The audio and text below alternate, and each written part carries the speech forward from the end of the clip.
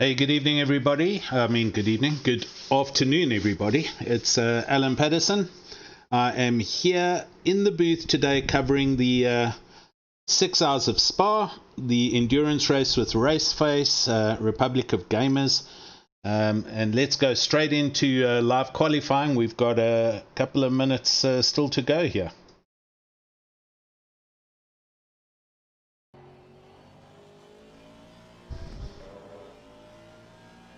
All right, so hopefully everything is running.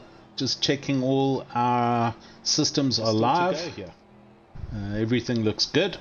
So, just over 12 minutes left of qualifying, as you can see on the screen. And we have a full house of drivers online today.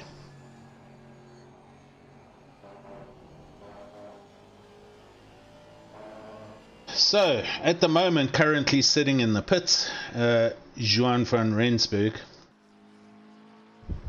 Aston Martin V8 with a 218.5. This is obviously the of 150 something entrants, so this is Div 2 or the AM group of drivers. George G-Max, my counterpart, is running the pro stream, so I'm covering this half of the group and this race. Bernard Peters in one of the awesome McLarens, currently lying in second, only 2/10 off the pace, and showing some intention. Third place, Mario Skuman, half a second back in the first of the Lexus. As you can see, also today to try and keep any lags off the servers, we're going to be running, all the drivers are running with default liveries. So this is going to help to not have, as drivers come and go on and off the server, we're not going to get these lag spikes or delays, and people aren't going to get huge freezes in their games. We're up and live running on YouTube, as I can see, so I want to firstly say hello as well to everybody on the YouTube channel. Steve Koenig, who is my fellow commentator and is currently driving. I will be chatting to him during the course of the day. Eddie Francis, good afternoon to you, sir. Martin Jabet, hello, grand to see you. Louis Safontaine's there. Rusty Bandit, Bash, how's it, Bash? And Peter Strachan, yes, sir, race starting at 12, give or take a few minutes. It's 9 minutes to 12, and they've still got 10 minutes quali, so yeah, 12 o'clock, finishing just after 6. That's the plan.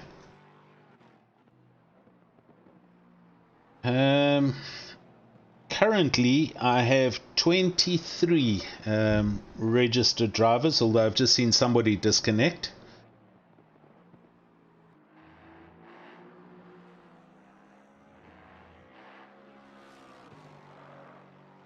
Temperatures, track is optimum. Temperature conditions, 24 degrees Celsius, track temp at 29, with the current timing at 20 past 3 in the afternoon. So should be good hot lapping conditions here. Overcast, no sign of rain yet, but I'm going to say that quietly, and we'll see what the weather gods bring us during the course of the next 6 hours. Also no wind, nothing that looks like it's going to upset the apple cart. Okay, so let's carry on looking at a few other drivers. Here's Amrish Sunarain. He's running one of the works Audis as he has a huge moment and comes to a stop.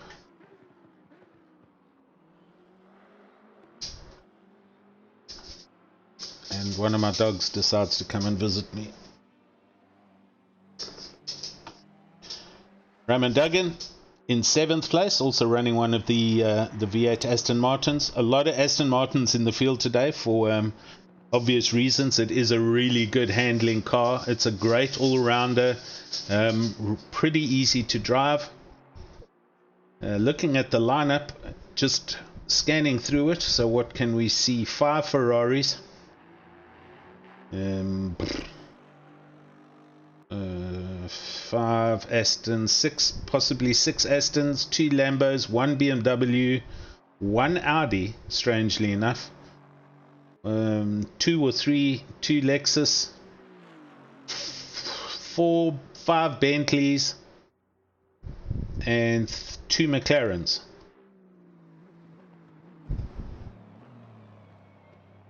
Yeah, no Mercedes, not one Mercedes in this AM group, and no Hondas by the looks of things. So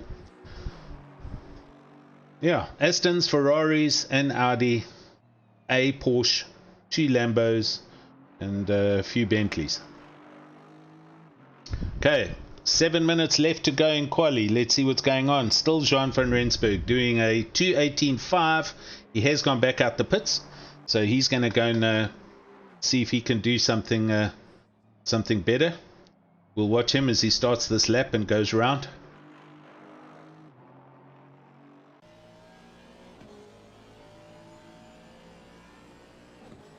Heading down towards Eau Rouge, that proverbial corner through Eau Rouge, nails the 2 apexes over the top of Radion and up the Kemmel Straight. I was lucky to go to this race track in 2012 to watch the GT cars. I've walked this track. It's an incredible place to be. The Ardennes forests, it's an amazing place. There's a lot of emotion, and you can feel it in the air. It's just a stunning area.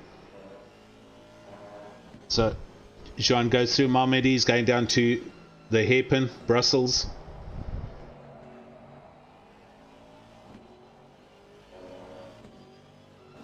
Keeps a tight apex. Right, heading down the hill now and going down towards this corner known as Double Gauche. The track has had a few other names. Various corners have been changed here and there. Now the faster chicane, Les Fanes, and then down to Campus at the bottom of the track. This is right at the bottom of the valley, near the town of Stavola. And then here you want to carry your speed as you go up the back straight and towards the bus stop. Also heading now towards Blanchimont. This is where you want to carry as much speed as you can, because it is uphill. You have to get through these corners with as little lift and as flat out as you can, including Blanchimont. Clip the inner apex, carry the momentum through, and then very hard on the brakes at 100 meters into the old bus stop chicane. Hook the apex right, then float it back to the left and onto the start finish line. Let's see if this improves for Jean van Rensburg. 2:18.5, and I don't see any change to his time there, but that could have been his out lap. So a lap around Spa. Bernard Peters now up into second place in a McLaren. Marius Skuman is sitting in the he's on his way out in a Lexus. And Jaco Oosthuizen in the other Aston Martin now in fourth place, 8 tenths back. So first 2 sixths are covered by a second, with Raymond Duggan in 7th place, 1.2 seconds back, also in an Aston Martin. Let's go further down and have a look at all the liveries. Morne Deploy in 8th place in the second of the Ferraris. Nice blood red livery. Jason Luck running the Sky Sports Ferrari 488, currently in 9th place. Ruan Robson in another Aston, grey with lime colours, lime highlights. And then Farai Sabanda in the first and only BMW in the field, a very bright lemon, lime green and blue highlight BMW M6 GT3. 12th is Zander Kruger. He's in a McLaren. A lot of people using the lime green for the highlights, so we're going to see a lot of lime green Rossi color cars all over the track. Mike LaRue in 13th place, currently going out the pits, another of the Lexus.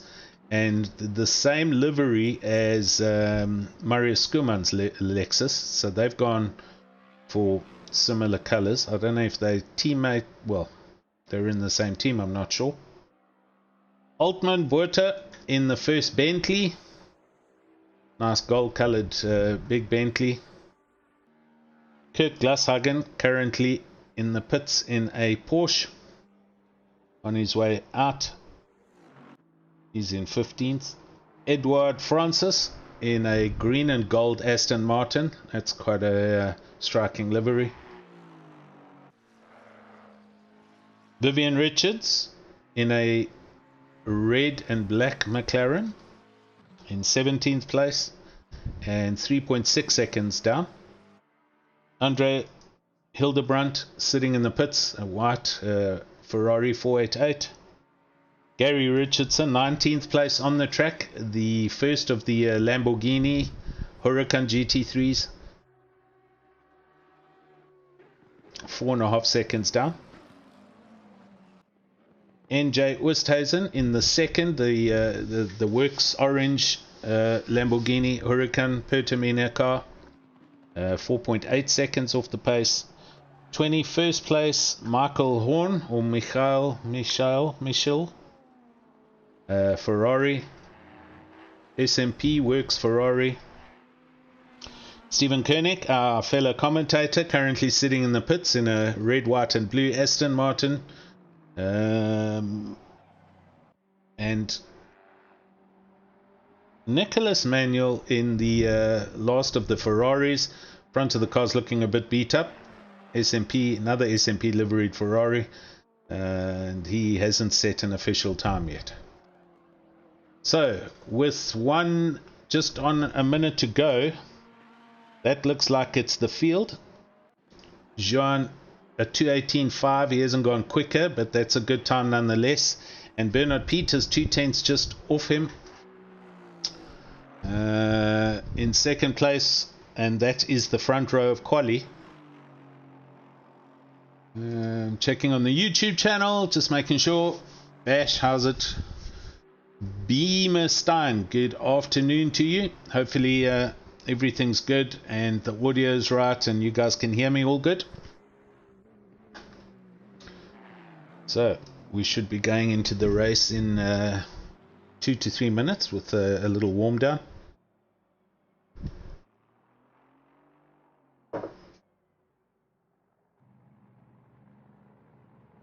So Stephen Koenig, our fellow commentator who is currently sitting in the pits, is in our booth, although he's on mute, and every now and then when he's not too busy going through the middle of a high-speed corner, I'm going to go live to him, and we'll get some live feedback from him in the race and see how his race is going, as well as what the conditions are like and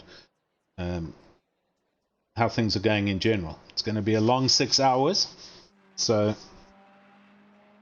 any commentary and any discussions, any questions you may have on the YouTube channels, feel free to ask questions, and we shall do our best to try and find the answers if we don't have them or know them, and we'll see how it goes. Good morning, Alan. Good morning, YouTube, and everyone. Welcome to the Spa 6 Hour. How are you, Steve?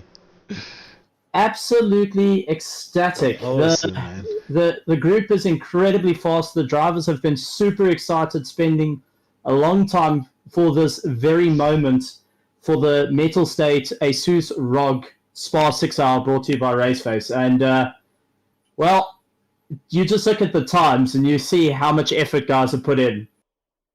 Exactly. Yeah, I mean, the guys have been putting a lot of times in. I was trying to find a view of you in your car, but we're now sitting with you in your car as you sit and wait for the start of the race. You yourself told me earlier in a private chat that you've spent a good few hours already doing laps and preparing yourself for this race, Steve. Hours, days, it all blends to eventually one. It's been exciting. Unfortunately, I haven't got my partner racing with me. First one has had a backup, but he is part of the live stewarding team, and second one was my brother. Unfortunately, unable to make it. But it's going to be fun, and it's going to be fun also joining in the commentary box from down at the circuit. Yeah, it looks good. Do me a favor and just wiggle your steering wheel for us. Yeah, there we go. Right, so we can see we're looking at you from your dashboard camera now.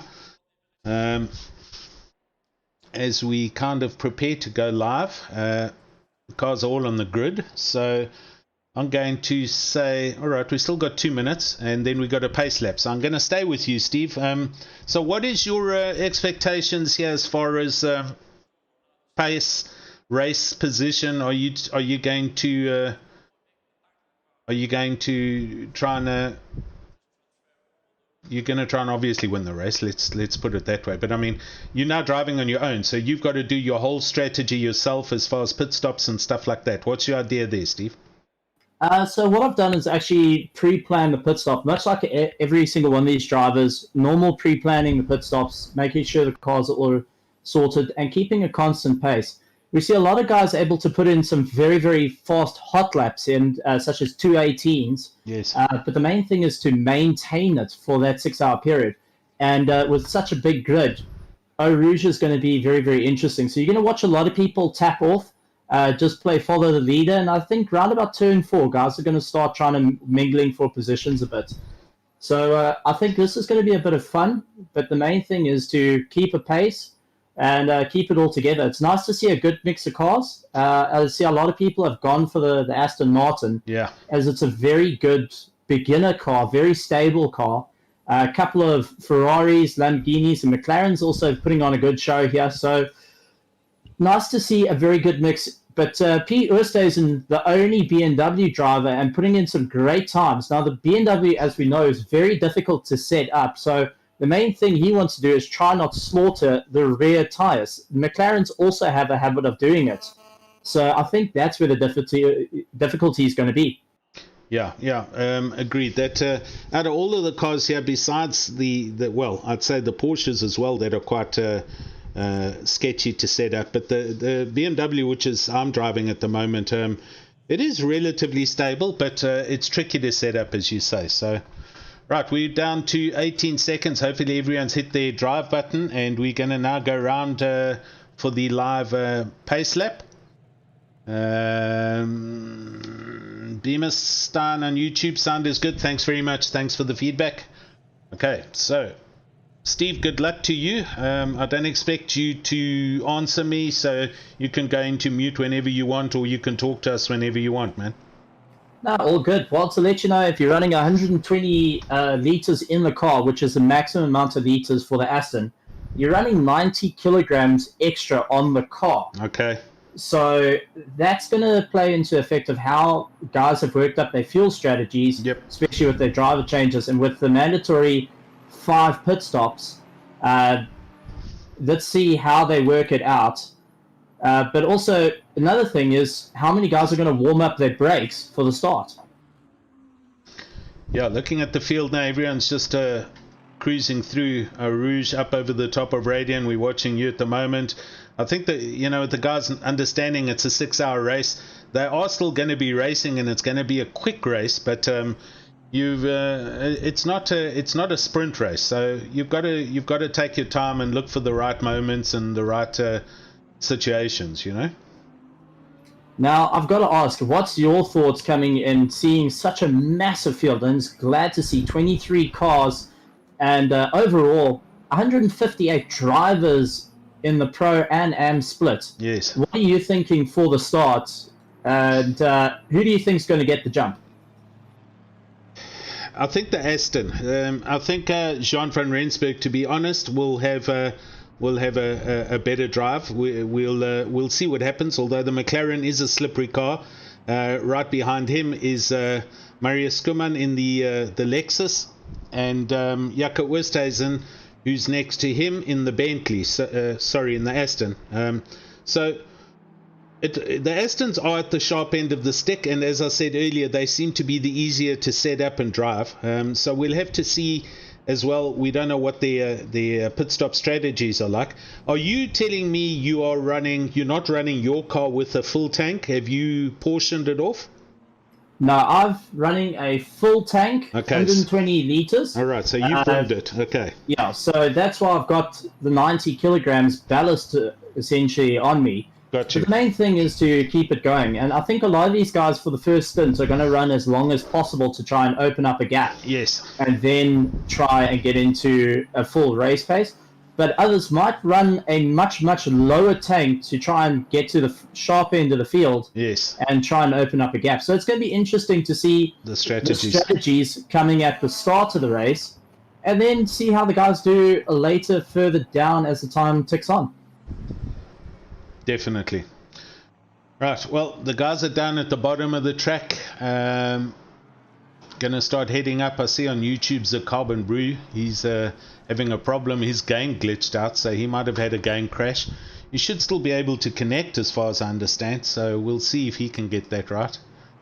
On their way through Stavelot now, you are also down at that part of the track and heading up Coupe Paul Frere, up to Blanchimont, and then through the bus stop chicane. And the start will be on the downhill start, correct, Steve?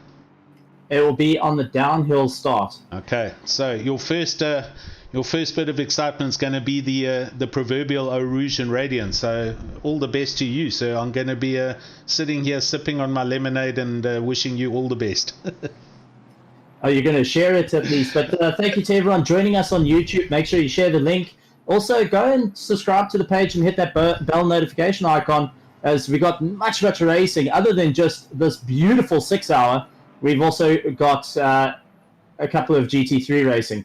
Well, I'm getting told that we must line up side by side, and game on. Good luck, man, and be safe out there. Right, as we watch the field get side by side, as Steve has said, Jean van Rensburg essentially leading the whole field. We're going to stay with him as they go through over the start finish down the hill. So this is not the start finish line. This will be beg your pardon. This is the finish line that they're going over now, but they're still going to get to the La Source Happen and then head down the hill, and that will be their start line.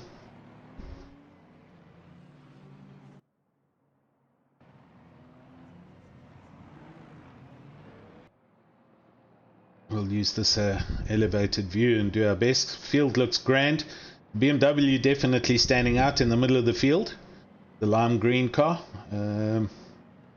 As is the red Ferraris and that green and gold Aston Martin. Another white Ferrari at the back. The Lambos at the back. Right, here we go. We're getting ready for the start. They look all good. They're all on each side of the track. Getting ready to nail the loud pedal. There we go. There we go. The race has started, and goodness me, the McLaren has jumped. Bernard Peters has made the jump and gone right past Jean van Rensburg, and so the McLaren is heading up Kemmel Straight. Everybody behind them looking clean, no dramas, no.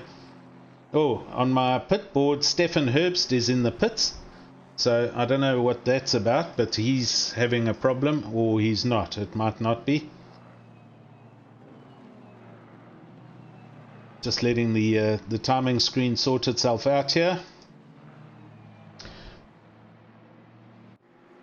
Bernard Peters in the McLaren, definitely through and round the hairpin, and he is leading as they go through Brussels and then down towards the bottom of the circuit. Jean van Rensburg in close proximity in second. Marius Skuman, there's a bit of a gap already between Jean van Rensburg and Marius Skuman. That's 1.1 seconds already. So these two are trying to make a dash for it. I'm looking to see if there's any changes anywhere else. Unfortunately, Richardson getting a bit of a mix-up and has hit the wall. So he's got some work to do. Thanks for that. That's Gary Richardson, who is down in 19th place. Well, he's at the back now. He's just gone past Stephen. He's in the black Lambo that we're watching.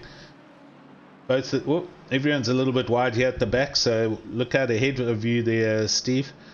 The Lambo's going through campus next to each other and now heading up through Stavelot. All looks good. Okay, back up to the sharp end of the stick, and we've got Bernard Peters arriving at the bus stop. Jean van Rensburg within 2/10 behind him, and Marius Skuman just behind him with Jakob Westhuizen in 4th. So the only real change up at the front end is the 2 leaders. So pretty much clean start, first lap, no real problems by the looks of things, and everyone seems to be on track and going. Jason Luck in 7th place in the Sky Sports Ferrari, closely followed by Mono Duploy, and the 3 Ferraris are actually running nose to tail here. Richard Strauss in the Asian Ferrari GT3 that races in the Asian GT3 series, the Singer racing car. And there's an Audi in the mix here, which is Amrish Sunarain in the Audi, the Schramm Filters Audi. And he's all over the back of Jakob Westhuizen. In fact, this looks like there's going to be a position change here shortly. Amrish in the Audi looking a lot quicker, and I'd possibly say that Jakob Westhuizen in the Aston is holding these 2 guys up at the moment. So we should see a change in position. We're going to stay with them for now. Looking down the field, there are pretty close gaps all the way down. Steve, I see you have, on my timing screen, you're up into 21st with Manuel in 22nd, and Westhuizen in the other Lambos obviously had a turnaround. He's 11 seconds, 12 seconds behind you. So all good. Keep your nose clean there and keep your focus on. Right, heading up now towards Blanchimont. Sunarain in the Audi is all over the back of Westhuizen. I think he's going to do a commit into the bus stop and try and outbrake him. They both go through Blanchimont perfectly, and he's throwing it up the inside, but he's not close enough. He's moved back behind the Aston. The Aston runs a bit deep, so he's trying a flick back on the S-bend. Now the Ferrari's coming up the inside of the Audi. The Audi runs wide, and they're next to each other on the straight. Everyone sorts themselves out. Right, heading up to La Source. Audi's going up the inside again, or looking up the inside, but there's nothing going on there. Now they're heading down to Eau Rouge, and he's next to the Aston. Right, they're next to each other. Oh, don't move around like that. Wow. Westhuizen closes the door on Sunarain. They go up over Radian. Oh, the Ferrari goes very wide and comes out next to the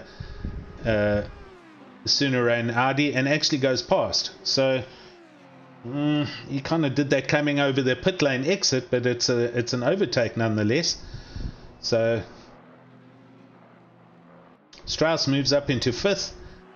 Sunarain in 6th, and ahead Jakob Westhuizen still in 4th in the Aston. But to be honest, I'd say Strauss in the Ferrari is now looking a little bit more in a hurry than Amrish Sunarain, and has actually taken that position. So these 3 are having a very serious race here already. Peter's still up in the lead, but hang on, Jean van Rensburg is very close. So this gap is now 1/10, 2/10.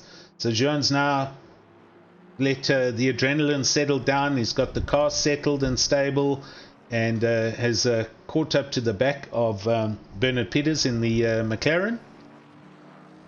So we'll see what happens here as they head up the long back straight towards Blanchimont.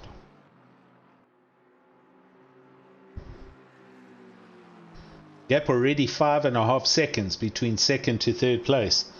So off the back of Jean van Rensburg's Aston Martin, looking back at Marius Skuman in the Lexus, and he's 5.5 seconds down the road, but he's also on his own with a 1.5 second gap further back to Jakob Westhuizen, who's got a whole lot of Ferrari breathing down his neck from Richard Strauss. Westhuizen, Strauss and Sunerain are literally within about a half a second of each other, all three of these cars, and they're now catching the back of Skuman in the Lexus, so this has now become a four-way race for third place.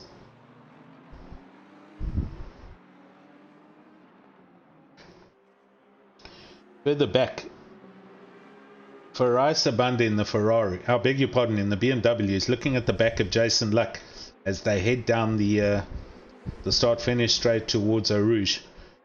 Jason in the Sky Sports Ferrari going through Eau Rouge and gets a wiggle. The BMW comes over the top of Radian and he's all over the back of Jason Luck. The BM, I know, has a lot of top speed. He's moving, he's gone down the inside as they go up Camel Straight. They're coming into Les Coombs' breaking point and the BMW's got the pass. They're next to each other as they go through Les Coombs, coming now to Malmedy. Oh, he closes the door. Zabanda's made the pass. Zabanda moves into 7th, Luck down into 8th in the Ferrari. Right behind Luck is Raymond Duggan in the other Aston Martin. So all clean so far. The position changes are happening, but it's clean racing. All the drivers respecting everyone else's position on track. There's no argy-bargy stuff happening, and I think everyone understands. Excuse me. This is also 6 hours. There's no need to try and rush and take dangerous positions and moves to make your way forward in the field. Luck now coming under huge pressure from Raymond Duggan and Morne Deploy, who's just behind him now. The three of them are next to each other as we go down to campus. It's Ferrari, Aston and Ferrari. Oh, Raymond Duggan in the Aston running a bit deep and Morne Deploy looking to try and come past him. Gets a little bit too much curb and that slows him down, so he's fallen in behind. And now Raymond Duggan is up the inside of Jason Luck. They're next to each other as they go through Blanchimont. Jason Luck gets pushed out wide and lifts and falls in behind the Aston, so he's dropped 2 positions on 1 lap here. Raymond Duggan moves up to 9th. I beg your pardon, 8th. And Jason down to 9th place.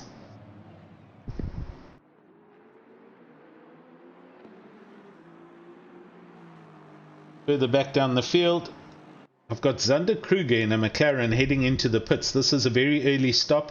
I'm just trying to... wait a minute. This McLaren's pretty roughed up all over. So I think he's had a turnaround somewhere. The front and the back of the car's got a lot of damage on it. So this is the first stop that we're looking at. Zander Kruger in 18th place. Further back, we've got Michael Horn in 20th place, looking forward at Steve Koenig in his Aston Martin, who's now up into 19th place as they bomb down the start-finish line straight and into Eau Rouge.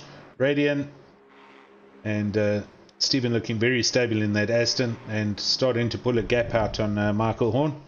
Behind them, Westhuizen in the Lamborghini as it wails over the top of Radian. And in 23rd place, it's Nicholas Manuel in the SMP Ferrari 488, and he is 5 seconds off the back of Westhuizen's Lamborghini. So Ferrari, the front of the car is all damaged, the bonnet's flapping around.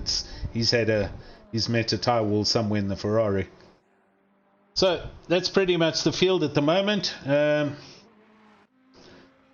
back up ahead, Amrish Sunarain has fallen off the back of Richard Strauss. Richard Strauss in the King Power Kessel Racing Ferrari is about a second off the back of Jaco Westhuizen as they go up the back straight towards Blanchimont. And Jaco Westhuizen seems to have stabilized his race pace now.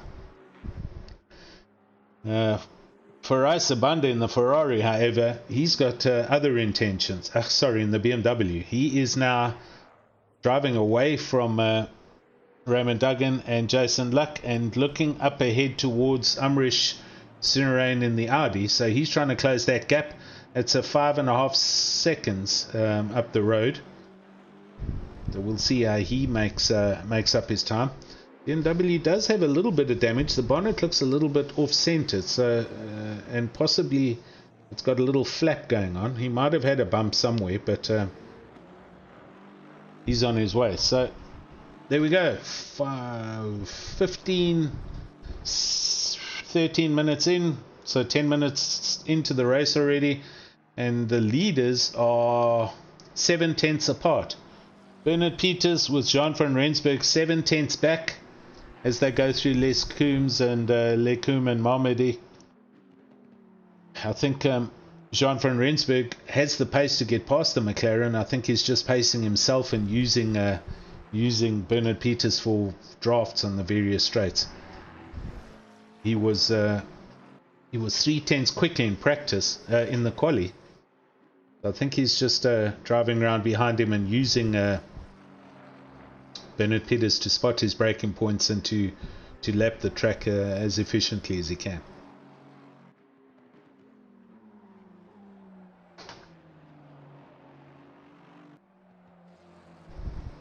We've got 25 people watching our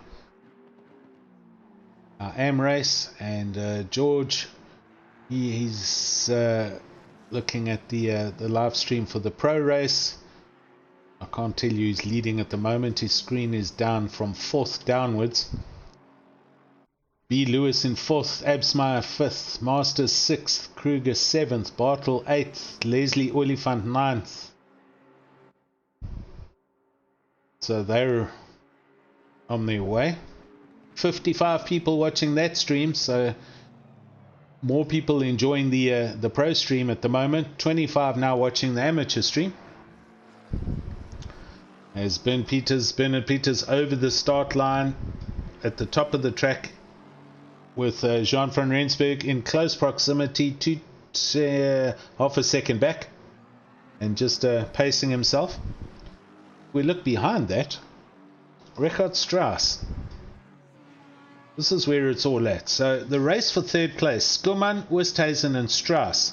This is Lexus, Aston and Ferrari.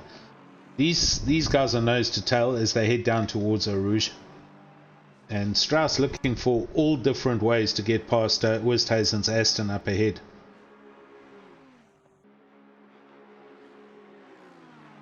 They bomb over the top of Radian and up the Kemmel Straight. And the Ferrari is close now. He's definitely going to have a look. Oosthuizen stays left. Strauss goes up the inside and then pulls back in behind him. Oh gosh, and they all had to brake hard with the Lexus braking into the Lecombe. They all get through, come out the other side of Malmedy and head down towards Brussels Hairpin. Nose to tail again. Soonerain's not too far behind Strauss in the Audi. So this is almost a 4-way battle for 3rd place. Behind Soonerain, Raymond Duggan is 9 seconds down the road in 7th place. Jason Luck 2 tenths behind him. Let's go and see what's going on there. So Raymond Duggan in the always run deep. Raymond Duggan is having a problem with this Aston, and Jason's all over the back of him in the Sky Sports Ferrari. Duggan's Aston, the nose is looking a little bit worse for wear. I think he's had a little bit of contact with somebody somewhere. They head down towards Lefane. Jason Luck right up the back of the Aston and looking to attack and get past. And behind Jason, we've also got a dice between Robson in his Aston and Deploy, and that's for 9th and 10th place. So some close racing going on all the way around. We've got a helicam view and watch these guys as they go up the back straight. And we'll watch their lines through Blanchimont.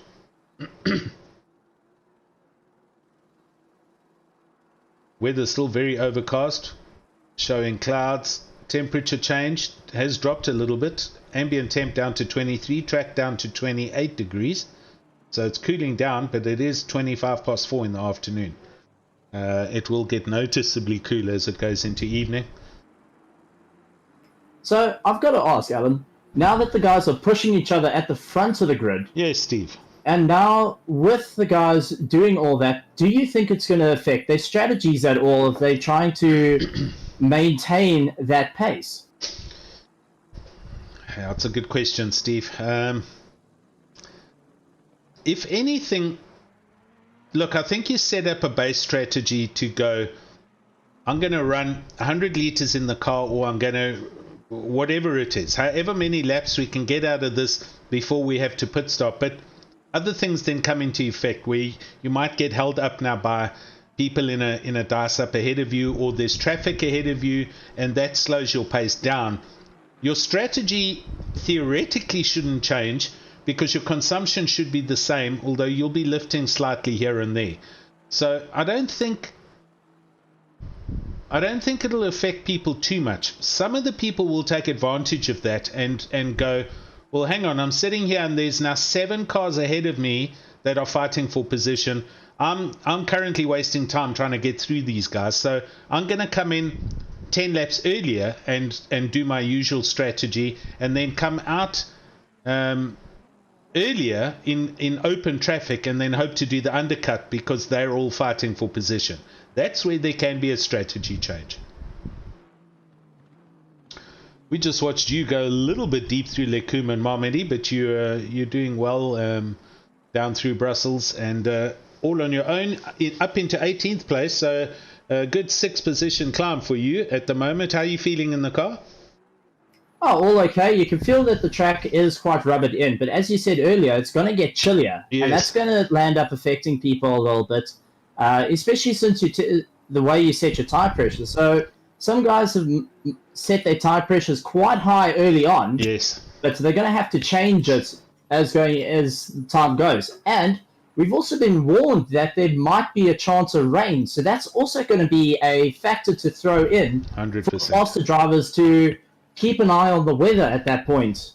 And I'm not quite sure that's going to be something that every driver wants to have, is just a sudden downpour. Yeah. Because if you haven't put your setup correct, the rain is going to go and send you into the wall just because of your setup and where your engine mapping is. Yeah, 100%. Listen, it's always all the commentators, they do rain dances and stuff. It happens in all the leagues. It's the most entertainment for people watching, because obviously rain introduces a much trickier environment to race in. Your car's been set up for fast high speed lapping on dry, and the whole setup of the car is set for that condition, and it's not softly sprung and been set up to run in wet weather environments. So yes, you've got to then put on wet tires, you've got to set the temperatures correctly for that. The teams that will come out at the top in these races are those that have done both team practices on the official service and also on their own service in all conditions, and set up multiple setups that they can access and draw on, and work out tire temperatures and pressures based on road temperatures, ambient temperatures, and the weather conditions. So yeah, look, it's Spa, buddy. I've been there. It rains, it doesn't rain, it howls, it goes mad. It's a similar weather pattern to Cape Town, and you can have 4 seasons in a day. There's definitely the fact that the race started overcast conditions and the current temperature 28 degrees. I'm convinced there'll be a bit of rain later on, but it's 6 hours, so let's see. Maybe there will be, maybe there won't be. We can't say what the weather gods are going to do, but yeah, just do your best at the moment. Understand that, as you said, with the tire strategies changing, as the temperature drops, everybody is going to have to look at their tire temperatures and lower the pressures of the next set of tires, or raise the temperatures depending on what tires they're on or what they've set them at, to get the optimum tire temperatures. Right now, what are your tires looking like as far as temps go? Well, my tires are sitting up to 27 degrees, but I have set them a little bit lower in preparation that when it gets a little bit colder. Yes. And that's the main thing to work out. It's 6 hours. We haven't got a stable, it's going to be an X amount of degrees the whole time. So it's going to be something to work around. I think everyone's looking forward to seeing how it all goes. But as you said, Spa changes conditions so quickly, Exactly. and can throw a spanner in the works. You lose a little bit of concentration, and you can also change it. We've seen a couple of drivers at the start of the race lose that little bit of concentration, and unfortunately, you get a little bit of damage on the car. And one thing we've got to also remember is, yes, you can fix the damage, but there's sometimes the damage is so bad that you have to just race with the remnants of it, even though you've gone into the pits for a fix. So that's where also the stress comes in to keep the car all together. Yeah, you don't want to have high accidents. But I mean, let's talk about Spa. Right. Spa is such a legendary circuit, a Grand Prix circuit, and a very, very amazing endurance circuit. And yes. what a circuit to pick for the 6 hour of Mettlestate with partnership with Asus ROG and RaceFace. I mean, absolutely stunning. You said you managed to go around the circuit, go for a walk around it, and I mean, while you're there, let's talk about it. The surface isn't crystal smooth at all. This is a track that is many, many years old and is being raced on nearly every second week. Yeah. Listen, it's a very well booked up track. It's in between a couple of little towns, Stavelot and so on, and they do have some noise issues that they've got to work around. So they can't have too many events there, but they do have legendary events when they do have them, including the 24-hour race similar to the Nürburgring 24 hours. The F1 cars race there. They run a very special Beetle Cup that sees like 120 something Beetles that run around there. Okay, fiberglass Volkswagen Beetle bodies, but yeah, look, it's not the only track in Brussels, as you know. They do in Brussels, in Belgium. They've got other tracks that they can draw on if they need to, but it's the atmosphere at Spa. You know, it's a proper driver's track. It's got legendary corners, the Eau Rouge and Radian down through the dip, up over the crest. It's a legendary track. The Kemmel Straight, you're on the loud pedal from the La Source hairpin all the way up to Lecum. It's just a legendary track. I mean, we don't have enough good words to say about it, but it's certainly also a great challenging track. And you know, everybody racing in these team races, they're now going to be part of this legendary crowd that have raced in a 6-hour event on this legendary track. And you know, let's wish everybody the best of luck, because it's certainly not an easy track to come out on tops with. But as long as you keep your nose clean, you know, get good strategies, don't get involved in other people's accidents, it can work out good for everybody.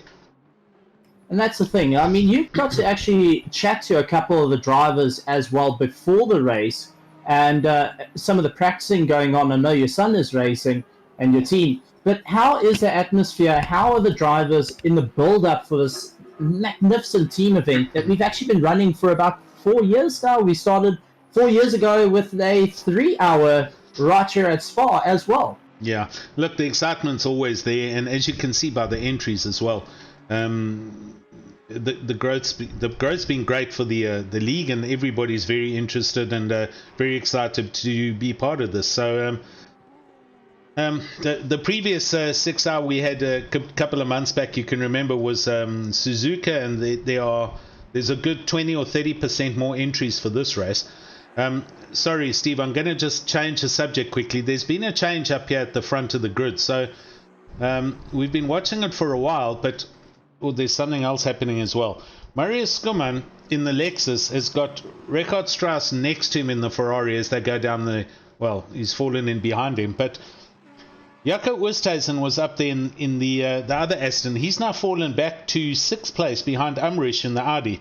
So Jaco had a moment somewhere and he's dropped 2 or 3 positions. Oros Man on the YouTube channel has also picked up on this, and I've just seen it happen now. As we also see now Marius Schumann and Richard Strauss change position. So Richard Strauss has gone up into 3rd in the Ferrari. Marius Schumann in the Lexus has dropped back now.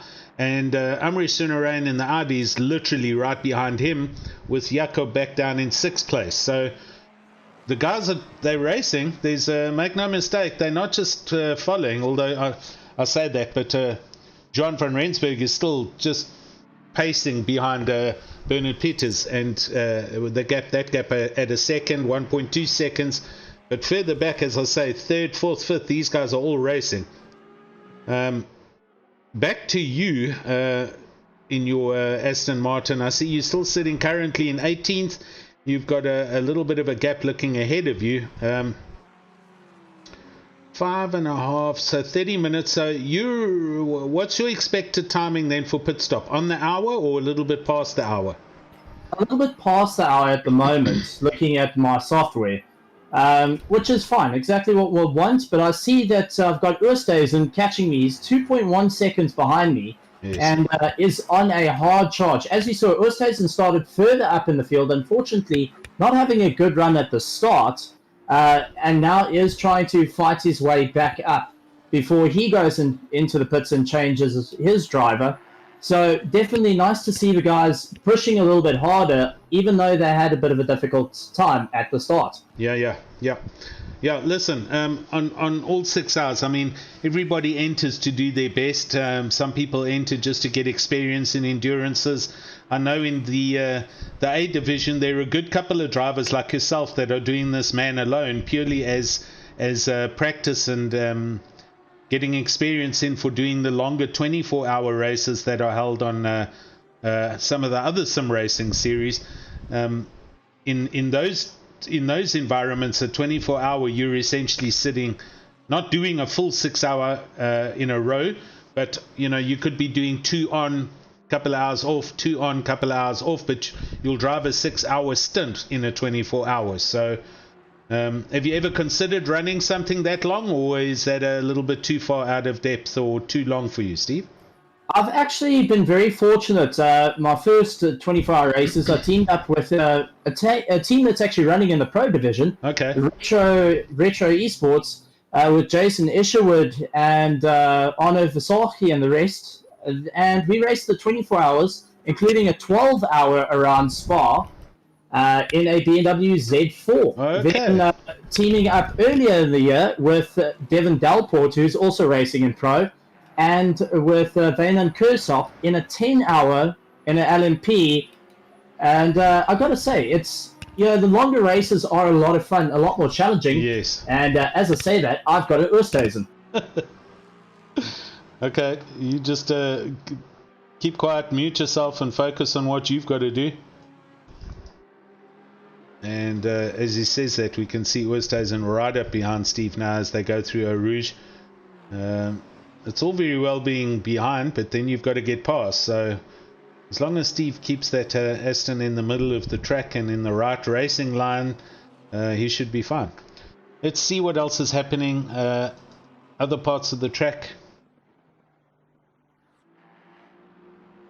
Vivian Richards is under a huge amount of pressure here. Vivian Richards in the McLaren, there's been a change. Altman is ahead of him on my timing screen in the Bentley that we're looking at, but he's behind him on the track. So he's just dropped back behind him. There's been a position change here. As we can see, Altman gets... Oh, he's got next to him. Oh, they're close. They go side by side round the bottom of the track. Okay, good. That was a little bit of nearby contact that almost happened for 16th and 15th position.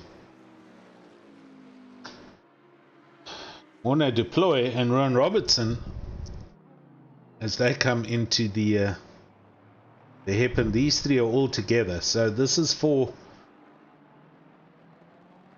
7th, 8th and 9th. Raymond Duggan in the Aston Martin, Rowan Robson in the other Aston, and Morno Deploy in the Ferrari, who is... Oh, they go through Eau Rouge and over the top of Radian. Morno Deploy is right under the wing of the Aston, and he's going to move down the inside, surely. Yes, he does. So they're now next to each other as they head up towards Lecombe. He doesn't get enough drive and pulls him back behind the Aston of Robson. So they go through Lecombe and Marmedy nose to tail. But he certainly showed his hand and wants to get past Does Morne Deploy in the Ferrari. Other close gaps on the track at the moment, nothing too close. We saw Buerto earlier now, he's 7/10 back. Sunarain is getting close again, so Umrish in 5th place on the back of Skuman in his Lexus. So this is 4th and 5th. This was a 3-way dice, but it looks like Richard Strauss has gone away in the Ferrari, and he's driving up the road. That gap now 1.9 seconds. Marius Skuman in the Lexus with Umrish in the Audi right behind him. Sunarain has caught up quite quickly to this to the Lexus.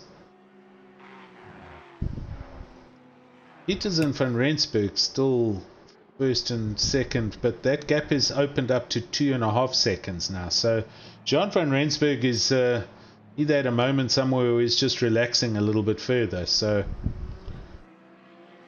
we'll monitor these laps. For those of you also watching on the YouTube channel, you can see on the timing tower the little orange column with the number 5. That depicts the number of compulsory pit stops each team has to do. And as you can see, almost everybody has still got 5 to do, except the guys down at the bottom. Okay, it's not. Let's clarify here. If you don't have any problems, you can get by finishing a 6 hour with 5 pit stops, because you pit on the hour every hour and you brim the car. But if you have a collision or a crash or there's drama and you've got to go in to fix or repair the car, you're then going to have to take another pit stop, because you won't have enough fuel to carry you to the next hour. And so what I've always said with my my youngster Kieran when he's in races and endurance events is the least amount of time that you spend in the pits, the better.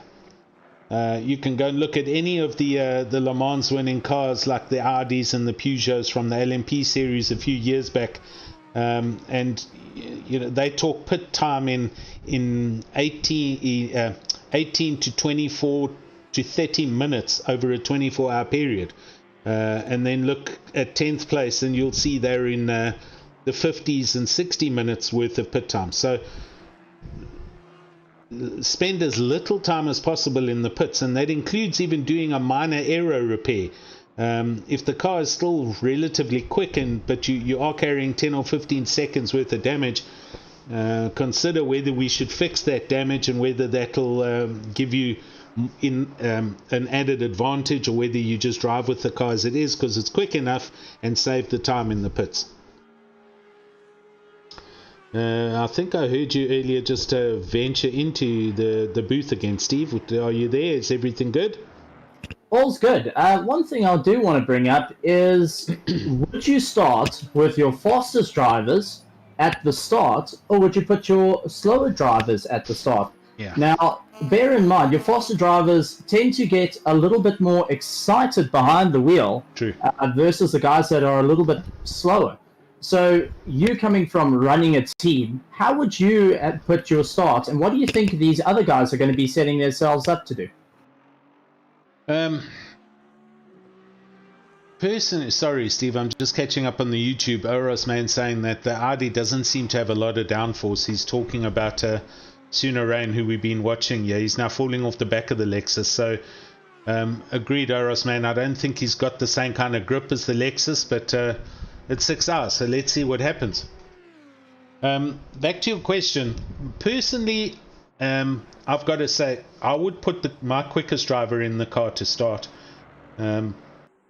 because I think you want to get through the quickest, also being the most experienced. So the driver that can deal with all the pressures of traffic around him, can dodge all the bunched up issues, maybe grab a few spots early on in the race, and then as the race kind of settles down, the gaps will then arrive and grow, and the positions will stabilize, and then you can put a second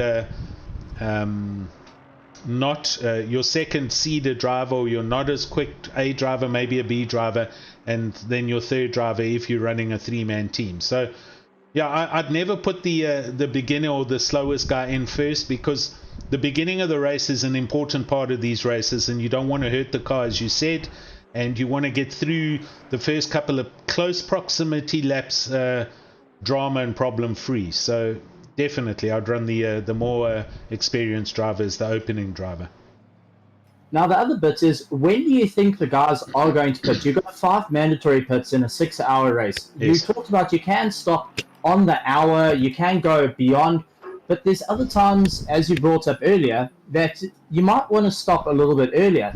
So, I mean, this is another factor for the teams to consider, and they're constantly talking to each other, trying to work out the right sort of things. Yes. And, what would be the indication that you think, all right, let's pull the guy in and get them to stop? Rest assured, guys, there's also fatigue that comes into play. Yeah. Yes, you're not going and moving a lot. A lot of these guys have a high force feedback motor that they're running with the different steering wheels. But the other thing to come into it, you are staring at a flashing screen for a long period of time. Maybe you drank too much water before and you need to go bleed the brakes. Yep. Different factors come into play. Yep. No, listen, you're 100% right, Steve. There's a lot of factors involved here, but this is the hobby that you enjoy and you love. You've spent a pile of money to get your rig together and your monitors. So let's rather remove that from the equation and look at the racing strategy. The first thing is, as I said, you're going to win this race by spending the least amount of time in the pits. In a 6-hour event, the least amount of time in the pits means 5 pit stops. That's why the race has been designed that way. If you can do it without any dramas and carry sufficient fuel and make an hour in each stint, we know the tires will last an hour. Yeah, they go off, but they still last an hour. You've got brakes that'll go off over a longer period. So the car is set up to run in the endurance setup, not in the sprint setup for 70 or 80 or 90 minutes. So the first your goal is 5 pit stops, whatever the fuel is, and you'll work out your consumption based on that. We know, for example, some cars do have a higher consumption than others. Some cars have a bigger literage capacity in their tanks, but I'm sure most of the cars, they are capable of running 100 plus liters. They're capable of running 60 minutes, no problem. So let's stick with that as plan A. We're going to ride 55, 56 minutes, irrespective of the traffic. We're talking now perfect lap scenario with no traffic around you, and you pit on the hour every hour. So that'll have you in the pits for, I think it's 1 minute 40 as a 1 minute 30 or 20 for a full drive through, and then your stop time to put tires. You can maybe give us the timing on that when you do it earlier. So you're going to be in the pits, give or take 4 to 5 minutes for each stop, and 5 of them, which is going to be the best part of 25 minutes out of 6 hours. So that, as I say, would be goal A. That's ideal. Now you get into a collision and you have a huge amount of damage to the car somewhere mid-race, but you're on strategy for pit stop each hour, and you get forced to take an early pit stop. That's cheers to your strategy. What you're going to have to do then is obviously get the car back on the track and fixed, and then go from there. Do you actually brim it there and then change your strategy to an hour from that point going forward, which will then implicate 6 stops through the 6 hours or more if you've got more dramas earlier on or later on in the race? So yeah, best case scenario, keeping your nose clean, not having too many collisions or any dramas, and looking to pit every hour on the hour. Nail 5 pit stops. Make sure your consumption numbers are right and you've calculated the right consumption amount so you don't underfuel, and that should get you to the end without any dramas. Then again, halfway through the strategy, through the race, your strategy will go out the window when it starts drizzling and you're forced to now come in and put wet tires on the car, change your fuel mapping and everything, because you're now in a wet environment. The track becomes flooded, your pace goes down 7, 10, 12 seconds a lap. that strategy is going to change. There's nothing you can do about it. It's the nature of the beast, Steve. And we've also got to talk about every driver you see here are the guys that also raced in previous seasons. Yes. So the experience of the drivers comes into play as well. And we saw it on the start where the guys managed to keep it clean, even in the trickiest of corners. We were seeing side-by-side action, but yet no real bumping and barging, which has got to say, hats off to all the drivers for doing so. 100%. And that's the one thing we've got to say is the racecraft. Everyone going and deciding instead of winning the race in the first corner, take it easy and keep it going.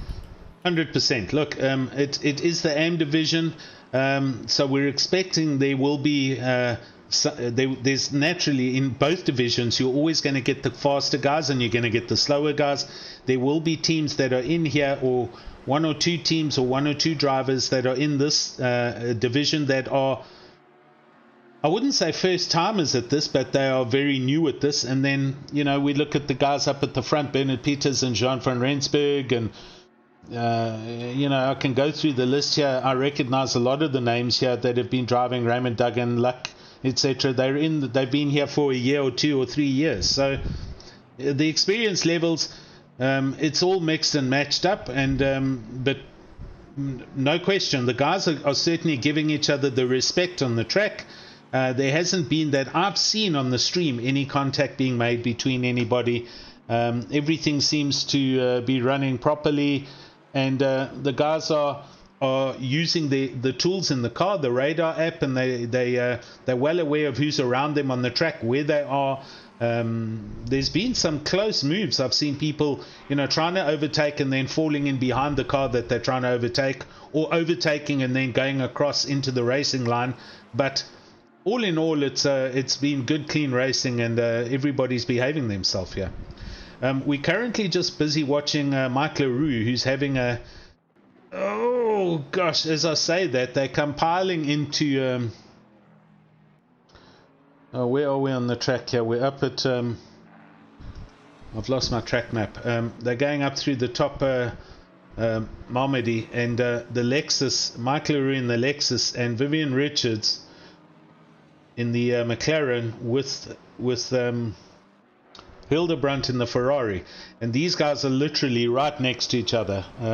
They've fallen back in line, so as they go through Brussels down the hill towards Double Gush, they went through literally Lecum and Malmedy after the long back Kemmel Straight. They were next to each other and there was no touching at all. They knew where they were on the track. As I say that, I see Mark LaRue just Richards runs very, very deep. Richardson, in the Lamborghini, and LaRue in the Lexus gets a bit of daylight between him and Richardson. This race, as you can see, is the 6-hour endurance, ROG 6-hour Spa-Francorchamps endurance. Proudly sponsored by Mettlestate, Republic of Gamers, Speed Labs also involved, and hosted by RaceFace. We're going to take a quick ad break. These are some of the incredible new products that are on available from the ROG label, Republic of Gamers. And we're going to take a quick ad break now. So see you on the other side of this shortly.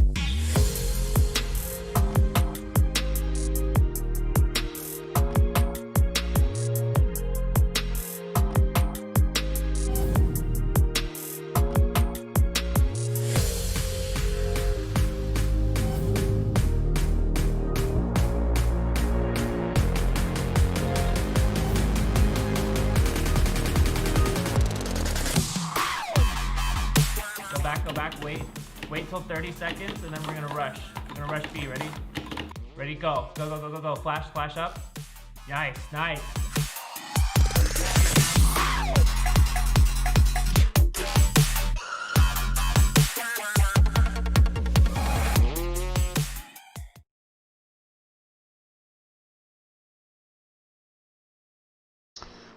Right, you back with us as we return.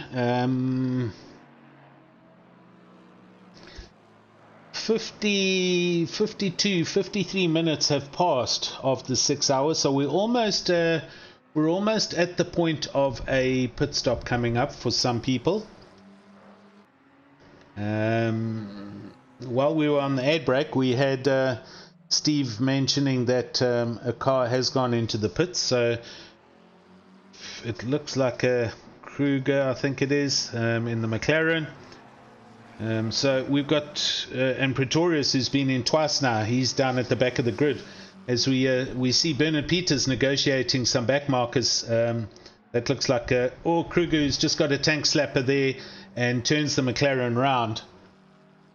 I think that was under Kruger. Yes, it is. All right, he caught it and he sorted himself out. So Bernard Peters still in the lead and has seemed to have the better of Jean van Rensburg, who was the faster car in practice and quali, the Aston Martin, and van Rensburg's 8 seconds down the road. So that gap where he was literally pacing behind Peters has grown substantially.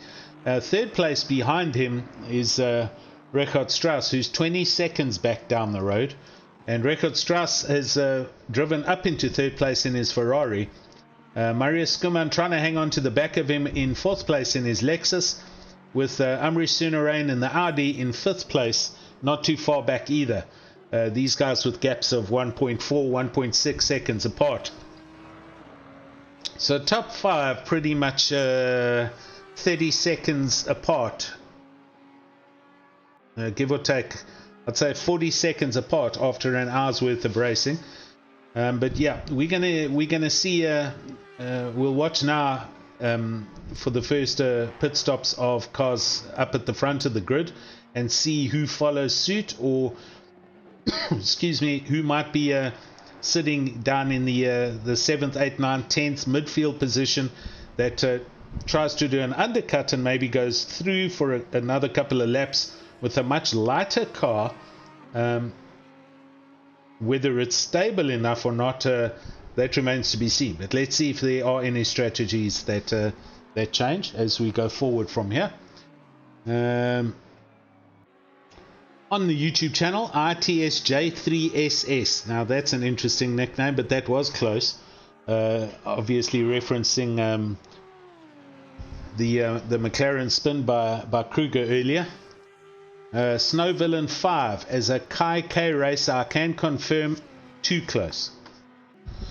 Cool. So grand to have you all on board on the YouTube channel, and thanks for keeping us company here. As I say, we're coming up to the hour, still 5 hours to go. Just going to quickly have a look on the other channel to see what's what. Hang on. That's me just getting confused with my channels. So on the other channel, it's the usual Jordan Sherritt out in the lead by 10 seconds over Spears. Third is Versace, and now I can't see it because George has moved the screen. So back now, to Snow Villain is actually Steve Snow, a MNR, a Monday Night Racer admin, and also one of the main social media guys from Kai K. He's supporting a lot of his drivers that are currently in the pro division. That's right. Yeah. Sorry, man. I was looking at the wrong YouTube channel. So he's commenting on the Div 1 race, not our race. All good, but it's nice to see everyone joining us for the 6-hour race. Make yourself comfortable, grab some popcorn. We're in for some great racing right here at RaceFace. And Alan, I've got to say, the excitement that comes into racing the 6-hour, it's a lot of fun. And with having the guys racing throughout the year, and we're coming to an end of the seasons, but next year promising to be quite an exciting time with lots to go. Yes, definitely. I'm looking forward to seeing what RaceFace brings next year, and what's the next twist to come out. Yeah, look, besides the normal, the usual leagues that they have running and that everybody partakes in, which is the GT3 and GT4 series sprint races and the other mini endurances, it's definitely going to be exciting times. It's happening on a number of the leagues in the country. So there's the 2020 year can pretty much disappear sooner than later. It's been a very strange year this year, but excuse me, what it has done is it has helped kickstart and produce a lot more of the sim racing and home type electronic sports that's got a lot more people involved, for obvious reasons with this virus and everybody being out of their offices and at home. But as you say, the leagues now have got a lot of development that's happening. There's a lot of movement going on with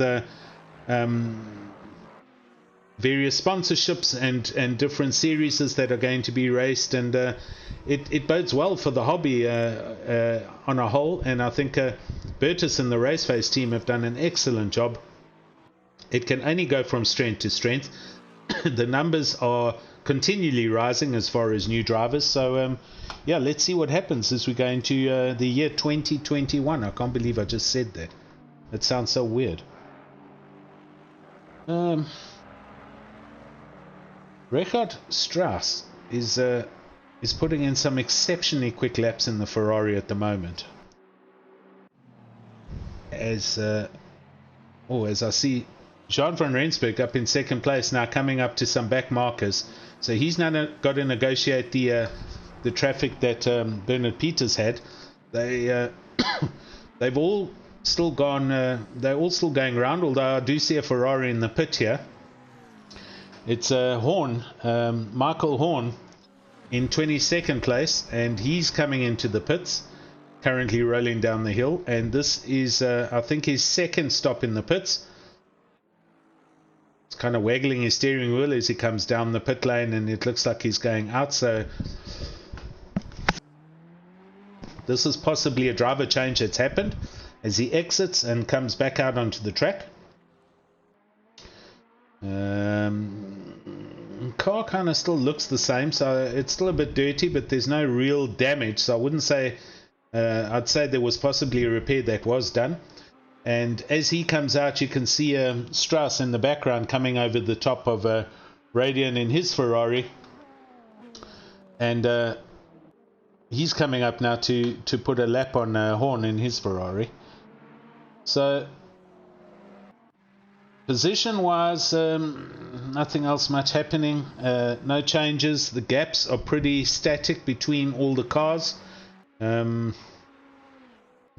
dear. So we've got a 10-second penalty being handed out to car 52. That's Jacob Pretorius. He is currently in last place, 2 laps down, but I think he possibly had this Ferrari is looking a little bit worse for wear, but he might have come back on track in front of the leaders, possibly. So there's been a penalty handed down there, but all drivers are warned about poor track re-entry. If you do have an excursion, only come back onto the racing line when it's safe to do so. But that's the first penalty that I've seen in an hour. So I think that also goes to show how disciplined everybody is at the moment, and they're all behaving the rules of the race, so to speak.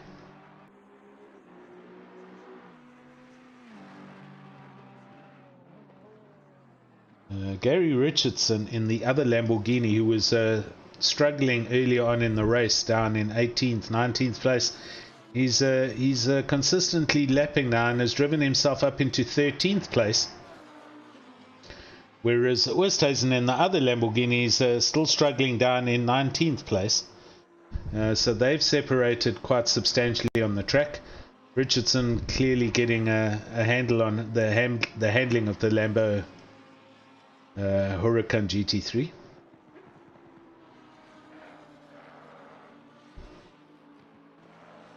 And our man Stephen Koenig also doing well, up into 17th place now. So also just lapping consistently, not falling off and not doing anything wrong. Let everybody else have a moment or three, and you'll make up position. So keep it up, Steve. You're doing awesomely. Sabanda in the BMW has dropped down to 21st place, and he has been in the pit. So I think he did a pit stop that we didn't see. Raymond Duggan are in the pits. So from 10th place, Raymond is coming in for his pit stop. As Bernard Peters goes over the start-finish line. I know he's quite a way through at 24 laps. And a good 10 seconds up the road from Johan van Rensburg. And Boerta in the Bentley is also in the pits. So here we go on the hour literally with the first main pitters. Raymond Duggan in the Aston. And I should, if everything goes according to plan, our driver name changes should change. So we'll see the driver changes happen. That's also going to catch me out because there are different drivers in the cars. Boerta also in the pits, and these cars are static and standing for a long time, so clearly they're brimming it. Duggan down to 12th as Richardson goes past in the Lambo, and our leader is in the pits. So Bernard Peters literally with 1.5 minutes to spare to the race hour, he comes into the pits. In the McLaren, as I see further up the road, Duggan starts rolling in his Aston Martin, and Boerta's also moving, and Peters comes to his stop and stops. So Peters in the pits, Gendre's gone past, and we now have our official second leader of the race, Johan van Rensburg in his Lambo. Although he has 3 cars right immediately in front of him, including our fellow commentator Steve Koenig, who now is the leader right up behind him, so he's going to have to make way as soon as it is safe to do so. And then ahead of him a Ferrari, as Steve moves over and lets him through, and then the Ferrari of, who's that? I think it's Michael Horn's car. No, not Michael Horn. And not Jaco Pretorius. So Hildebrandt. Yes, Andre Hildebrandt. He's moved over, and no, he hasn't. Yes, he has. That's Stephen Koenig just up behind him, so he's moved over, and Van Rensburg goes through.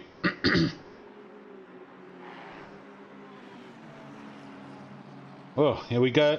Everyone's coming into the pits. So Peters in, Sunarayan is in the Audi. And I'm seeing new names come on the board, so the driver changes are taking place.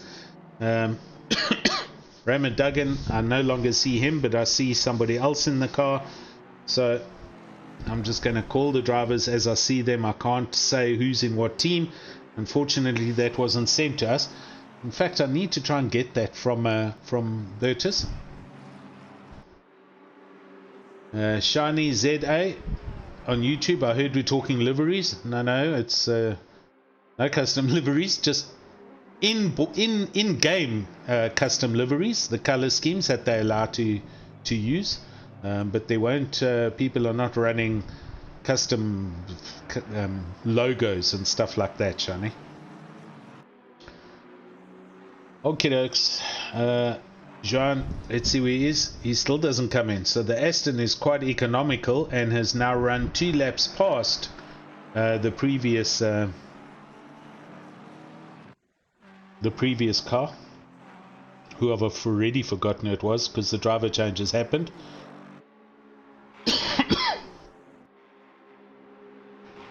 Richard Strauss in the pits, Jaco Westhuizen, Marius Skillman.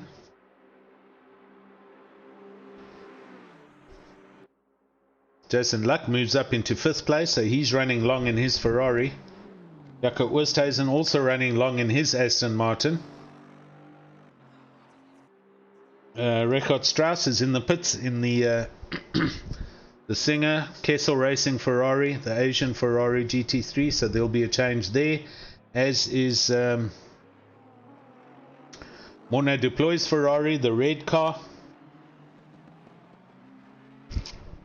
I don't see any drive-through penalties being issued, so everyone's obeying the speed pit limiters. So right now is the first bit of chaos as far as the race goes, because positions are going to chop and change all over the place. I'm going to just go quiet for a bit. I need to get a message through to Bertus and see if I can get the entry list from him so I can match names up with teams. I'll be back with you shortly.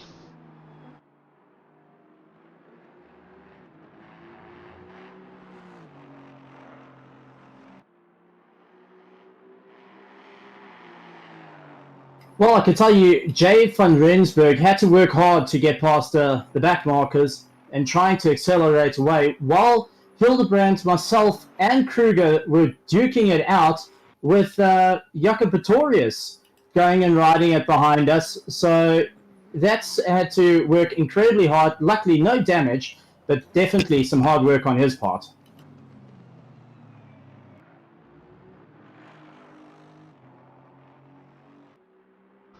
Steve, thanks for that. Yeah, we didn't see that. We saw a little bit of it as the leader was going through earlier. I can tell you, Van Rensburg is going past for another lap. So the Aston Martin is literally brimmed and some, and has run now 3 laps longer than the race leader earlier. I've got I don't know. I have asked Bertus to send it to me. I've got a S Bud in a McLaren. I'm not. Let me see if that is the same car. Shane Budd. Yes, it is. So Shane Budd was the leading McLaren, the green and gold McLaren. So they have done their first pit and they are out in a net 5th place. So that goes to show the pace of the leading cars. They've had pit stops and managed to come out inside the top 5, top 10 already. So the 4 cars ahead of them being Van Rensburg, Oosthuizen, Luck and Richardson, all 4 of them. Richardson in the Lamborghini, I might add, who we saw earlier down in 13th, currently in 4th. They all still need to pit. So at the moment, the net leader is Shane Budd in the McLaren, who's currently sitting in 5th position. Everybody below him has pitted except for Hildebrandt in his Ferrari, and yourself, Steve, in your Aston, currently sitting in 11th position.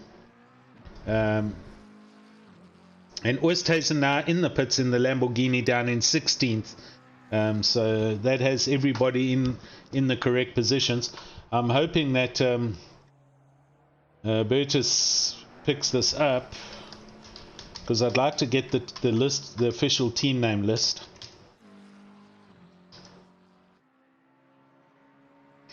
It'll help for me to associate who was the opening stint drivers and who are the teams and so on.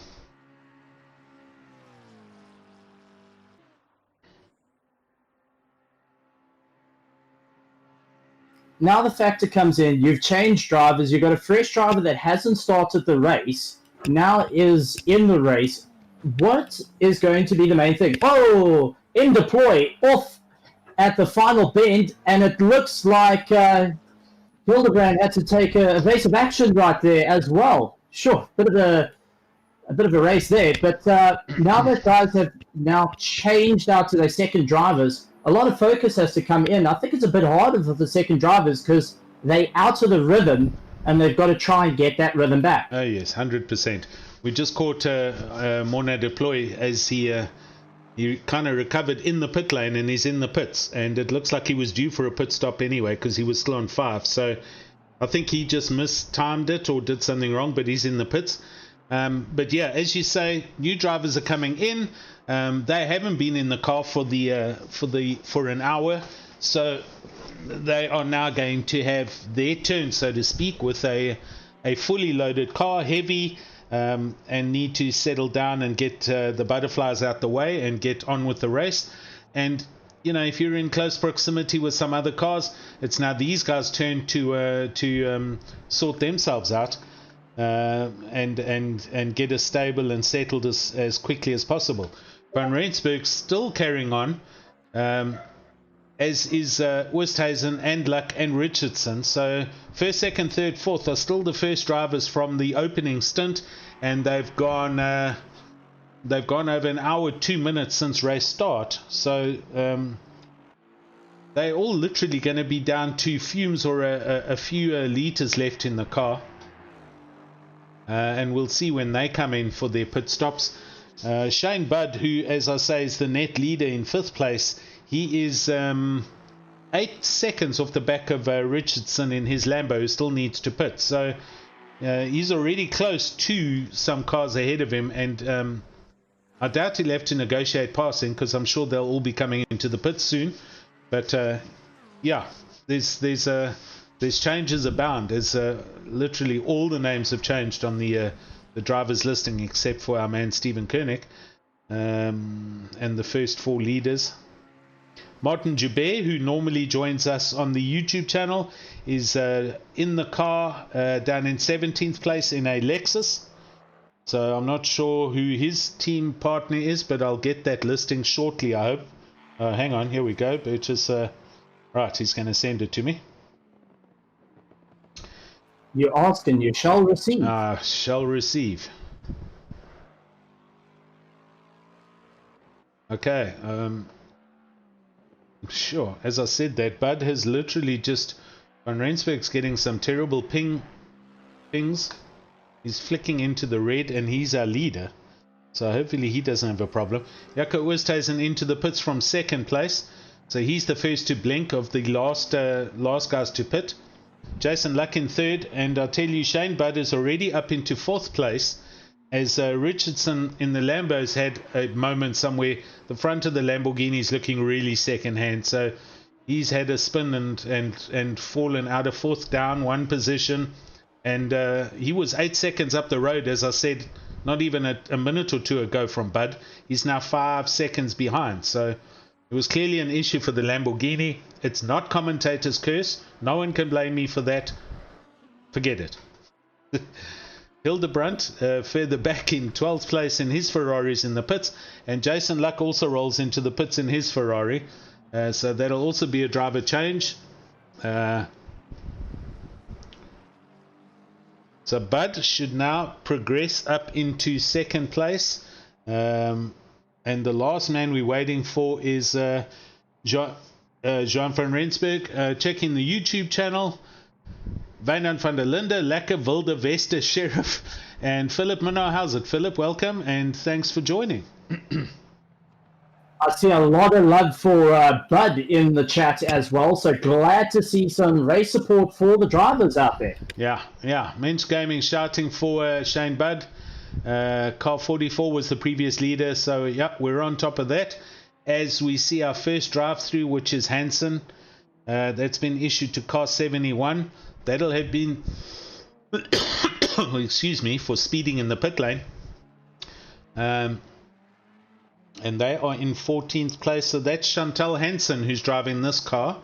I recognize Chantal, one of our lady drivers from our Simrace South Africa leagues. She's in with somebody, and whoever,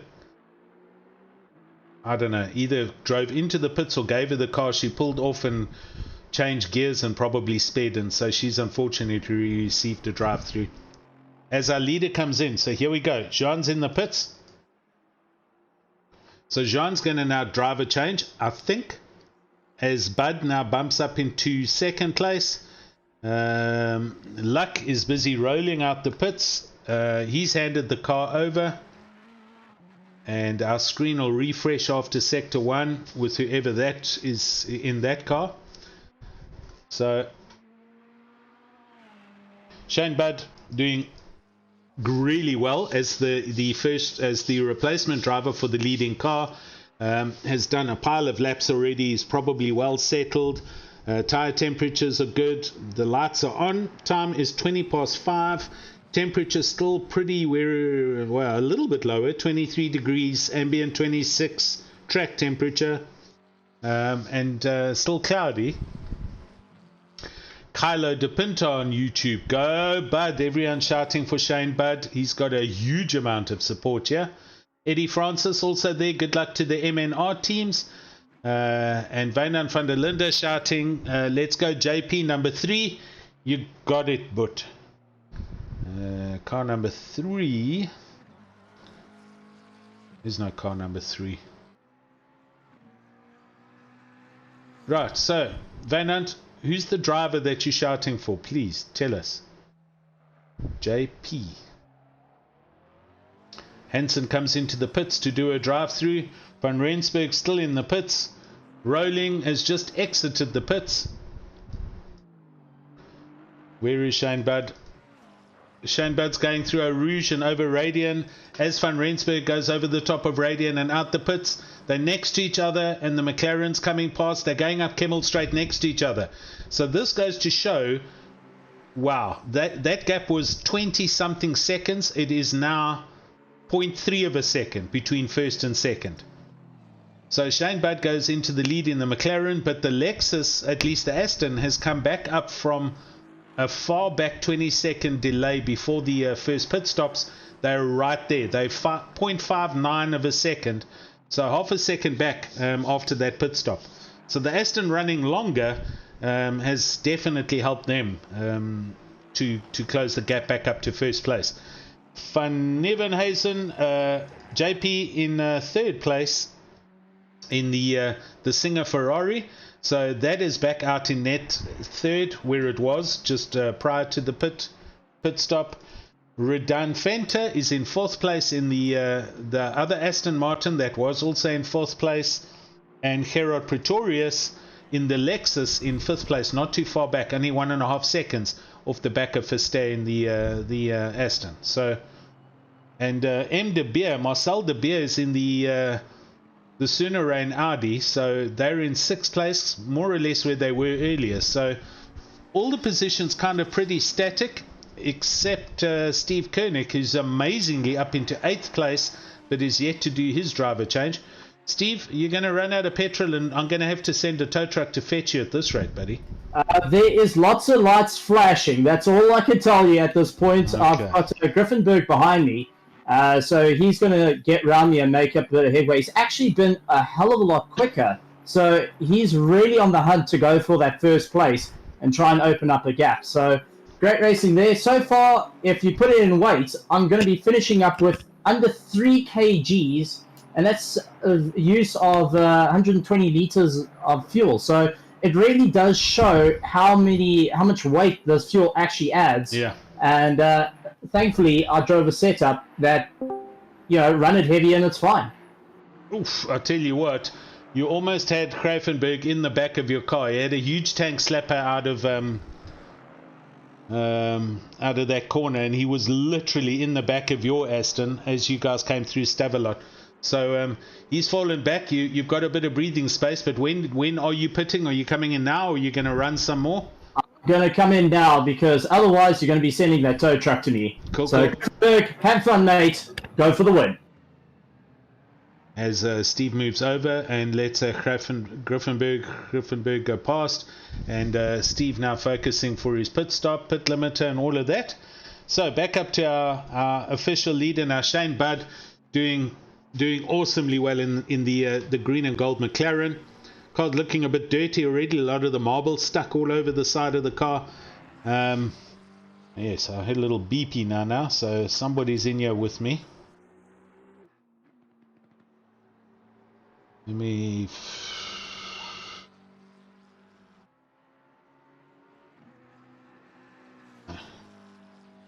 Right, we're still waiting for the official entry list to come through here.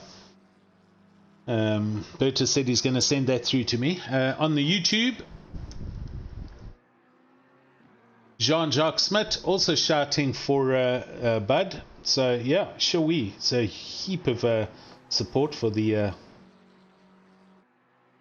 for Shane Budd in the McLaren. Bernard van der Linde 488. He's shouting for his brother, who is in the Ferrari, Jay van Nieuwenhuizen. All right, so excellent, up into third place. They're definitely on it. Bazinga XD on YouTube. Oi, bud, bring my some KFC, please, later. Love it. Great English there. So people expecting some KFC delivery from our leader, Shane Budd. And he is, we've got Janssen van Vieren now in the Aston Martin, now up into second, back into second place, but falling off the pace. He was half a second after his pit stop. He's now 3.1 seconds back. So showing the pace difference between the two drivers, but clearly a lot quicker at this time of the race. Lapping much quicker at the moment than Van Vieren. Van Nieuwenhuizen, shame, all alone in the Ferrari, is a good 27 seconds back, just coming over the start-finish line and through La Source hairpin now.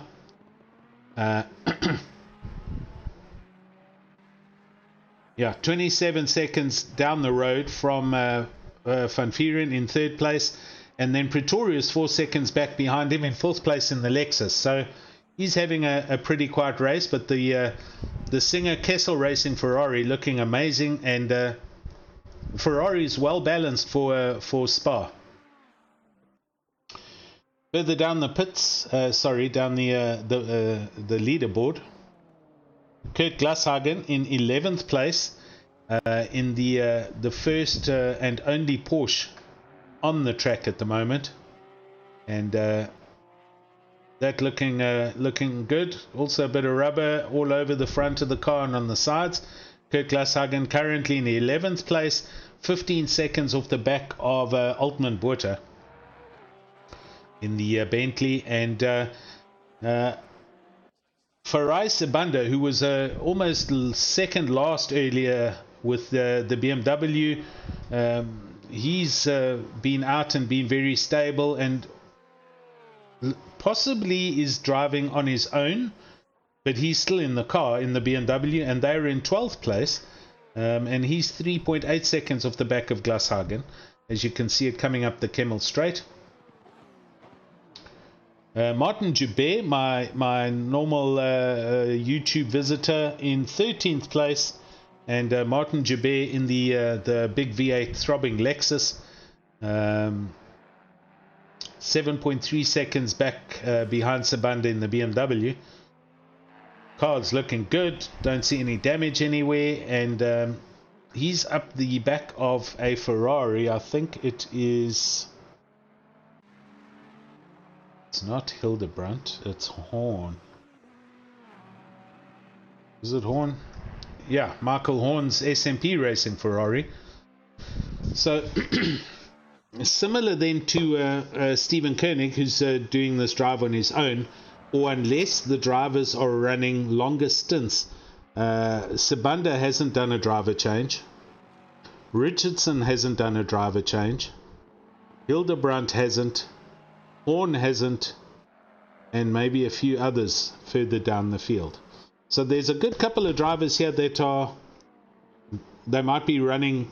There's no compulsory, you've got to do 3 hours and your teammate must do 3 hours. As far as I understand it, there's no limitation. So this for instance, Horn could do 5 hours, and then his backup driver could do only 1 hour. It's free for all, but it'll be interesting to see if besides Stephen Koenig, our commentator, who else is actually doing the entire 6 hours on their own. Ooh! And as I say that, Horn gets hit by the Lexus.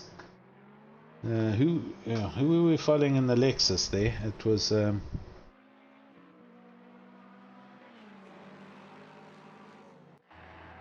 I gotta say, when you played that ad from Asus ROG, I started writing my Christmas list, and that's one thing. We're glad to have a massive sponsor like that, and also some prizes on the line for the teams that do well. Yes. So that is one thing I think every single one of the drivers from Pro and Am are really looking forward to. Yeah, definitely. I know there's a couple of prizes up for grabs. There's prize money that's been offered. ROG Republic of Gamers, their new gear, it looks amazing. Way back when, like as in just over a year ago, when I had just started in sim racing, I was struggling with an Intel-based machine, and I had some issues, and I decided to bite the bullet and invest. And I bought a Republic of Gamers motherboard. I can't tell you what it is now, but it was a current machine. I bought matching high-speed RAM, 32 gigs of RAM that changes rainbow colors. It's all nice and pretty.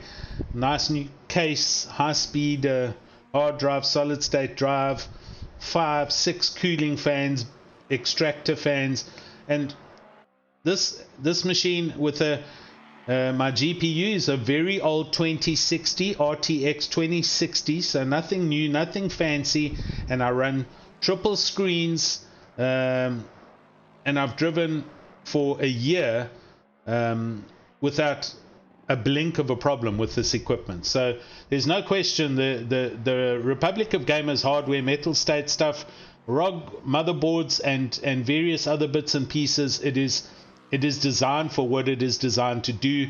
And besides doing its gaming side perfectly, it also provides a solid working environment, because my rig goes both ways. I've got this bolted onto a table and I sit here and do my normal work from home as well as my my gaming, my live streaming. I've got 4 monitors on this rig actually, and it runs flawlessly, no problems whatsoever. So anybody wondering what next to get, it'll be probably, no question of a doubt, a solid ROG motherboard with a Ryzen processor. Try and match up the frequencies of the motherboard, processor and RAM so that you have no bottlenecks, and that machine will look after you for years to come. We got another pitter here. So Z Kruger from 10th place, Zander Kruger, is in the pits, and there's been a driver change. Christian Fensham, it looks like, is now in the car. So I think there was a driver change, but this car's had 2 pit stops now after 1.5 hours. So I think one was due to an earlier accident. Shane Budd out and about in his green and gold McLaren, starting 35 laps, with Ruan Janse van Vieren is in 2nd place, and actually he's now settled down after his entry into the race. Dropped back 2.5 to 3 seconds, might have been traffic, but has closed that gap up back to 1.5 seconds off Bud. And Pretorius, Gerard Pretorius in the Lexus in 3rd place, with Van Nieuwenhuizen in the Ferrari. So here we had a change. I didn't see this. Van Nieuwenhuizen in the Singer Kessel Racing Ferrari was in 3rd. He's now in 4th place. He's obviously had a turnaround or a problem somewhere. The car looks okay, besides a lot of rubber all over it. But he must have had a little bit of a moment, because Pretorius in the Lexus has gone past and is 12 seconds up the road from him. So there's a position change. Just checking everything else is good to go and everything's alright on YouTube. Sahil Super Sud, hashtag Race Monkey.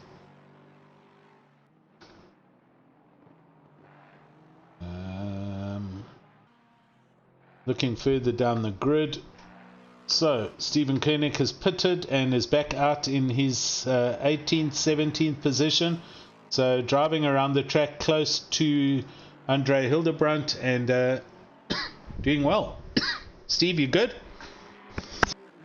Oh, good. I can tell you that there is a little bit of fatigue starting to come in, which I'm sure the drivers that are doing longer stints are going to start to feel it, and that's in the shoulders. Yes. So that's going to be something to keep an eye out for, because now the reaction time starts to go down, and it depends on how long you actually use it. And it actually comes into play if you have more force feedback. Yes, you can feel what the car's doing. You can feel if it's you sneeze in the wrong direction in the game. Yeah. But remember, you're going to be fighting that the whole way round for a longer stint. So we're going to see how that goes with some people. And getting a report that apparently there's a slow car, and it looks like Hildebrand. Correct. Hildebrand just up ahead of you here. It's the white Ferrari is on the start-finish line as you come through the last of the chicanes. Steve, if I can say one thing to you, just drop your shoulders, relax, untension yourself, wiggle them round a little bit and up and down on each shoulder, and just a shoulder cramp or fatigue is not going to be from your rig. It's going to be a tension thing. You scrunched up trying not to spin the car out, so just relax, man. Just enjoy the look at the Ardennes forests as you're bombing up the Camel Straight here, and the birds tweeting, and relax. It's all good. Absolutely, it's a beautiful circuit and very easy to get lost in the scenery. Assetto Corsa has done a fantastic job. Kunos has done a fantastic job of putting the track together with all the majestic detail. Not only just the beautiful cars as they come flying past me, but of the actual external scenery. And to tell you, I'm not running an RTX. I'm running a 480 series card, which is a very old card, yes. And I'm still able to play it and enjoy the beautiful graphics. So even though you can have the highest game gear, and Asus Republic of Gamers caters for every single budget, you'll still get to come race with us and enjoy some fantastic racing, beautiful scenery, and absolutely smooth frame rates with a good system and some fun with some great drivers. Definitely. Steve, just a big update here, and this is big. Ninjatsu has just said Nevenhuizen has just dropped off. So I saw it happen just now, and I thought it was just a bit of a glitch. But JP van Nevenhuizen, who is in the Singer Racing Ferrari, the Kessel Racing Ferrari, that on my timing sheet was in 4th place, is gone off the track. They are no longer on the track at the moment. Yes, they are. They're down in 23rd place now. So I think they've had a disconnect and a reconnect. I'm just going to let my timing screen catch up, because I think they will still maintain how many laps they've done and so on and so forth. So we're going to just wait for them to is this their car yet? No, not yet.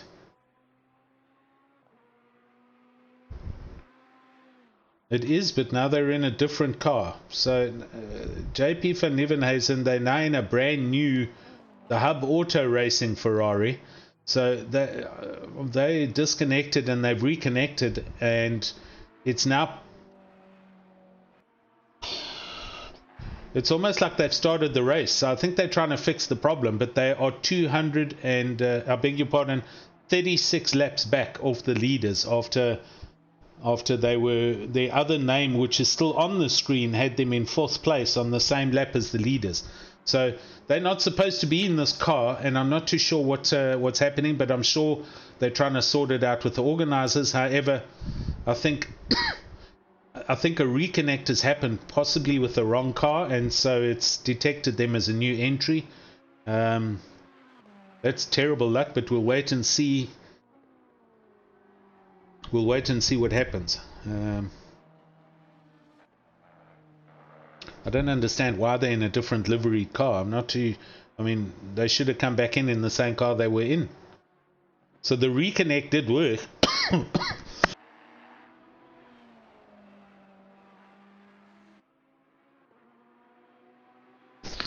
Well, Pretorius in 3rd place has just lost the car and went towards the wall, so he's got to get it sorted out. Hopefully not too much damage on the car for him. Oh, no, the Lexus, I'm looking at it. It is...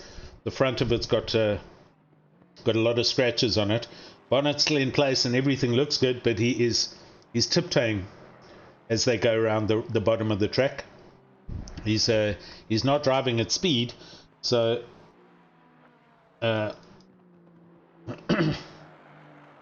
Griffenberg in 4th place, and the Aston Martin is catching him. Yeah, this is a bit of a drama for the... Oh, and somebody turned around behind him. Who was that? Okay, sorry, no, they didn't. So this is Mulder in the Sky Racing Ferrari. So Daryl Mulder is racing with Jason Luck. That I can confirm because I recognize the livery of the car. Okay, so let's see what's happening here, if I can see on the back end.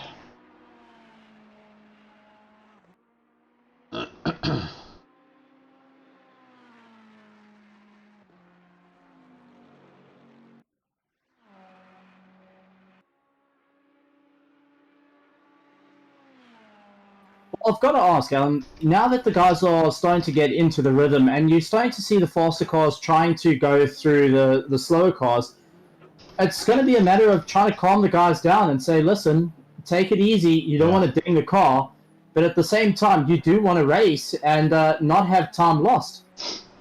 Definitely, 100%. They've still got to push. It's not a matter of you can just get in the car and not push the car and not drive.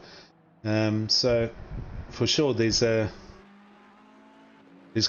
to be both sides of the team need to pull their weight and need to do the best that they can, and but everyone is still going to be looking to make up positions and not lose any positions. I'm looking in the Discord channels. I can see Bertus is in with the steward, so they're obviously trying to discuss what happened here, but the Van Nieuwenhuizen car is still circulating, the Hub Auto Ferrari, so they're up and going and up to speed, but they're in last place and they're 38 laps behind everybody. So I don't know why the reconnect didn't connect them as who they were. So that's going to be a story to be told later on, but we'll have to see what happens there. So our lead at the moment is Ruan Janssen van Vieren in the Aston Martin.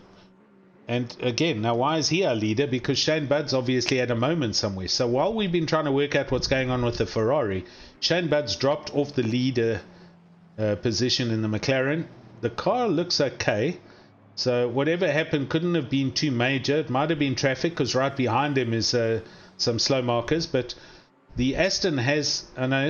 sorry, that's me. It's my timing screen unconfusing itself. So Shane Budd is still in the lead. I beg your pardon. Ruan Janssen van Vieren is 8 seconds behind in second place. So there we go. It's all refreshed and caught itself back up. And everything seems to be back where it needs to be. I've got to keep on top of all of this. Let me just tell you that.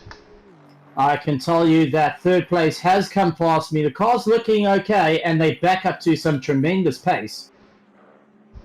Yeah, car looks... Yeah, the Lexus looks okay side and behind. The front is showing marks.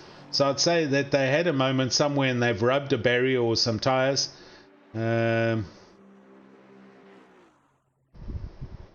yeah, they're going well. You're looking good. Your car not showing anything, so... But you're in it for the long haul, so you've got to do your best to relax, stretch, unclick your neck, and just you know what you've got to do. So just relax.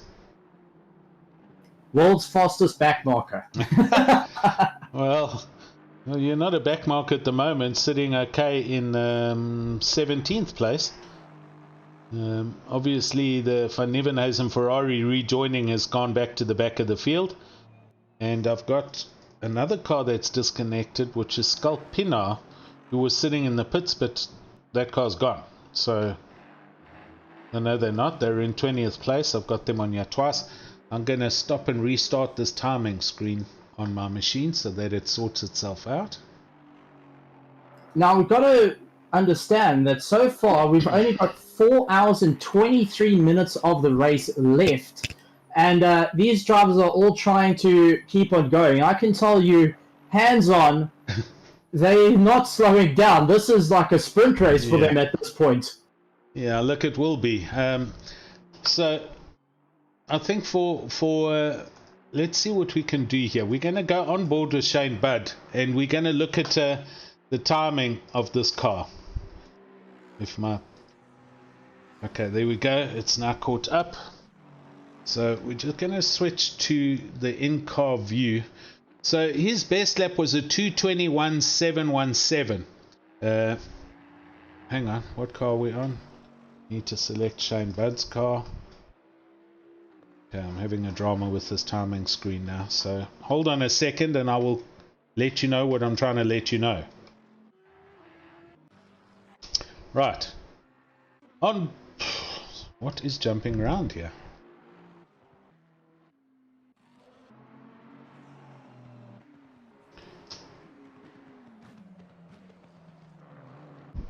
Okay, Shane Budd, best lap was a 2:19.872 and his last lap was a 2:24.9.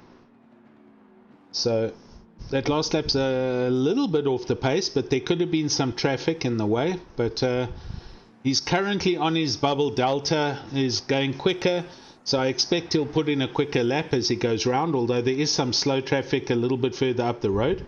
I don't think it'll affect him that much. So let's see who else we can see. Janse van Vieren, their quickest was a 2:19.9 and his last lap was a 2:26.5. So substantially slower, but that also could have been due to traffic or the conditions, or a number of things. Could, you know, this driver might not be as quick as the other driver, I don't know. Pretorius in the Lexus in third place, quickest lap at 2:21.0, last lap at 2:24. So a lot closer in the margins there. So yeah, who knows what's putting this down to the different speeds, but they all have different variables going on between them. I'm just having a little bit of a struggle with my my camera app, so I'm going to try and get this sorted. It seems to have not connected to this race for some other reason. So just bear with me while I resolve this problem.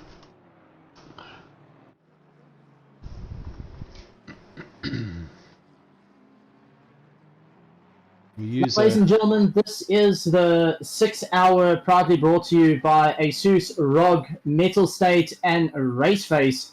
And got to say, absolutely phenomenal start for a lot of these drivers off the line. Very, very close racing and great battles right at the front. But when the pit stops came into play, bit of a change up for every single one of the drivers. Unfortunately, you just have to try and play it right, and that's where the difficulty comes in. But the race is not over. With only 4 hours and 20 minutes left of the race, it's all about keeping it together. Definitely. Thanks for that, Steve. Yep. 4 hours, 20 minutes still to go of the 6 hour event. So we've had 1 hour 40. I do have a little bit of a glitch happening. So what I'm going to do is I'm going to just jump to another ad break here and do a quick reset on my game. And I should resolve this problem shortly. Steve, if you do want to chat at any time, just feel free to ad-lib your way along. I'll be back with you guys shortly. No problem.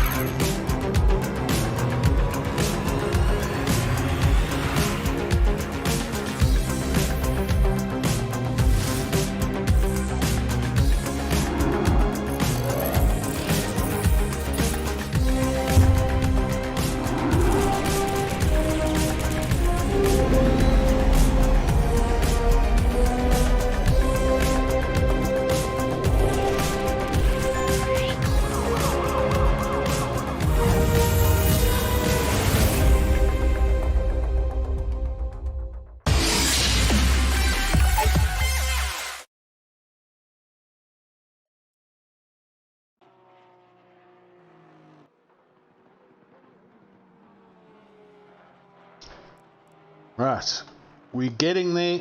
I think we should be back connected with this race. Just need to connect my camera system. I can tell you, Pretorius and Van Vuren are so close to one another for second and third, so we might see a change up between the two, as they're literally 8.9 seconds between them to take second place. So Janssen van Rensburg has to really pull out all the stops to try and keep ahead of Pretorius. Pretorius is slower in straight line though, so the front end damage does come into play, but his cornering is still right there. Yeah, okay, we're back online. Everything looks how it should, and I agree. There's the gap is 3.1 seconds at the moment. The Lexus looking surprisingly clean though, so I'm not too sure. Actually, I know what's happened here. So with me doing a quick game, alright, it's busy sorting itself out still. So the graphics are just catching up.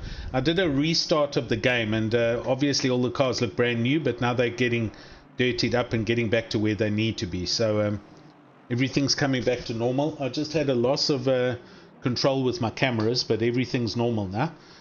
Quick fix, and we're good to go and back to normal. I believe Bertus has sent me this list. Okay, here we go. So I have the official entry list from Bertus, and this is going to help just so that I can tell you who's in what cars and so on and so forth.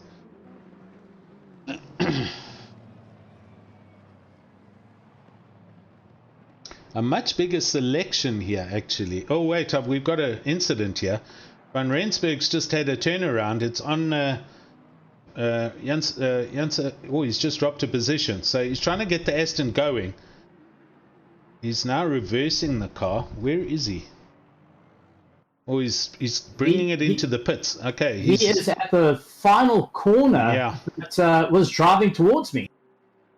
There was some moment there. I'm not too sure what. I don't know if it was slow markers, but I just caught it at the corner of my eye. And Gerard Pretorius is now up into second place in the Lexus and on his way up Kemmel Straight. Behind Gerard Pretorius is Johannes Griffenberg in the other Aston Martin, and he passed Van Rensburg, so I can't see any back markers. So I think the issue might have been either with the Lexus of Pretorius, but it definitely turned him round, and Van Rensburg has come into the pits, and there's a strategy change. 4 hours 15 minutes, so they've done 45 minutes since the previous pit stop. 45 minutes, so they might have just decided due to the collision there was some damage. As we discussed earlier, Steve, so they've brought their strategy forward by pitting now to fix the car and now brim the car up and get everything sorted. So he's rolling again. It was a long enough stop to do a full top up, probably change tires and any repair to the bodywork. But they're on their way and going around the source and down the pit lane, and they'll be back on the track. They're still listed as in 5th place. Martin Joubert is on his way up the track in 6th place. I lied to you, Martin Joubert's already driven past and he's halfway up Kemmel, at the end of Kemmel. So he's in 5th. Van Rensburg now 7th, down to 7th, and now 8th. So they're dropping hand over fist as they're coming down and out the pits. Now, we both know that Spa has the longest pit lane in this entire sim. Yeah. And, being in that position so high up in the grid, it must feel like an absolute eternity before you go out. Exactly. That's what I was saying earlier. And I've said this to my team as well. There's one thing when you're in a race on this track that you don't want to just throw away or give away is a drive-through penalty. Be very diligent on your speeding, your pit lane speed limiter into and exiting the pits, because throwing away a drive-through at Spa, that's just going to kill you. You drive through, I think it's a minute 20 seconds from beginning to end of pit lane. That's how long it takes. And an hour 20 is at least 70% of a fast of a fast lap around Spa. So an unnecessary drive-through at Spa is seriously almost putting your lap down. You're within reach of the guys lapping you, and you seriously going to struggle.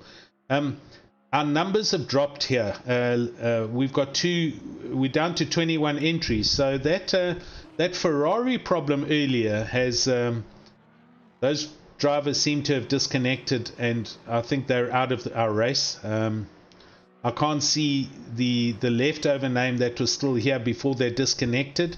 That was the Kessel Racing Ferrari, which then came back online as the Hub Auto Ferrari, and that car is now gone. So I think they've disconnected purely because they don't want to race being 30-something laps behind, and it's going to be taken as a technical failure somewhere. So sad to see, but they've left us.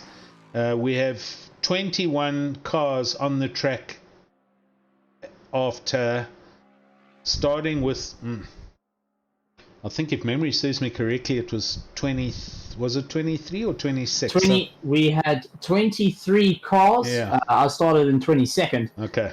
But it's actually sad to see people that land up disconnecting. And the whole thing with endurance racing is, if your car's still able to go, try stick it in as long as you can. It is heart sore to do it, but we're here for the great experience of the 6 hour, and it's a good, use it as practice. It is a little bit demotivating, but the whole thing is, if you get involved with an accident or a disconnect or something goes wrong and you're able to get back, shrug it off and get back in racing, because you know what? It's practice for the next time. 100%, Steve, and it's part of the sport and the hobby and the whole team thing. So yeah, as you say, sad to see people disconnect, but problem happens. Got Kyle Petz on the YouTube channel saying screen froze. So I think Kyle was in that car in the opening sequence. Let me just double check that, because I do have... Kyle Pencer is our actual our second commentator that joins up in the pros. Oh, so, that's right. Sorry. Yeah, he was saying that the screen froze, so possibly that's what went wrong with that Ferrari. Bit of a blow, unfortunately, but we'll have to see how it all goes. But take a look at Gavin Cronier. He is a second faster. He's catching up to Henson and Francis.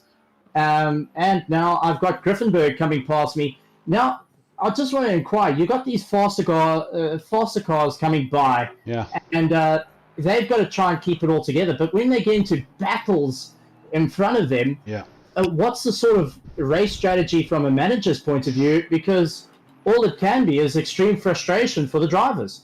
Well, it is, but I mean that comes as part of the package with endurance racing. You're going to end up going past people one way or another, and traffic is traffic, whether it's for a position or whether it's slow markers, back markers. I don't want to say it in a way that makes anybody slower than anybody else, but some cars are just inherently, teams are inherently quicker than others. And so this is part of the awareness component that comes with sim racing, and having the apps all working, your radar app, and being 100% certain that your tools are all properly set up, so that when you're sitting in the car, you're comfortable in the knowledge that you know where you are, on the track, and who's around you at all times. So you need to monitor your leaderboard. You need to see if a leader or a faster car is coming up to catch you, and then obviously you're going to get the usual blue flags. The best thing to do there is to literally just move out of the racing line. And hang on, as I say that, Griffenberg from third place is driving into the pits. So this is an early pit stop. No, it's not. It's 8 minutes before the hour. So this might be let's bring the pit stop early. Oh, exactly. That's what happened. There were 3 slower cars up ahead of him. So instead of going through the issue of driving past the slower cars, they've decided to pit and rather come out, or hopefully come out in clean traffic, and let maybe 4th or 5th place get stuck behind the traffic. So that's part of the strategy we were chatting about earlier, where you might move the goalposts per se by pitting earlier, purely because you've come up behind 2 or 3 cars that are running slightly slower than you, and it's going to be more of a problem for you to pass 3 cars than to rather just pit when you're within a 10% variance of your normal pit window. So that's clearly what's happening here, as they're static, and they're static for a long time. So as I say that, watching them in the pit lane, here is the Singer Kessel Racing Ferrari. It's just re-entered the track in the pits. That's the car 477 with Jay Pretorius in the car. And let me just see, hopefully my screen picks them up. Okay, it still has them on 0 laps. So they've come back in with the right, now they're with a different car. So they've gone out and come back in, and they keep on coming back in with a different livery, but the lap count isn't changing. So obviously the race controllers have said try and reconnect and come back into the race, and your team and everything, you should get the same laps back where you were, but it doesn't look like it's working properly, because it's showing him as being in the pits with 0 laps. So unfortunately, they are trying to get back in and to carry on racing, but there's clearly a problem going on here somewhere. So hopefully we'll be able to find out what that's about. I'm just looking, we've got somebody, there was somebody in the interview room, in the AM room, waiting to chat, but they've left now, so I must just keep my eye out on that as well. Lots of things going on here, but let's try and continue. Unfortunately, W. Francis getting a little bit off track while trying to defend against Henson. Unfortunately, I got involved in that scrap. Oh dear. But he is trying to keep it going and go after Henson. Now, that's Chantal Hansen, our lady driver, who's up ahead there. But you're right, we're currently looking. He's got a bit of damage to the nose of that Aston now, and I see you right up behind him. Chantal Hansen is a little bit further away up on Kemmel Straight. Just going back to our leaders, I just want to see what's going on here. So Kero Pretorius now currently leading in the Lexus. Shane Budd 3.1 seconds back, so slowly trying to drive back. And then a big shuffle with that early pit stop for, I think it was it Van Rensburg? Yes, in the other Aston. So they've dropped to 9th place. They are out and going again. So Altman Buerta is net 3rd now in the big gold and gold with stripes on the side Bentley. Lexus, McLaren, Bentley, as we've got cars next to each other just up ahead of them. Who was that? Hold on a second. Let me see if I can find out who's racing. Is this you, Steve? It is. It's you two. It's Werner Francis and Steve Koenig. As Steve goes ahead of Werner again in the Aston. And just behind them, the Bentley in 3rd place. So he's... Francis is going to be getting the blue flags to get out the way for that Bentley, because this is one of the leaders. As he does, you see there, he moves over to the off the racing line and slightly lifts, and the Bentley now going flat stick up the left hand side of the track. Oh, hasn't managed to get past yet, but is now. Okay, good job done there by Francis.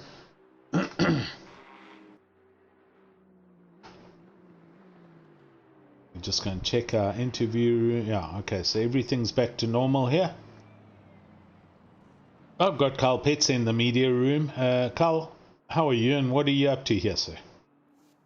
How's it, Alan? I'm good, and good man.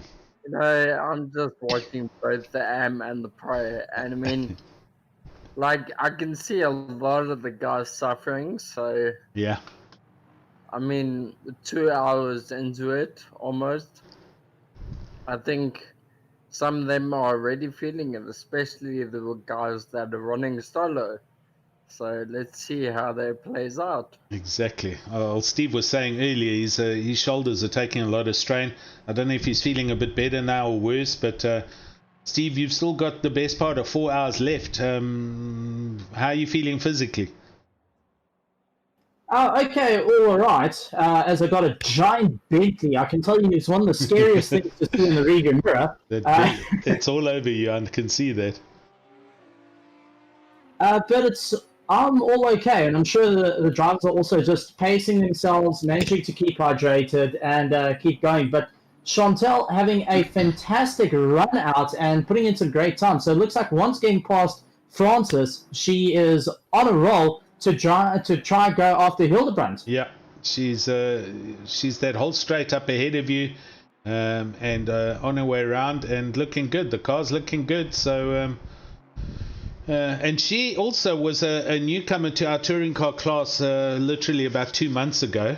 So has been getting coached by a hubby and a number of other drivers, and has certainly improved in her racing skills. And as you say, is doing really well. Car's looking good, and sitting net 14th place, 2.6 seconds behind Hildebrand. As we kind of wind our way into pit stop window time, 4 hours left of the race. Expecting everybody and a lot of chaos to start happening again now, because the pit stop window is upon us, and everybody's going to start coming in, and we'll see a whole lot of changes. I did request for the admin sheet, which I do have my hands on, but to be honest with you, the strange thing is the admin sheet seems to have a whole bunch more people in it than what's actually on the race, on the track. Every driver had to go out of the teams and go out for the grading service. So it wasn't just one driver of the team. So that's probably what you're seeing is every single person that has gone out. So that's all the drivers that are racing in AM in their grading. Yeah. Now, that was a little bit interesting to go on.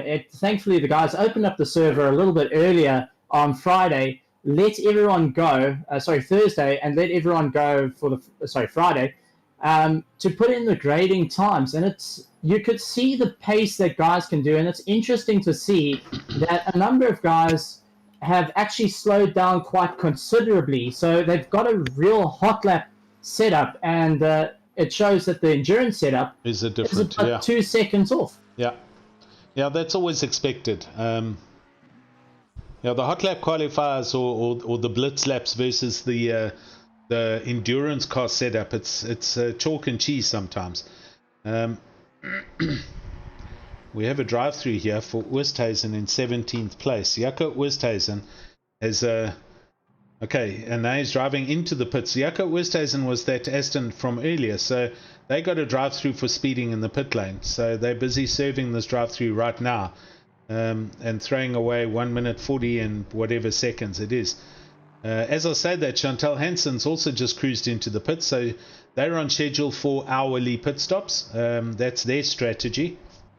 I'm now able to see the team names here, and it kind of makes a bit more sense, because we had people on the YouTube channel that were talking about let me just find it again, Race Monkey, and that being Amrish Sunarayan, who is the Audi driver, with Marcel de Beer and Jason Kralin. So 3 drivers in Team Race Monkey. So I can understand now the team names and who's in what team. Flying Gypsies fielding being Raymond Duggan, Jeffrey Carr, and Chantal Hansen. So she's driving in the Flying Gypsies car with Raymond Duggan, who was in earlier. 3 people in that car, I think, but not necessarily.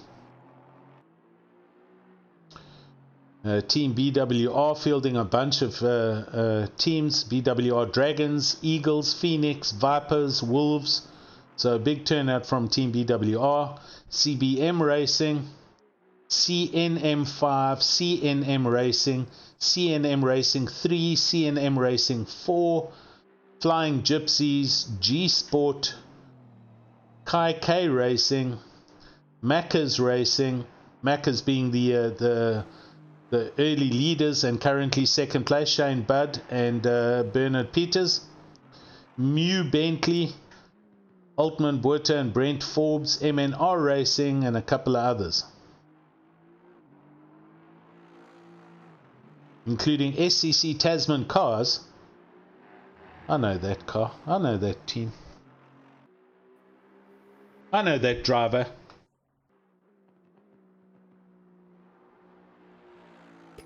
Yeah, he races against Captain Slow and still loses. Keep it up, Steve. You're doing well, buddy. Right. Leaders. Yes?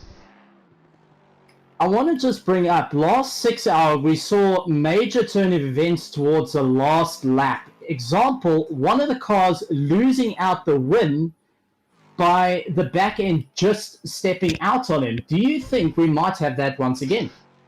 That's just that's throwing a cat amongst the pigeons, and I'm gonna tread lightly here, not say too much, because then it's all gonna be commentator's curse. But yes, if you, which you clearly do recall, we were watching the Suzuka, and it literally came down to the last lap, the last chicane, and that one team had a problem. They went wide and had a turnaround, and there was a position change.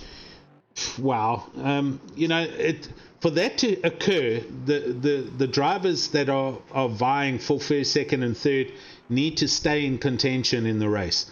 So Pretorius at the moment in the Lexus is leading. Martin Joubert in their Lexus is currently in second place. However, the gap between first and second now, which is not a right time to do this discussion, because everyone's in pit window mode. But the McLaren that was in third has in second has done their pit stop. So Bernard Peters is back in the car. So he's down in seventh place. But we will see once Pretorius pits, Steve, and then see what the gap is between them. But so back to the story. The point being that kind of a last 5 minute, last 10 minute position change can only realistically occur if you stay in contention and stay on the lead lap. That's always a big thing in endurances, and I've heard even the real racers talk when they've interviewed the likes of Kelvin van der Linde and Sean van der Linde, his brother who raced in the Intercontinental Championships, and they say the most important thing, and David Perel, the 24-hour of Spa, you've got to stay on the lead lap. The 24-hour of the 12-hour of Bathurst, you've got to stay on the lead lap to be in contention.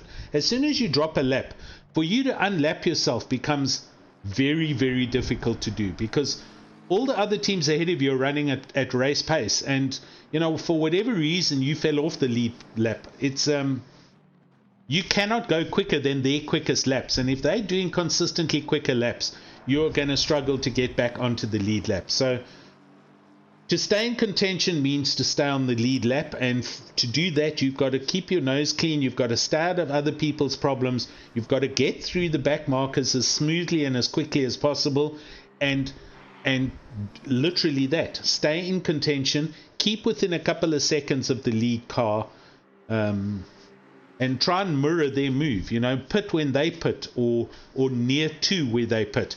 That changed already earlier on after the first hour here, where we saw the Bernard Peters, Shane Budd McLaren, and the leading Aston Martin.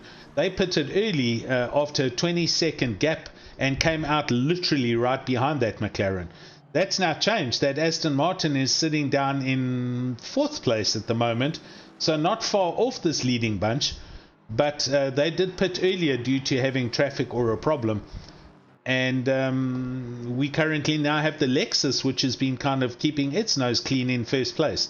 So the positions are changing at the top of the grid, but the then leader Peters in their McLaren has been driving around now behind another Aston Martin, and they've had a problem. So it's all about that consistency issue and keeping your nose clean and staying on the lead lap. That's what's going to boil down to being in contention at the end of 6 hours. There, I said it. Jeez, took a while to get there, but I think everybody got the point. Well, I see lights are on for the cars, so the light is starting to fade a bit. Yes. And that's what it's going to make a bit of a challenge for the guys, because they're going to have to deal with a much, much cooler track and sorting out the tire pressures. So now the work on is for the guys not in the car to figure out tire pressures that's going to be optimum. Yep.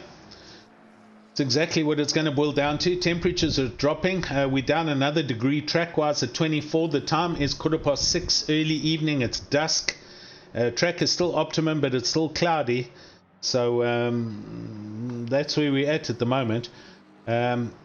Our Div 1, our lead commentator, George G-Max, is going to come join us in the next 20 to 30 minutes. So we'll hear from him, and we'll be swapping some stories and catch up what's been happening in Div 1, and you can have a chat to George, and we'll see what he's got to say. I just need to prep for that and get the stream ready so that when he does want to join, we're ready to go live. Right, so Martin Jabez is currently in the pits, and he drops from 3rd or 4th place. He's down to 6th place in his Lexus. So pitting 3 hours 51 minutes, so 10 minutes past the hour. And I'll tell you what, there's a couple of cars that still haven't pitted and 10 minutes have gone past. So strategy is playing into this. Okay, so I see the BMW team is pitted as well. Faria has now got P. Oosthuizen in the car, so he's not doing a solo stint. And that team has done their second pit stop, and we now have Oosthuizen driving the BMW. 3 Ferraris, unfortunately, at the back of the grid with 21 cars. Cronier, Horn and Strauss, and Hildebrandt, the other Ferrari, in 11th, and Daryl Mulder, the Jason Luck Ferrari, circulating very healthily, and they are up into 3rd at the moment. That's the Sky Sports Racing 488, car number 412. So they race, if memory serves me, part of the BWR team. I will find out quickly. And they seem to be, the team BWR Vipers, Mulder and Luck. Only 2 in a team for each of the BWR teams, and they're the quickest of all the BWRs. And in 3rd place, only 4.9 seconds off the back of Van Rensburg's Aston Martin. Van Rensburg, however, is our net leader after having done their pit stop, so they have now come back up to the top of the grid. This is the black and white Aston that we were watching leading earlier on, with the McLaren of Bernard Peters only 2 positions back in 4th place, and that car looking good. And okay, so our leader now, Pretorius in the Lexus, is in the pits. So here we go with a whole lot of position shuffling. But again, the leader and 2nd place cars are already back up into their normal positions and maintaining that status quo to be there or thereabouts when it comes down to the last hour or half an hour, and take the win and be on the podium. Bernard Peters and the McLaren looking great in 4th place. Daryl Mulder currently inheriting 3rd, although they need to still pit.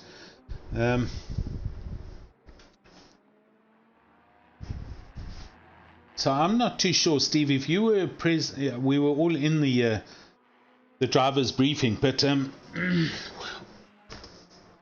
is the 5? It is. The 5 pit stops is compulsory. You've got to do 5 pit stops. Sorry, yeah. Yeah, you got to do 5 pit stops. Now that means you don't have to put fuel or change tires, your car has to go on the jack 5 times. Okay. I'm just trying to. I'm throwing another strategy out here with this BWR Ferrari of Mulder and Luck.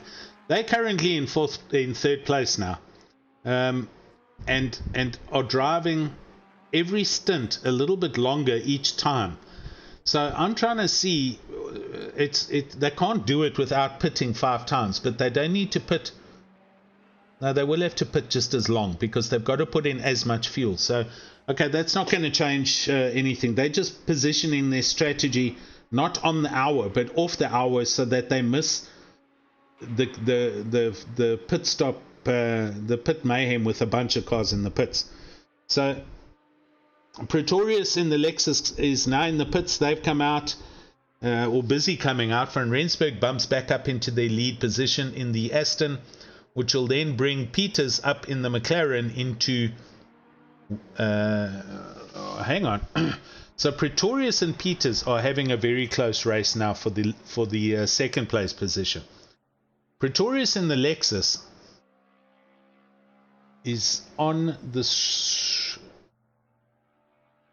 Rowan Robson. Okay, the positions are changing. The leaderboard's catching up with everything. So, okay. Peters is now up into third place in the McLaren, where they were, or net second, because Mulder in the Ferrari still has to pit. And Robson is only 6 seconds back in the Aston. So the 3 protagonists that were at the sharp end of the stick at the start of the race are back at the sharp end of the stick, being Van Rensburg in their Aston, Peters in the McLaren, and Robson in their McLaren, with Skuman in the Lexus also up into net 4th. So there we go. After essentially 2 hours worth of close racing and some subtle position changes, the top 4 are still in the top 4 positions. That kind of takes us back to the consistency component and being there or thereabouts, with the last half an hour of a race, where they can then at least be in the position to possibly drive with a little bit more aggression and maybe take a position in on the podium for first, second, and third place. So we're still in for a good race. We haven't had a team drive away from another team as far as the top 4 guys go. Wow, and I'm actually going to extend that to five cars, because Skuman... no, sorry. We've got to get the Mulder Ferrari, the BWR Ferrari, out the way. So then it's Fensham in 5th place in the other McLaren, with Richardson still to pit, but currently sitting in 7th place in the Lamborghini. So top 5 cars are going to be within 30 seconds of each other, 40 seconds, which isn't bad after 2 hours worth of racing. So it's all happening here. We are still, unfortunately, running 21 cars. That Ferrari did attempt to come back onto the track and get its laps back, but it doesn't seem to be working, and I think they've called it quits. The YouTube channel, Altman, awesome, buddy. I'm glad you're enjoying it. Is that the only Bentley in 8th place? It is, I'm afraid. Not too much. No Mercedes here, no Hondas, 1 Bentley, a bunch of Astons. I think there's 2 Lexus out there, 1 BMW, 1 Porsche, 1 Audi. So it's predominantly Astons, Ferraris, and McLarens.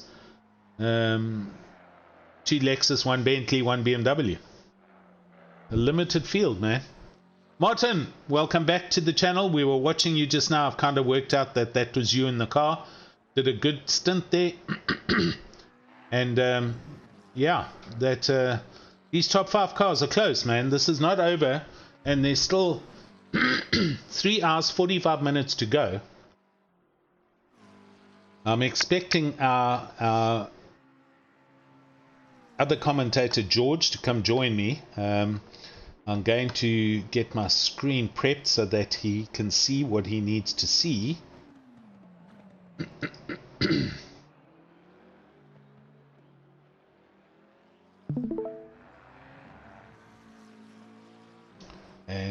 that should be good to go.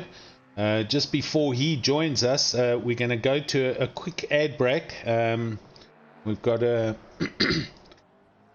we have to pay the bills, as they say. So it's getting close to Christmas time, so we've got to order. We definitely do, and these are really nice things to have from our primary sponsor, Republic of Gamers, Mettlestate, in conjunction with Speed Labs and RaceFace.Pro. You are watching the ROG 6 hours Spa-Francorchamps, and we're going to take a fast ad break here, so stand by.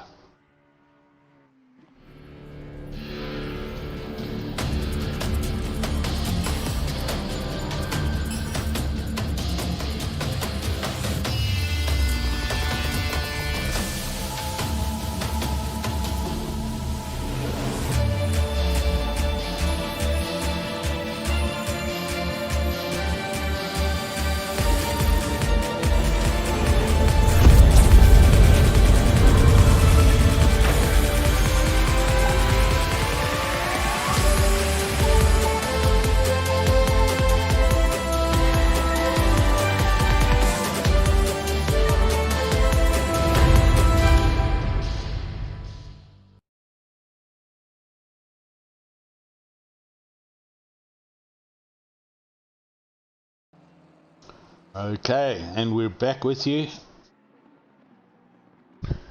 Currently watching Mr. Peters as we await for the arrival of our other commentator, George, Mr. G-Max himself, who's going to come and pop in and say hello.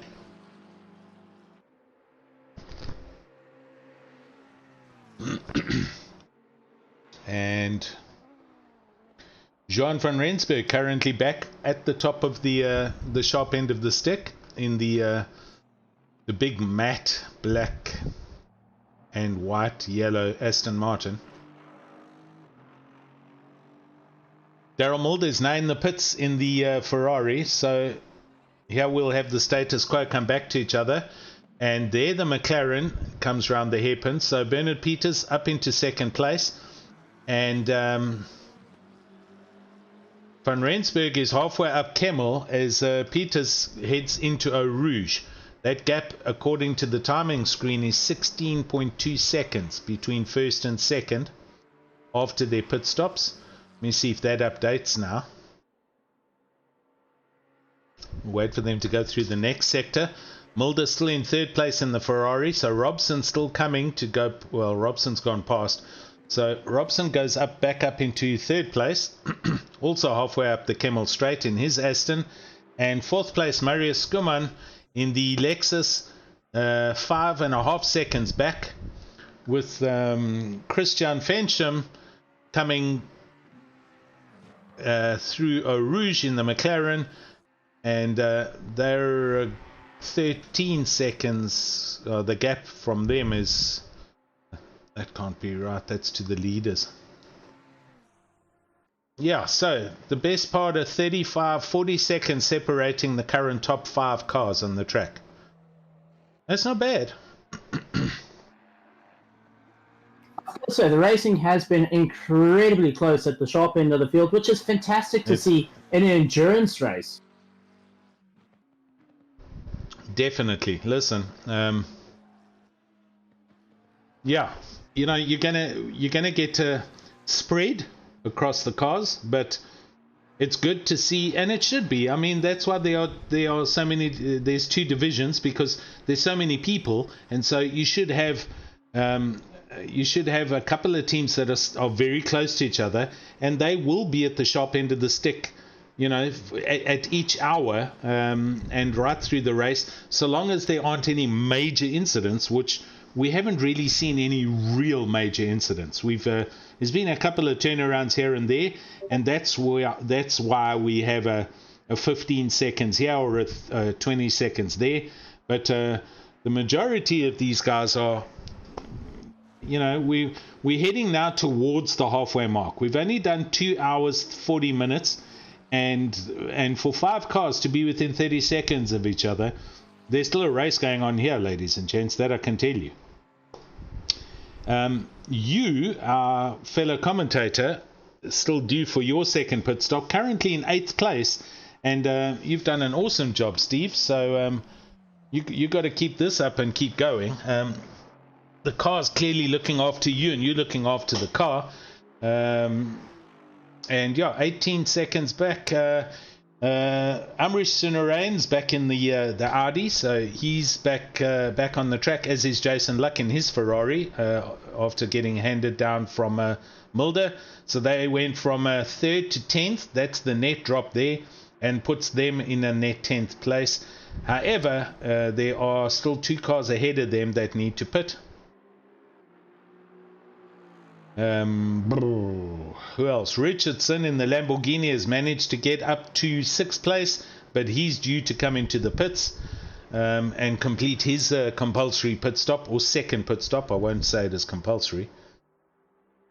And then everyone's pretty much done their second pit stops. However, there are a couple of cars out there that are showing having done more than 2 pit stops for various reasons, technical problem or accidents.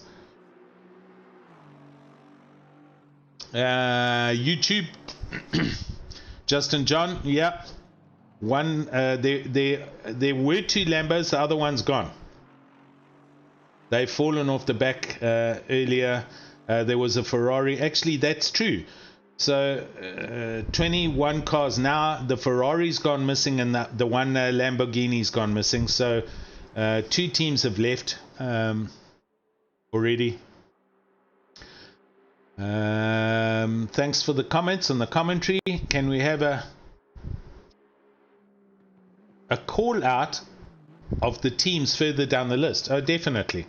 I do try and cover all of the teams on the track. The one and only lady driver at the moment, Chantal Hansen, for one of the BWR teams, in 17th place and doing really well. Edouard Francis in the green and gold Aston Martin, who's had a couple of moments on the track. Front of the car is looking a little bit worse for where the bonnet's bouncing around. They are in 18th place. And then the 2 Ferraris. So Bayers Cornier, the Kessel Racing, the red car, currently in 19th place, 3 laps off the lead. And Michael Horn, in which case we've just had another car disconnect, because there were 21. The one Ferrari's gone. There were 3 Ferraris down here. There's only 2 now. So another team has just left the race. So only 2 Ferraris left. It was Nicholas Manuel and Richard Strauss who were on board just now that have left. So unfortunately, and as I say, that Cronier's just got a drive through. So Bayes Cronier, either too many off-track excursions or speeding in the pits, I think.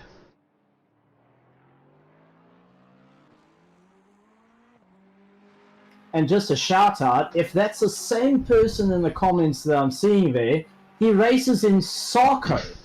So he's supporting not only his fellow Sarco drivers in the Pro-Am, but a couple of friends here in the Am division as well. Exactly. Okay, that's Agamemnon Varanos. That is a heavy name to pronounce. I apologize if I got it wrong. Also Dane Stewart. Well done, Kurt Glashagen in the Porsche. Oh yes, Sol Porsche out there and doing well. Kieran Paterson, what's happening? Team Principal. They are currently sitting in P7th and doing well. So that's Leslie Oliphant and Kieran in the Division A stream. Thanks for the update, boy. Glad to hear my little team's in the top 10 and going well. Keep it up.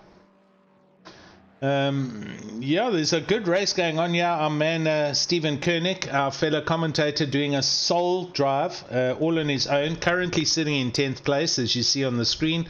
And that's commentator's curse. I just threw you into the tire barrier. I'm just going to keep quiet now. You can't blame me for that, Steve. That was your fault. No, it's actually the rear tires are absolutely gone. Okay then, I'd suggest it's time for a pit. You're going far too long and you need to now pit, because now you're starting to stress your equipment and your physical yourself out, so get it in the pits, my man. Righty, let's carry on looking. Mr. Forbes, Brent Forbes was this Bentley was well up in the field earlier. They were, I think, up in 5th or 6th place, but they've had another moment. Oh, and Brent just has a little bit of a tank slapper, and the Lexus from one of the leading teams comes through. So you can see they've had one extra pit stop next to their name for one or other problem that they've had, and that's how they've dropped down a little bit further. That was the Lexus of Marius Skuman going past. Marius Skuman up into 4th place. They're only 2.9 seconds off the back of Ruan Robson in the silver and lime green Aston Martin. Amrish Sinorain in the SRAM Audi, the Works Audi, back in the car and going solidly in 8th place. I just turn my volume up because it was a little bit soft. And behind them, Jason Luck in the Sky Sports Ferrari Tempesta Racing. 9th place, 7.3 seconds back, so they've gained a position. Kurt Glashagen doing really well in the Sol Porsche. And this is Ground Zero Racing as he wrestles through a Rouge and over the top of Radian. They're in 10th place, 9.8 seconds back, as Richardson in the Lambo finally decides to pit, as does Steve Koenig in his Aston, so they're in the pits. Vivian Richards in the red McLaren, I like this car, they're lapping well in 11th place, also on par with everyone else, having only done the required pit stops they need to, so they're still on schedule. 10th place now as Richardson drops down in the Lambo while he's in the pits. Behind Vivian Richards then, as we see Richardson and Koenig in the pit and on their way out, Brent Forbes in the Bentley, so he'll come up into 11th place. Peter Westhuizen partnering with Farai in the BMW, the sole BMW on the track, and he's in 14th place. Now bumps up into 12th place as the timing screens catch up with everyone. And so Richardson in the Lambo comes out net 13th place, with Steve Koenig should be coming out the pits in net 14th. Okay, he's rolling now, so he'll still lose possibly one position. Jaco Oosthuizen, yes, he is he's already on his way up the Kemmel Straight, so he's gone past. And Chantal Hansen in 16th place in her Aston Martin. I've got to say, it's nice to see a wide variety of races, from like Sarko, which is a predominantly PlayStation 4 racing, to like Eddie Francis, who's part of Monday Night Racing. Or yes. I mean, it's great to see, and yourself from all the racing sides. So I've got to say, it's nice to see everyone coming together to finish off the year in such a massive race. 100%. 158 entries, folks. That's 158 different drivers between Am and Pro-Am at the start of this amazing event. Whoa! Hildebrand nearly went into me.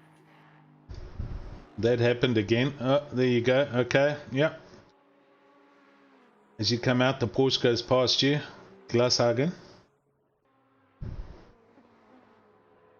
Okay, so there we go. We've gone through the next following window of pit stops.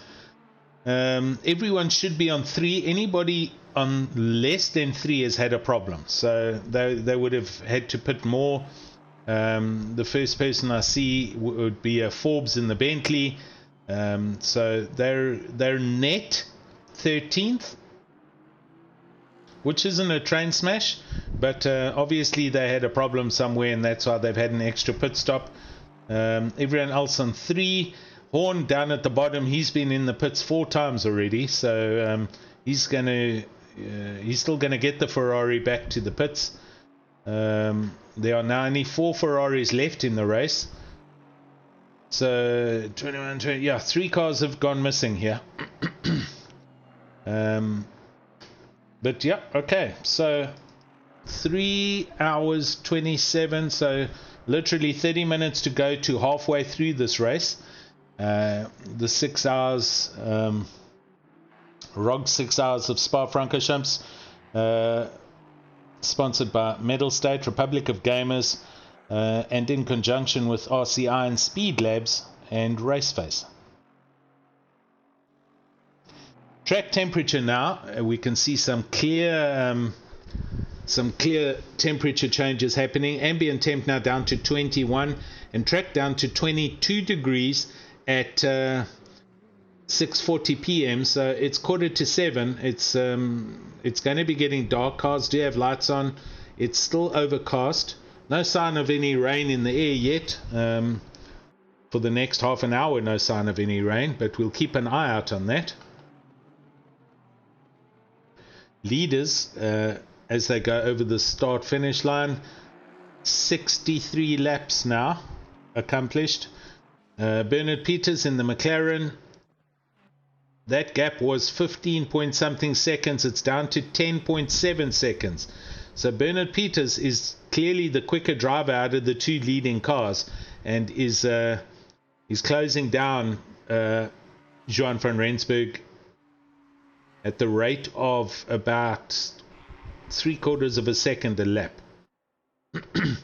3rd place, Rowan Robson in the other Aston Martin, currently going through La Source, and he is 26 seconds back from 2nd place, I beg your pardon, with Marius Skuman now only 1.7 seconds behind in the Lexus.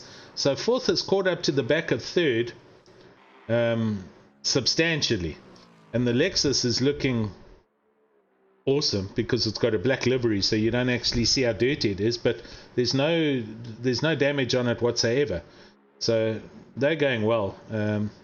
With 5th place Christian Fensham, just going through La Source down to the finish start line, and they're 30 something seconds back behind 4th. Then we have Mike LaRue in their Lexus, and Mike LaRue is the first of the pitted cars. I beg your pardon, the lap cars. So,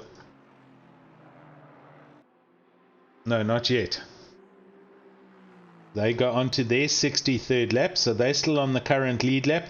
Amrish Surnarain in the Audi goes over the start-finish line and starts his 63rd, and Jason Luck goes over the start-finish line to start his 63rd lap, and Kurt Glashagen coming through the bus stop chicane, and he's starting his 63rd. So 9 cars still on the lead lap.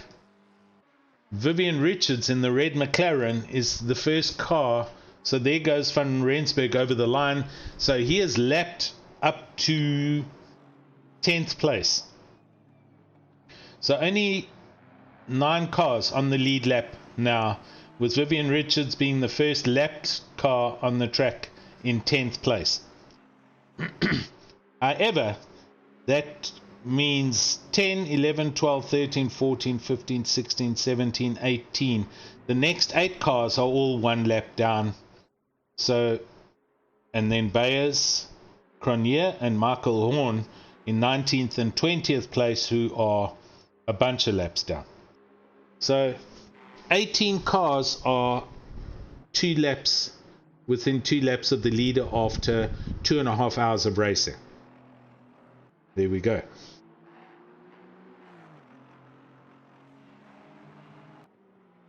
Currently, and it's nice to see them so close to, the grid being so close, even after a long period of time.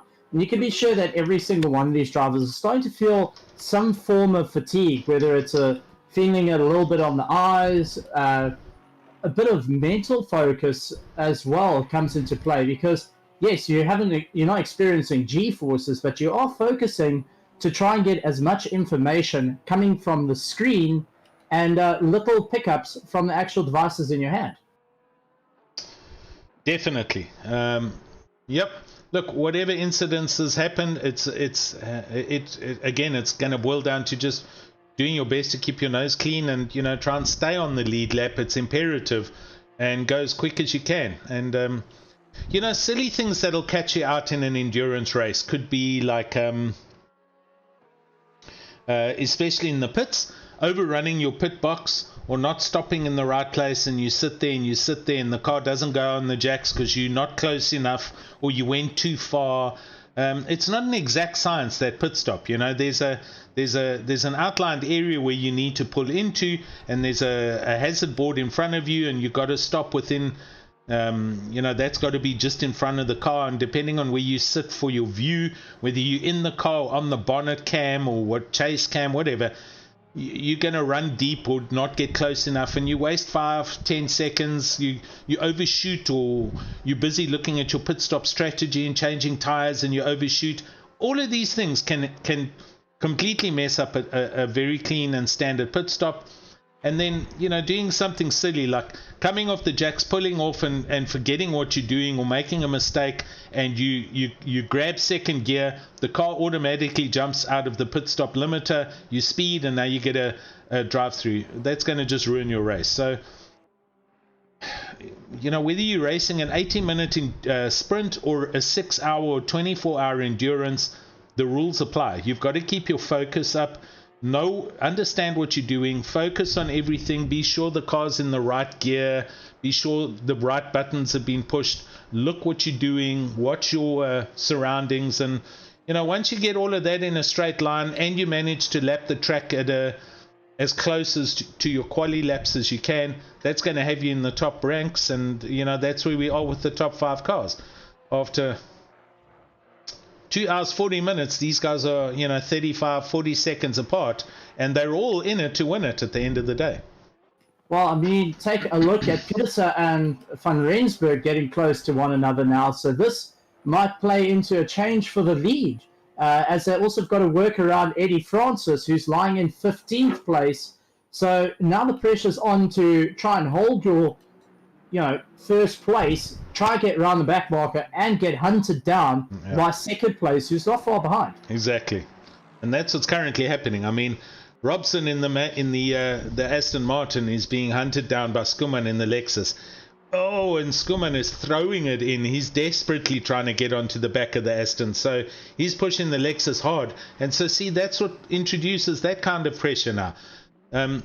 Skuman mustn't overdrive the car. He's got to do quali laps, so he's got to nail his braking points and his apexes. Even though that car is trying to get past to get back onto the third place tier of the driver's podium, it's only just there in front of him, but it's not there. It's not near enough to get past him. Focus on your race. Focus on what your car does well. You know, get everything right. Change gears in the right RPMs. Nail your apexes and just work on doing quali laps. Don't try and run deep and outbrake yourself, and then you're going to waste a lot of time recovering the car. You've got to do things right, and that brings quick lap times, and that makes you catch up to the guy ahead of you and puts you in a position where you can pass them. Well, I see Oros Man asking, how far is 7th from 1st? Okay, Oros Man, challenge me. Amrish Sunarain in the Audi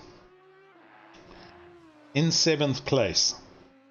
Okay, what I'm going to do here is a little trickery. So never mind the overhead times, but I'm going to put the track map up on the screen. Our highlighted car is Amrish in 7th place, so the red car will be him. Then you need to go and look for 722 or 44, and we'll see where they are on the track. So there's the track map. We've got Amrish going around down at the bottom right hand corner in 5th place, as you can see, and Van Rensburg car 722. I can't.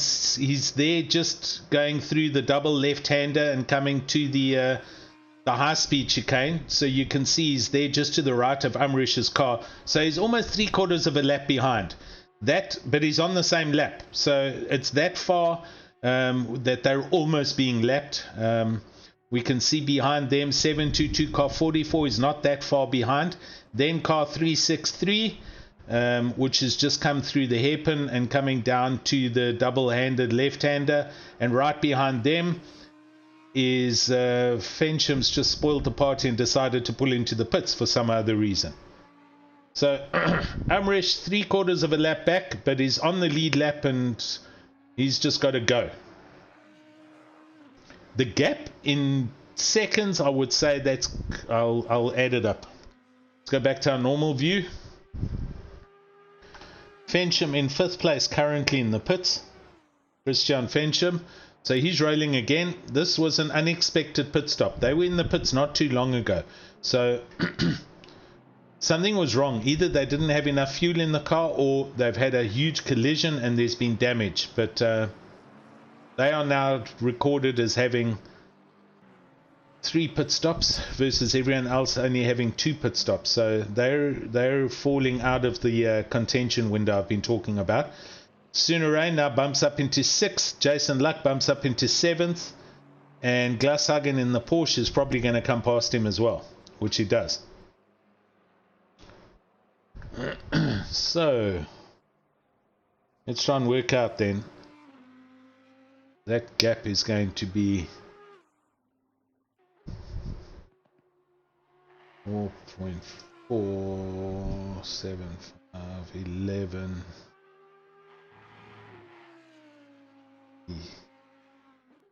Just give me a sec while we wait for these 2 other cars to show a gap.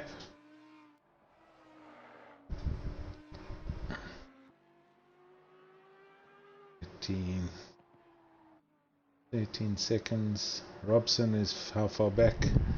32, 45, and LaRue. While Alan's busy doing some math, the race still continues for first place. Janssen van Rensburg pulling away from B. Paterson, and now B. Paterson managed to get past Eddie Francis. So he's definitely on the charge, but is quite substantially back. He's got to work hard to try and make up that bit of time. But maybe they can do an undercut pit to try and eliminate it. There is 5 pit stops. Now, in theory, these cars just have to pit 4 times.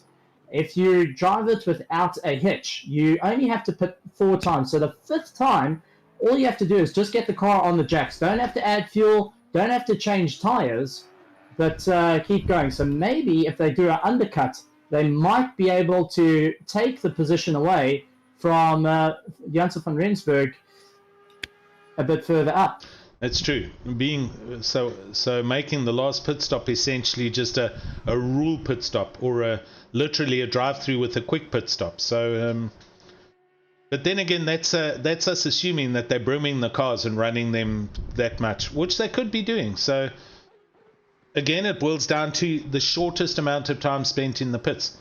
Oros Man on YouTube talking about the red car having so much speed. This is Amrish Sunarayan currently in the Audi. Their best lap time was a 2:20.7, and his last lap time was a 2:21.2. So Amrish is hammering this Audi right now. He is going to be very close to the Lexus's lap time, which we can check, of Skuman. Marius Skuman, yeah, sorry. Now, he's doing a 10:20, which is on pace with pro drivers at the moment. So the pace is there. It really does show, even though it's classed as AM, these are guys that have just most pro by literally 0.005 of a second in some cases. Yes. Yeah, I mean, look, I've come across Amrish in 1 or 2 races when, you know, I was also driving in our normal leagues on the Thursday leagues, and he's superly rapid and he's got very quickly. So he's looking at. Oh, I heard him. There he goes. So we're looking at Mike LaRue in the Lexus. His last lap was a 2:24.8, and Sunerain's last lap a 2:21.2. So he closed in 3-point-something seconds on this lap alone. They're coming up to the chicane now, and we're going to watch them as they go over the start-finish line. So Sunerain definitely looking at trying to get into the top 5, and he's going to be there super quickly. Leroux goes over the line. He does a 2:24.2. Sunerain goes over the line. He does a 2:21.0. That's almost at his race pace, at his best lap achieved. So no question, the red Audi, this is a position change happening in the next 2 laps maximum. Van Rensburg still out in the lead, and we'll quickly fly through the top 7 cars and see where they are on the track. So right now, Van Rensburg going over the start finish line. There we know. Right, Bernard Peters over the start finish line. Rowan Robson, he's still coming up towards the chicane and the start finish line. Marius Skuman just behind him in 4th place. Mike Leroux at the end of the Kemmel Straight with Umrish just behind him. So they're still at least 3/4 of a way around the track behind the leaders, but Umrish is on the back of the Lexus already. I think this overtake will happen. We're going to go to Helicam view and watch this from the air, and this is going to be done before the end of this lap, I can by the looks of things.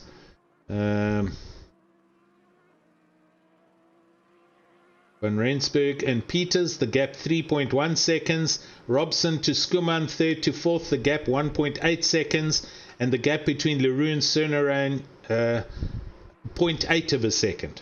So three close races out of the top 6 cars here. Now, Alan, now with the race, getting over the halfway mark now, yes. What's your thoughts going from the start of the race till now? Give us a bit of your thoughts, a little bit of insight, and how you're feeling about it. Yeah, listen, overall, I think those first handful of laps are very important for everybody, especially the guys that qualified quick, to not get involved in any of the early racing and to not get caught up in other people's accidents. They were in it for the longer race. Sunerain coming into the bus stop close up the back of Leroux. So it hasn't happened on this lap, but he's there. It'll be on the next lap. He'll probably draft him up the Kemmel Straight. So let's watch this as we talk about it. But these top 4, top 5 cars, I think it is, it's very difficult in an endurance to keep track of all the teams. But I know these cars we've been watching since the start of the race, and they're all still there or thereabouts. So all the drivers and their team changeouts have done excellent pit stops. They've done great strategies, and they've done really well to not turn the car around, not have a silly accident and waste your time, do a spin or do a turnaround or hit the barriers, whatever it is, and lose time and not stay in contention. That word is it's an important word in these races.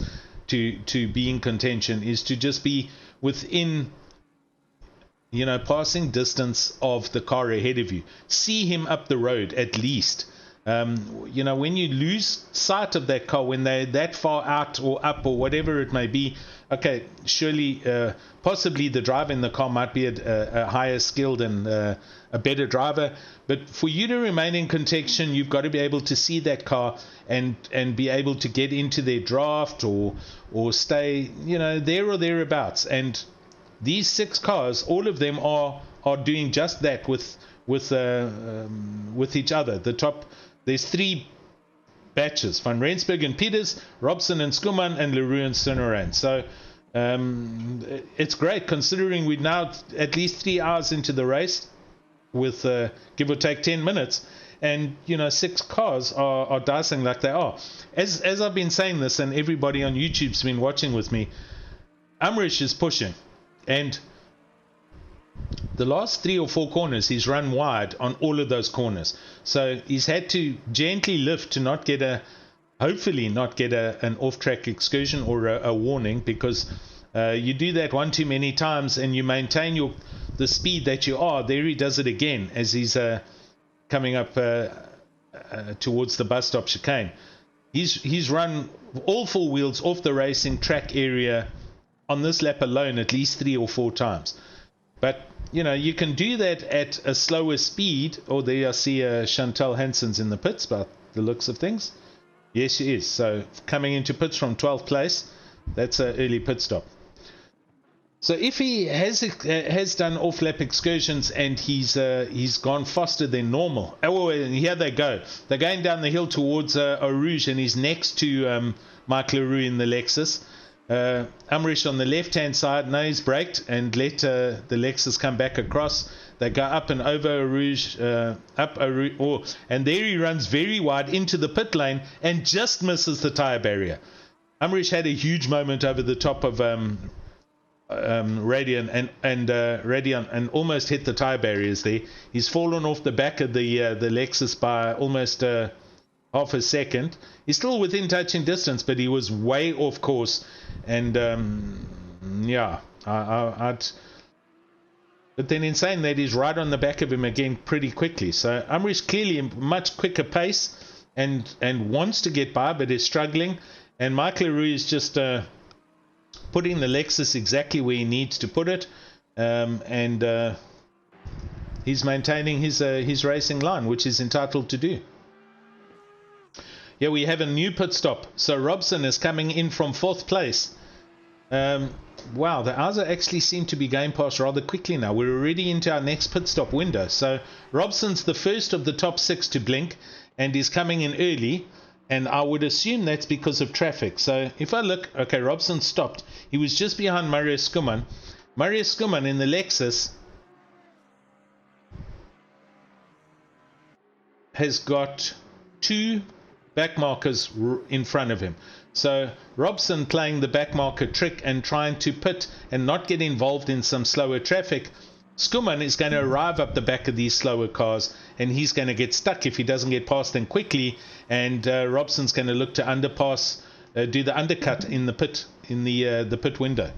So there we go. Oris, man, I gather that you're rooting for the Audi. Totally understand it. They're doing really well. They've just got a long way around the track to make up a lot of time. So whether they'll be on the podium or not is going to be another question, but they've passed him. It's happened.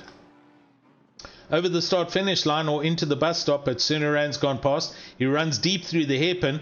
Mike LaRue's come tight through the hairpin, although he didn't get a good drive. So Sunaran has passed Mike, and he's up into 5th place as he bombs down to Eau Rouge.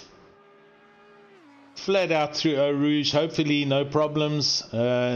Next is Radion, and up the Kemmel Straight he stays in the track boundaries and is already producing daylight between him and the LaRue Lexus. They come up to Lacombe, and Momedi has got to get through here nice and clean. I love the sound of the Audi, I've got to be honest. I'm a big fan of the Wailing V10s.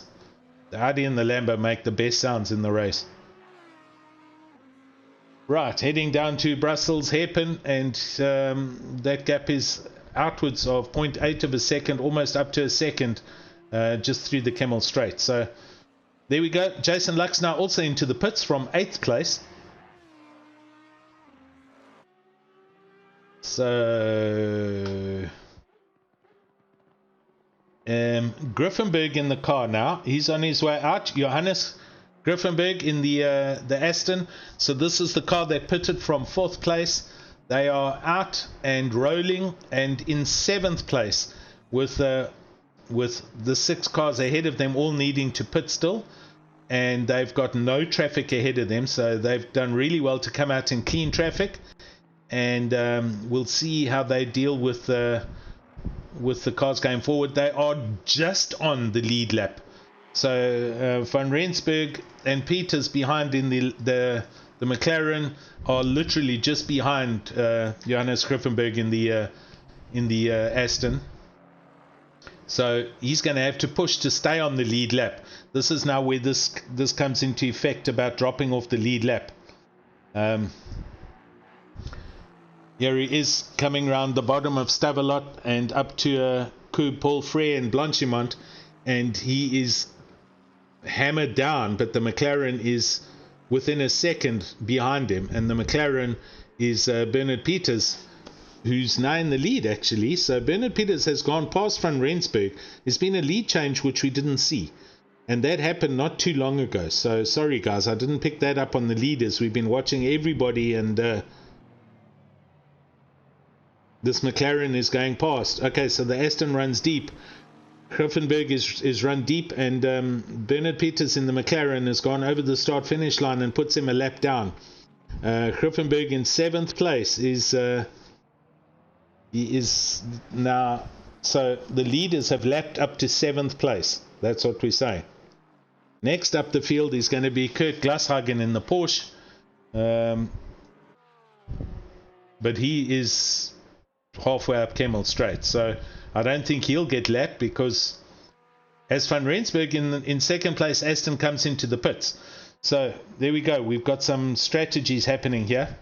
Van Rensburg's come into the pits from 2nd place on the clock with 2.5 minutes, and Bernard Peters has gone through in the McLaren. So Bernard's pushing hard to try and extend the lead possibly, or Van Rensburg has come in early to try and do the pit lane undercut.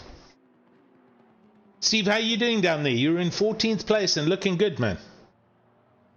Well, I can tell you it's getting busy with all the faster cars coming through. Yeah. And also chasing after Richardson, who had a brilliant tow with some of the faster cars. So it does make it a bit tricky to catch the guys, because you can use the tow of the faster cars for a short little time. Yes. And that's what makes it even more exciting. So it's nice to see the guys coming in cleanly. And I've got to say, from a race car perspective, despite the guys, being the faster cars, they give you room. They make sure not to interfere with your race, as long as you're not interfering with theirs. And it's got to say, it's really nice to be racing with some clean door-to-door racing the whole way through. Yep, and everyone's respecting everyone else. Oh, my word. So Kruger's just got into his McLaren, and they've got a drive-through. Zander Kruger, who they were in 7th or 6th place, and they weren't in the pits. So they've done one too many track excursions, I think, and now they're forced to do a drive-through because they've gone out of track bounds, I think. So Van Rensburg in the pits. He's rolling. This was our leader earlier on, and there Skuman has just gone past in the Lexus up into 2nd. Rensburg's coming to the end of the pit lane. I don't know if they've done a driver change yet. We'll have to wait and see when they go through the first timing screen. So Amri Sunarain in the Audi has gone past, also up into 3rd place, and obviously still has to do their pit stop. So at the moment it's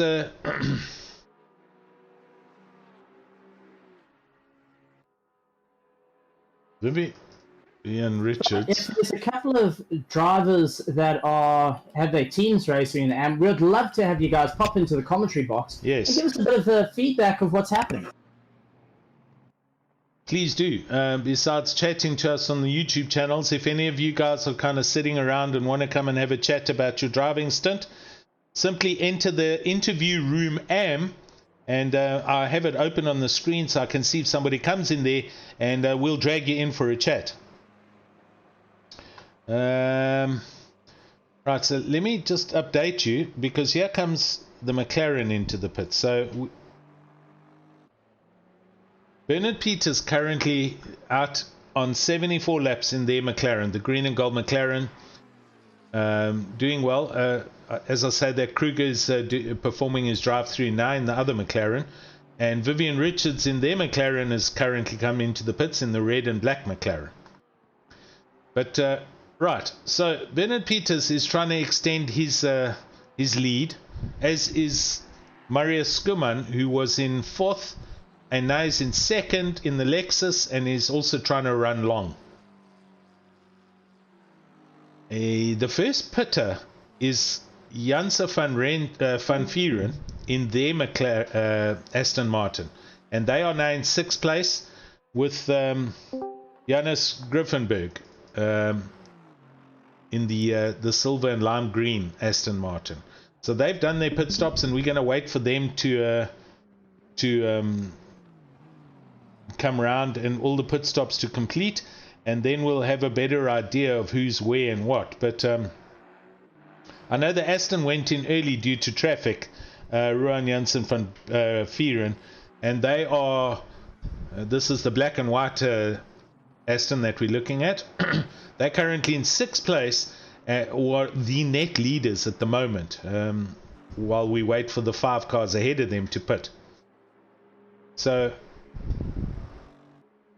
and Sunarain is definitely trying hard, putting in huge laps. He's now currently up into 3rd place in the red Audi, ahead of Mike LaRue and Kurt Glashagen in the Porsche. So trying hard to make up positions and close that gap down, with only Skuman and Peters ahead of them at the moment in the McLaren and the Lexus.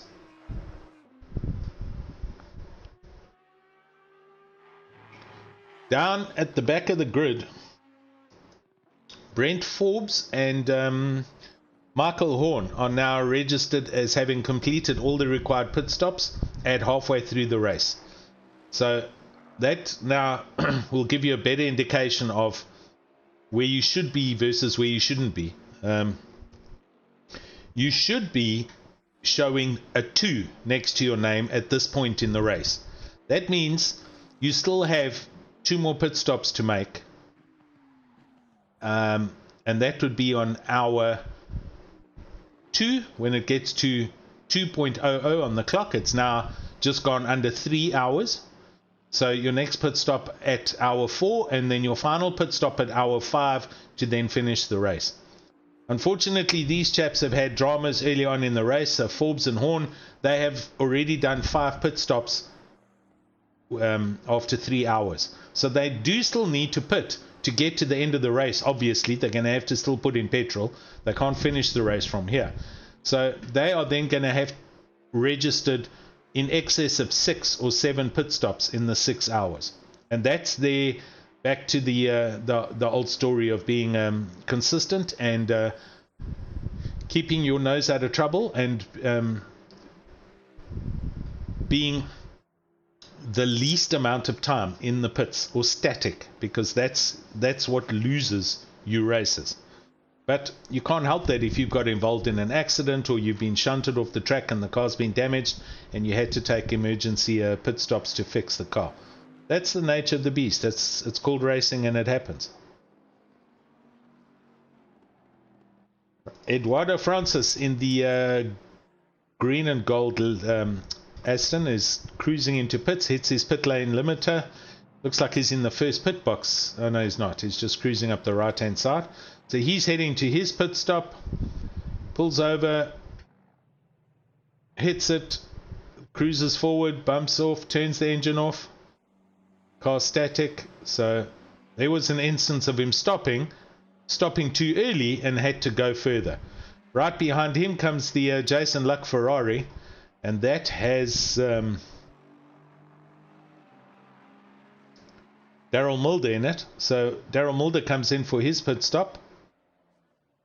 So they are now bumping down to 2 pit stops, or having done 3 in total, and on track. As we go back to the leader, Bernard Peters in his McLaren, who is now stuck behind Kurt Glashagen in the Porsche in 5th place. Not necessarily stuck, but has lapped everybody up to 5th place. So, and Kurt is obviously racing his own race, so he's going to try and make this as painless as possible. He stays out left as they go up towards Blanchimont, and Bernard Peters goes around the outside of him through Blanchimont and puts Kurt 1 lap down. Both of these drivers still need to pit, so we now sub the hour into 2 hours 54, and as I say that, Kurt peels off to the right and enters pit lane and goes in for his required pit stop, just having dropped a lap to Bernard Peters. So now I need to ask, Alan, you've got the 5 pit stop strategy. When would you actually take the 5th pit stop? Because if your cars are able to only have to pit 4 times, I know the Ferraris have this ability, that they only have to pit 4 times and you got a 5th pit stop, which is essentially a drive-through, but it does cost you an entire lap. How are you going to put this into play? Yeah, you've got to take it, irrespective. It doesn't matter if you're not putting in fuel. That's what I was trying to work out with Jason Luck's Ferrari earlier. Him and Daryl ran 15 minutes longer than everybody else. So you've still got to spend an hour 30 or an hour 20, sorry, not an hour, a minute 20 or whatever it is to come through the pit lane and stop, go up on the jacks, come off the jacks and drive out of the pit lane. Let's say it's going to be 1 minute 14 total. If they have extended a 15-minute extra on the hour for each pit stop, that means they're going to get to their 5th pit stop or their 5th hour with a whole pit stop to spare. That they can then take whenever they want to and use it strategically in the last 60 minutes or the last part of the race to possibly clear traffic, i.e. go in and take the pit stop and come out wherever you may come out, and I'm sure the other team driver will be watching this to make sure they come out in clean traffic, but they can use that strategically to avoid getting caught in a bunch of traffic, and that pit stop's going to be a lot shorter than a full refuel pit stop. So there is a bit of method in that madness, if we can say it that way. The Bentley, as we know, has the biggest fuel tank out of all of these cars, and it's currently down in 18th place. They've done all their pit stops, so they've had a problem. But in other races that Kieran's, as I'm saying this, Bernard Paterson is in the McLaren, is in the pit lane. So the leaders are now in the pits. So now we're going to see where Marius Skuman in the Lexus and Amrish Sunarain are in the Audi, as well as Johannes Griffenberg. He was the other, sorry, not Johannes Griffenberg, it's Janssen van Vieren, as they go past on the pit entry, and they head down to Eau Rouge. So we're going to see how this plays out as Peters just goes into the pit. He's literally a whole lap that he's going to be static for as he refuels. But coming back to that pit stop strategy, Luck and his driving partner, they might have had Daryl Mulder, who's now currently in the car. They might have played a little bit of a different ace up their sleeve here by running these 10-15 minutes each hour longer with a fully broomed car to essentially inherit a complete pit stop. And the pit stop won't then be a let's say a static standing 30 or 40 seconds for refuel and tires. It's only going to be a 5-second static, but the drive-through will be the same. So it's actually a second. To be on the jacks, it's a second. So it's literally you get on a second and then you've got to just deal with the pits. Yeah. Okay. We're saying if they aren't doing any repairs, I agree. It's only a second versus whatever the time is that the other guys have been doing to brim a car and change tires. So yes, in essence, they're going to be inheriting or making the best part of 30 to 40 seconds up. As long as that strategy stays in one piece and they don't get involved in an accident. So they're the only people I know who have been doing this, and I've been watching the top 7 or 8 cars. So I'm gonna as Amrish Sunaran also comes in the Audi. That's 2:49. So they ran 10 minutes past the hour. They're trying to extend a lap stop, their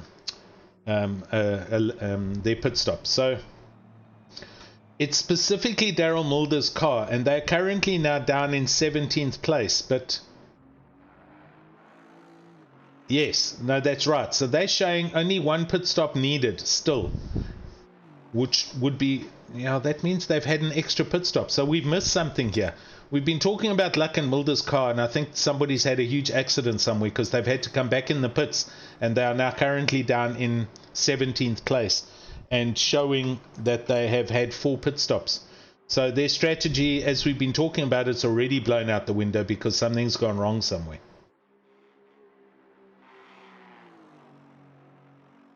Let's still watch what happens.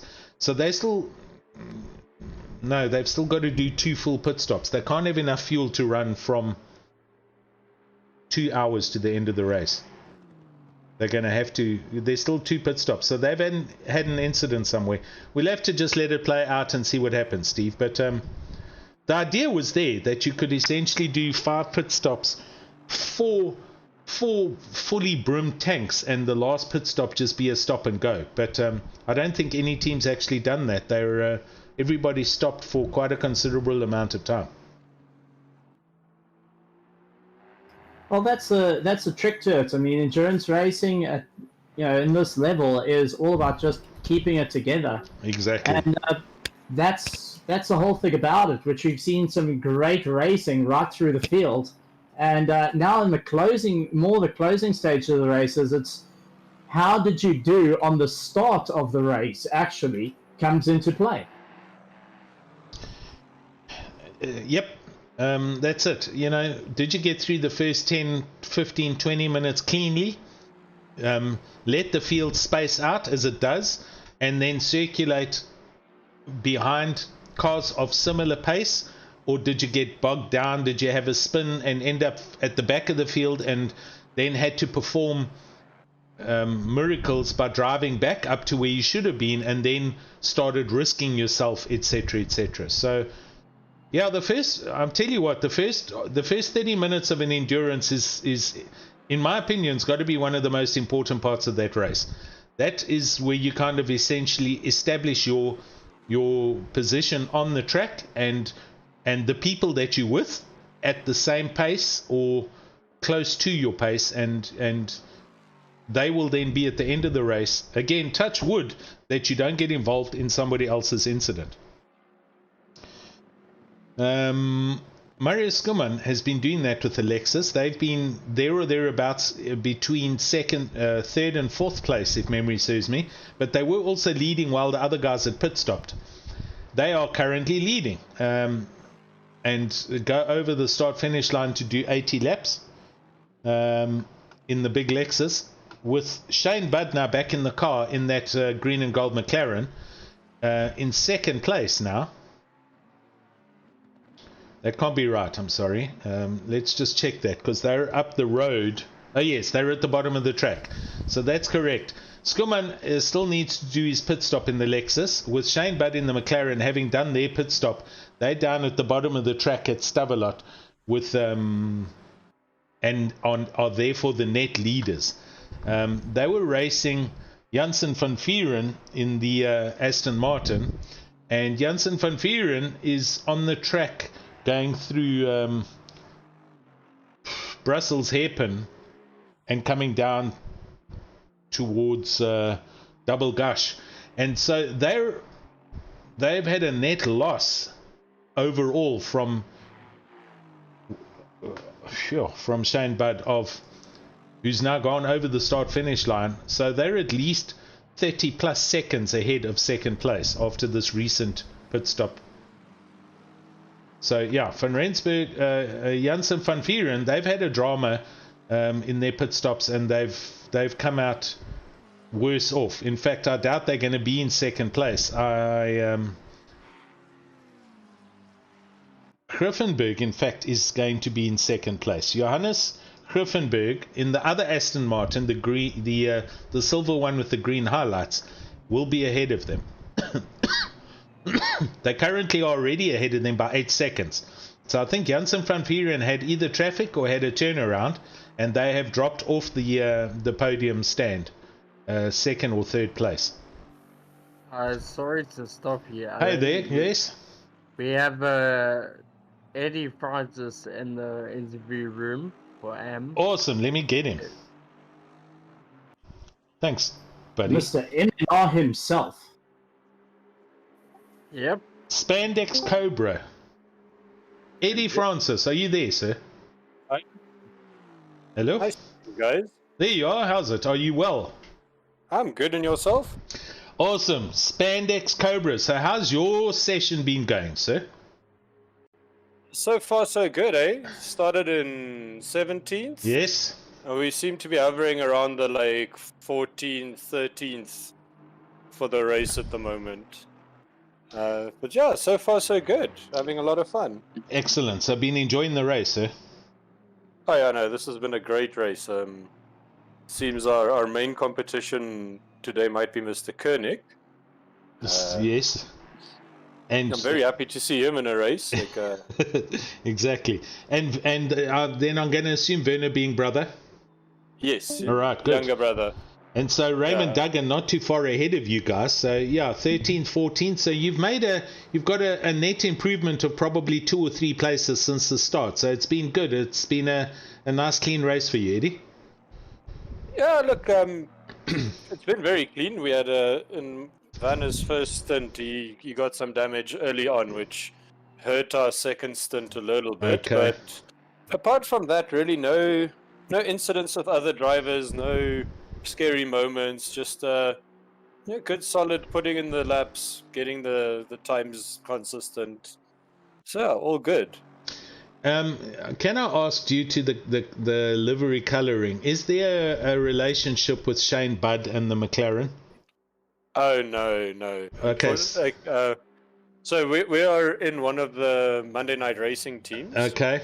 And Monday Night Racing being a proudly South African, every race, at least my team, we try and put a South African flavor in there. So okay. with the Proteas playing currently, we thought we'd go for some green and gold and represent the rest of South African sport. Love it, 100%. So that was the only reason I was asking. The tints are different, but the McLaren's also got well, it's more British racing green. But I was just wondering if it was if there was any association. But at least we understand.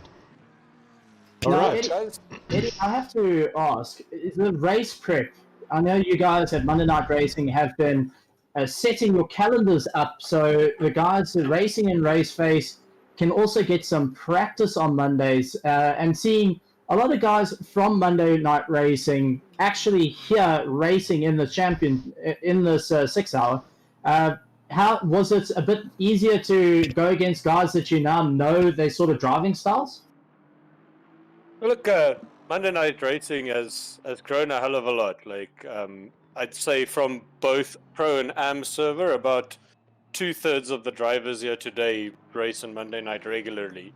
And our partnership with RaceFace, and we'll continue in the next seasons, we do marry our track selection with the RaceFace leagues in a bid to kind of give everyone a free practice race to do, Myself and my brother didn't have too much prep time for this race. Luckily, Spa is a track we both know reasonably well. But with RaceFace and with Monday Night Racing, most of this field has had about 2 weeks of racing at Spa and have really gotten to know the track. Yeah. So I'm not surprised seeing like even an AM server, 2-minute 18s, which is comparable with what the guys are doing in Pro. Exactly. And your car selection choice. So we know that you usually run a Porsche in Monday Night Racing. What's the thought process behind picking your car? Look, this is a team event, so you pick to the best capabilities of your team. Of both drivers, yeah. So I know the Porsche is not an easy car to drive. My brother has hours of experience in the Aston, and I'm more than happy to climb into any car. So yeah, we picked the Aston because it is my brother's strong car. And even for me, it's a very good race car. It's got a V8, even though it is actually quite a light car. So it's not killing us on tires. It's not killing us on fuel. And going down the Kemmel Straight, you really see that V8 come to life. I mean, it is so hard catching an Aston going full tilt down the straight. Yeah. Now, what's your thoughts going into more the closing stages of the race? You guys got any hidden of try and utilize the 5th pit stop that to try and get a second up and go, or did you decide early on in the race get it over and done with and try and continue? Because that also plays into effect of moving up through the grid. I know you guys are venturing now into 12th position, So you're getting close to the top 10s. Is that a thought of changing the race strategy a bit for you guys? So we very much play it by ear. I am the stronger driver in the team, so if a long stint is required, I'll probably be the one to put it in. But at the same time, this is a fun race. We're trying to each have the same amount of race time. So our strategy is pretty much go out there with a full tank, do an hour, don't care about the tires, keep it clean, and then swap for the next hour. So you'll see us pit stop on the hour every hour for the rest of the race.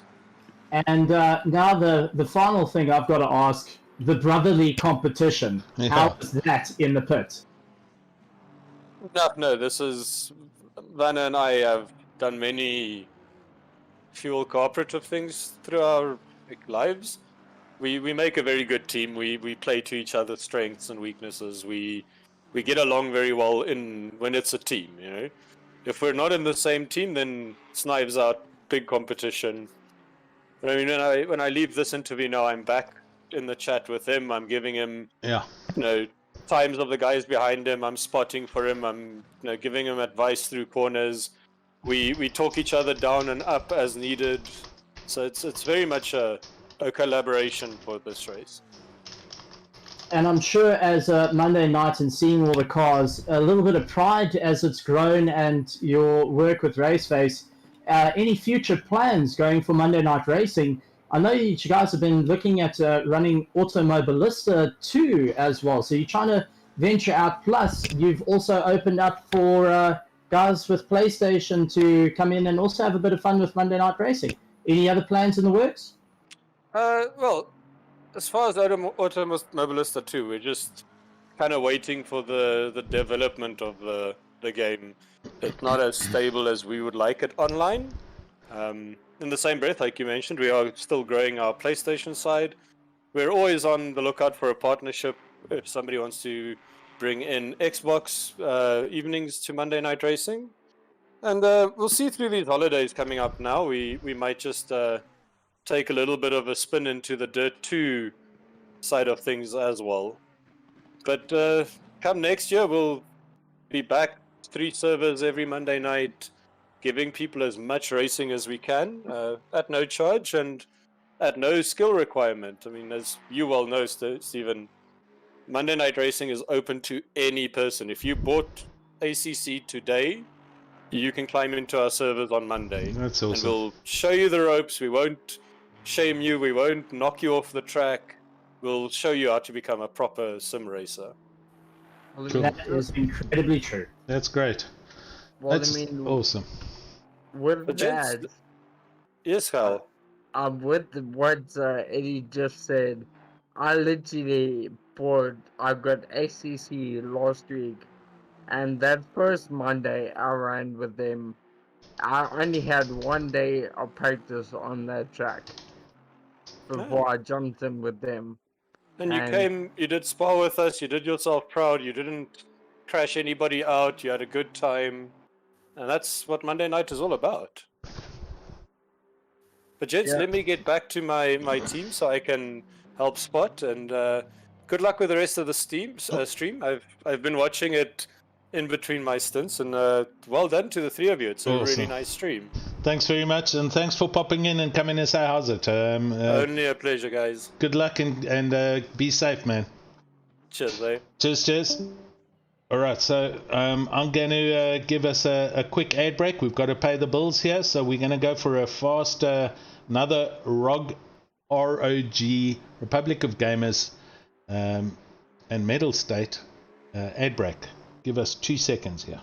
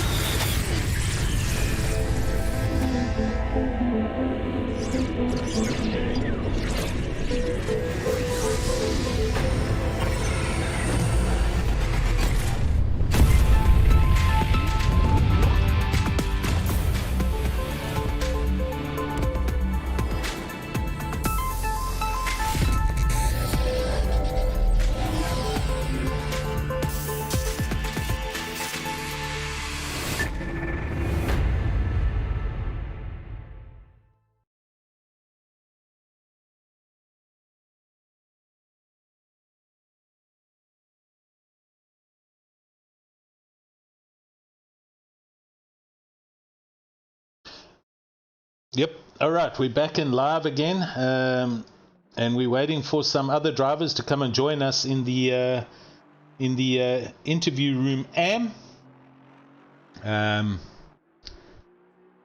think there's somebody coming shortly.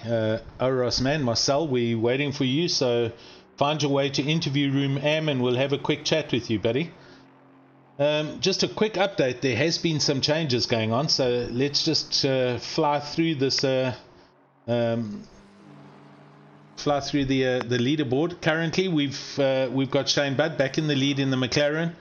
Has just gone past Chantal Hansen's Aston Martin, and they're on 85 laps already. Gerard Pretorius in the Lexus has pitted and is out back on the track and has maintained their second place net 28 seconds or so back. Oh dear. Hildebrandt in the Ferrari has just got a stop-go 30. I think that's going to be for too many off-track excursions, so they'll be carrying that to the end of the race. Johannes Grifenberg in the other Aston in third place, 16 seconds back, and Janssen van Vieren is currently behind the McLaren of Paul Gleed, and they're the guys who lost quite a lot. They should have come back out in second place. They're currently in fourth place and a good 20 seconds behind third place. So they're the biggest movers here. They've gone backwards by at least 30 seconds. And the biggest movers upwards is Amrish Surnerain in the Schramm Filters Audi R8 GT3. Part of the team that's racing with Marcel de Beer, who we're currently waiting for. I'm just checking if he's there. He is. So I'm going to bring him in as we chat. And Marcel being part of the team with Amrish, who's now making up gaps. Amrish up into fifth place, and Marcel's here with us. Marcel, how are you, sir? No, I'm doing good. We've just been having some trouble trying to find the stints time, because I was supposed to go in now, but we had a bit of an issue with the driver swap. So. Okay. But overall, you have made up huge steps on the leaders ahead of you. From those math calculations I was doing earlier, you literally, your gap at the moment, you're 20 seconds off a net fourth place, and looking at possibly getting to the podium on third place. So Amrish is going hugely quick. As I say that, he runs a bit wide, but he's good. So the car's obviously looking after you, and you guys are both stable in the car. Where can you remind us, where did you qualify with this car?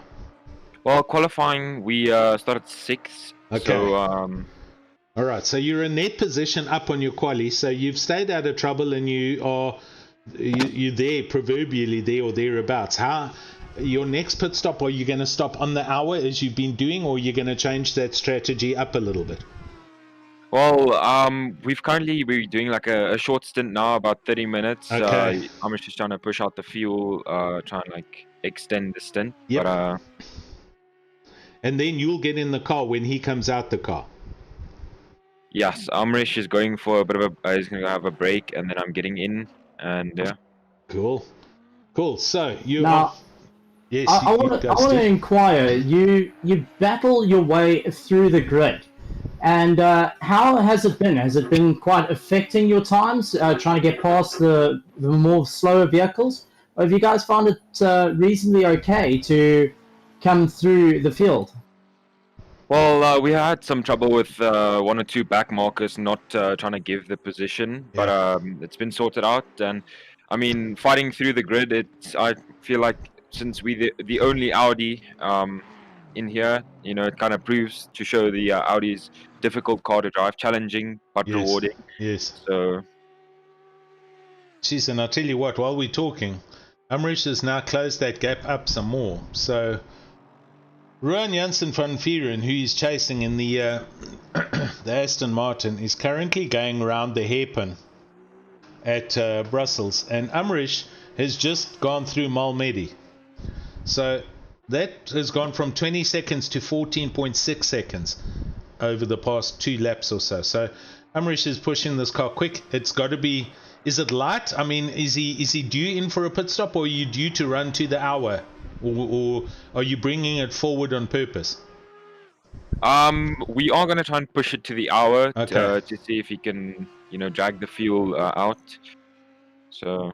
I mean, his current lap times, if I put this on his car, his last lap was the quickest lap of your race. He's just done a 2:20.184. That's the quickest you guys have gone the entire race, and it's 3.5 hours into this race, so it's getting quicker the longer he rides.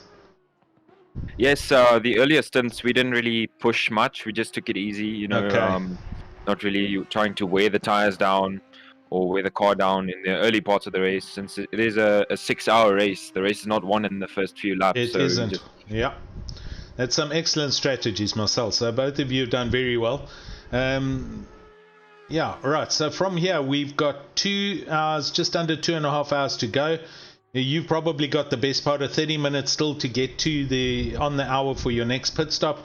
You going to drive a full hour, or you shortening the stints, or is it you in for an hour and then sooner around to finish?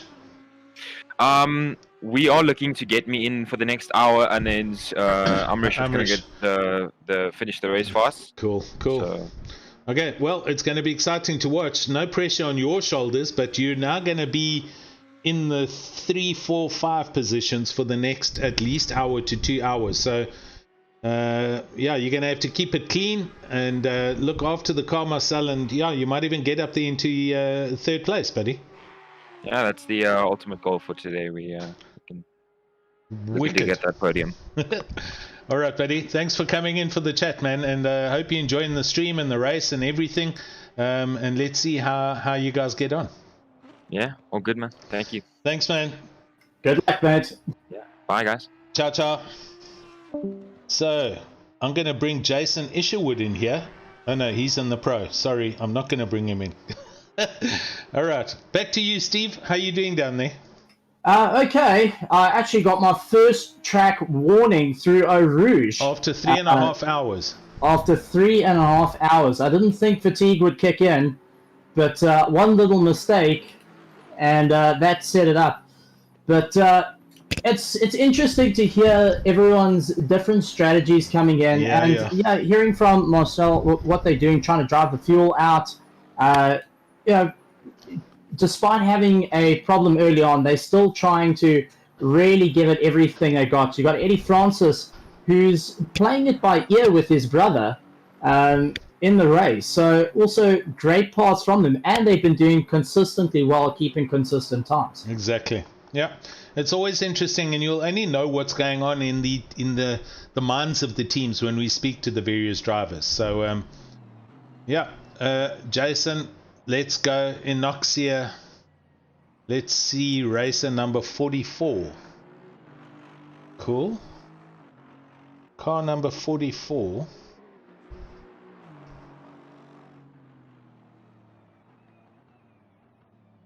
Shane Budd, obviously.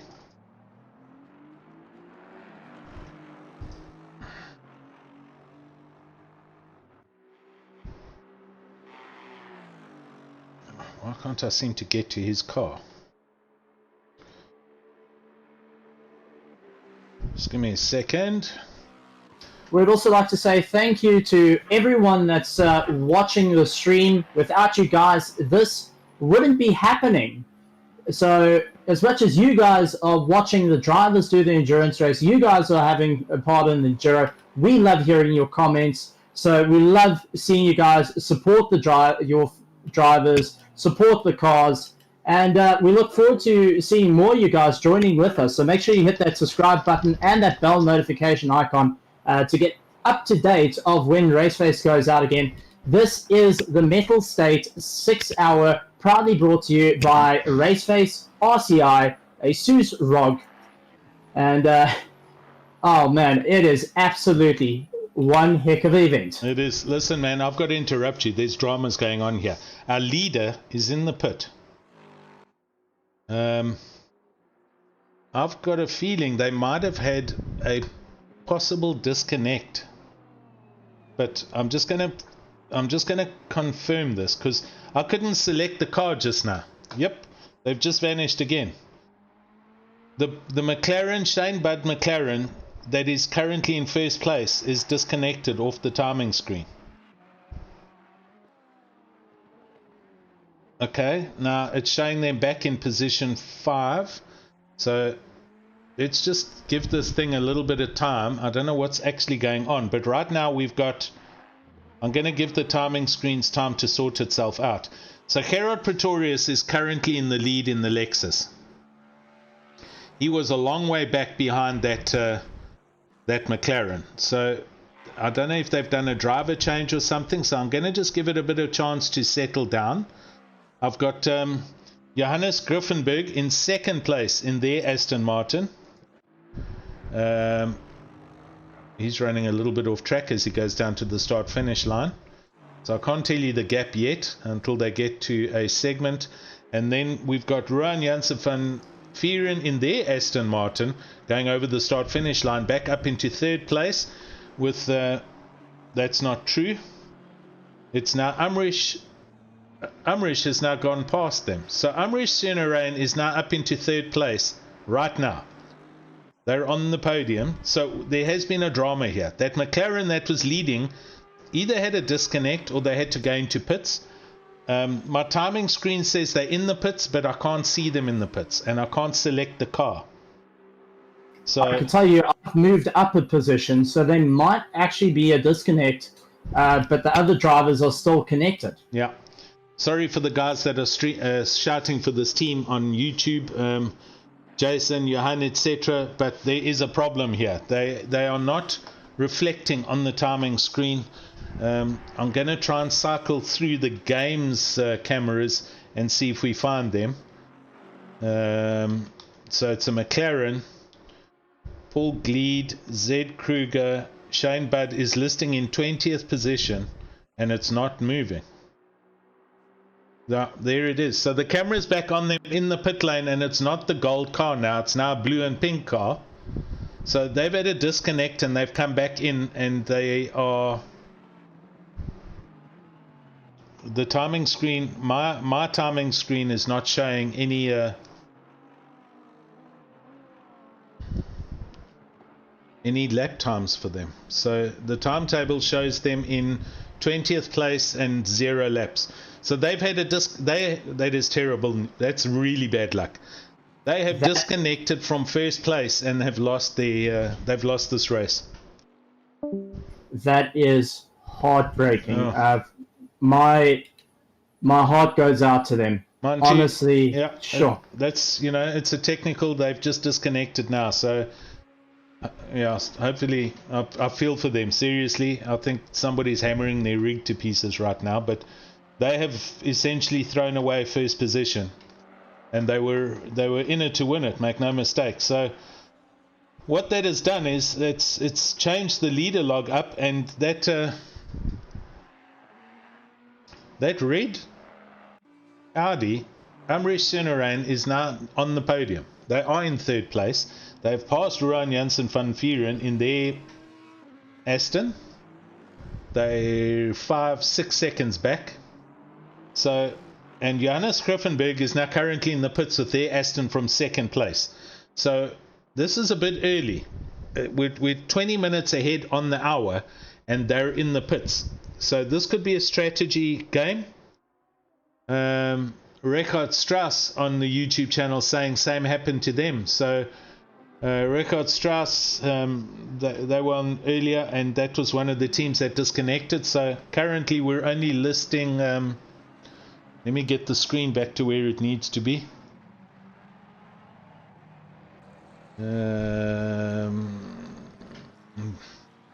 Now, 19 teams. So we've had now 4 teams disconnect, unfortunately. That sucks. I wonder, the internet, jeez, you'd expect it just to work. Well, I can tell you one team that has got a big smile on their face, and that's Cimarron, who's in second place and in a whole shot to try and go after first as well. So they're going to be big smiles on their part. No question. I'll tell you what, we had old Marcel in here earlier saying that, you know, we're giving it all, and Amrish is driving the ring out of this car, the rings at least, and we saw him do the quickest lap while we were interviewing his teammates. So Amrish definitely has put foot down now and is hammering away, trying to close in on the Lexus.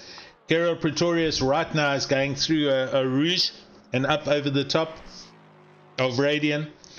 And Amrish is just gone through Blanchimont and heading to the chicane. So his net gap... Oh, I've lost the... hold on. We'll just wait for him to go over the line and we'll see what that gap is, and then we'll monitor from here. It's going over the line now. And we're still going to wait for a second a timing section for when Pretorius goes through their first sector.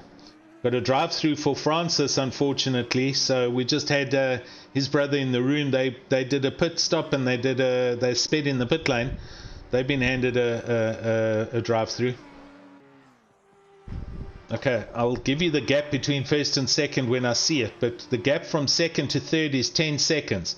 So Amrish in the Audi is ahead of Janssen van Vieren in the Aston by only 10 seconds, with now Zander Kruger up into a net fourth place in their McLaren.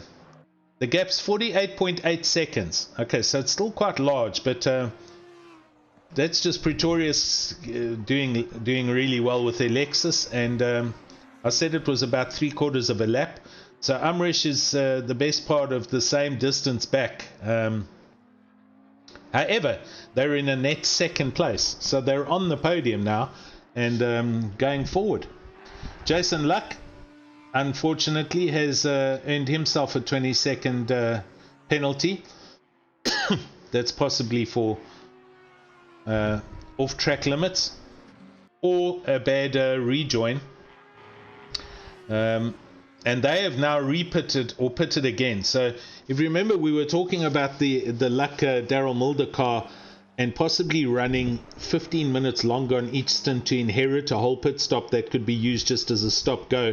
And then while we were talking about it, their number dropped to 2 and 1, and now their number is 0. So they've essentially done 5 pit stops and they still have 2 hours and 15 minutes to go. So the strategy that they had or were heading towards has gone out the window. They're going to have to pit at least 2 more times, which is 7 pit stops, and that's going to put them, they're currently in 15th. I think they'll be somewhere there or thereabouts at the end of the race.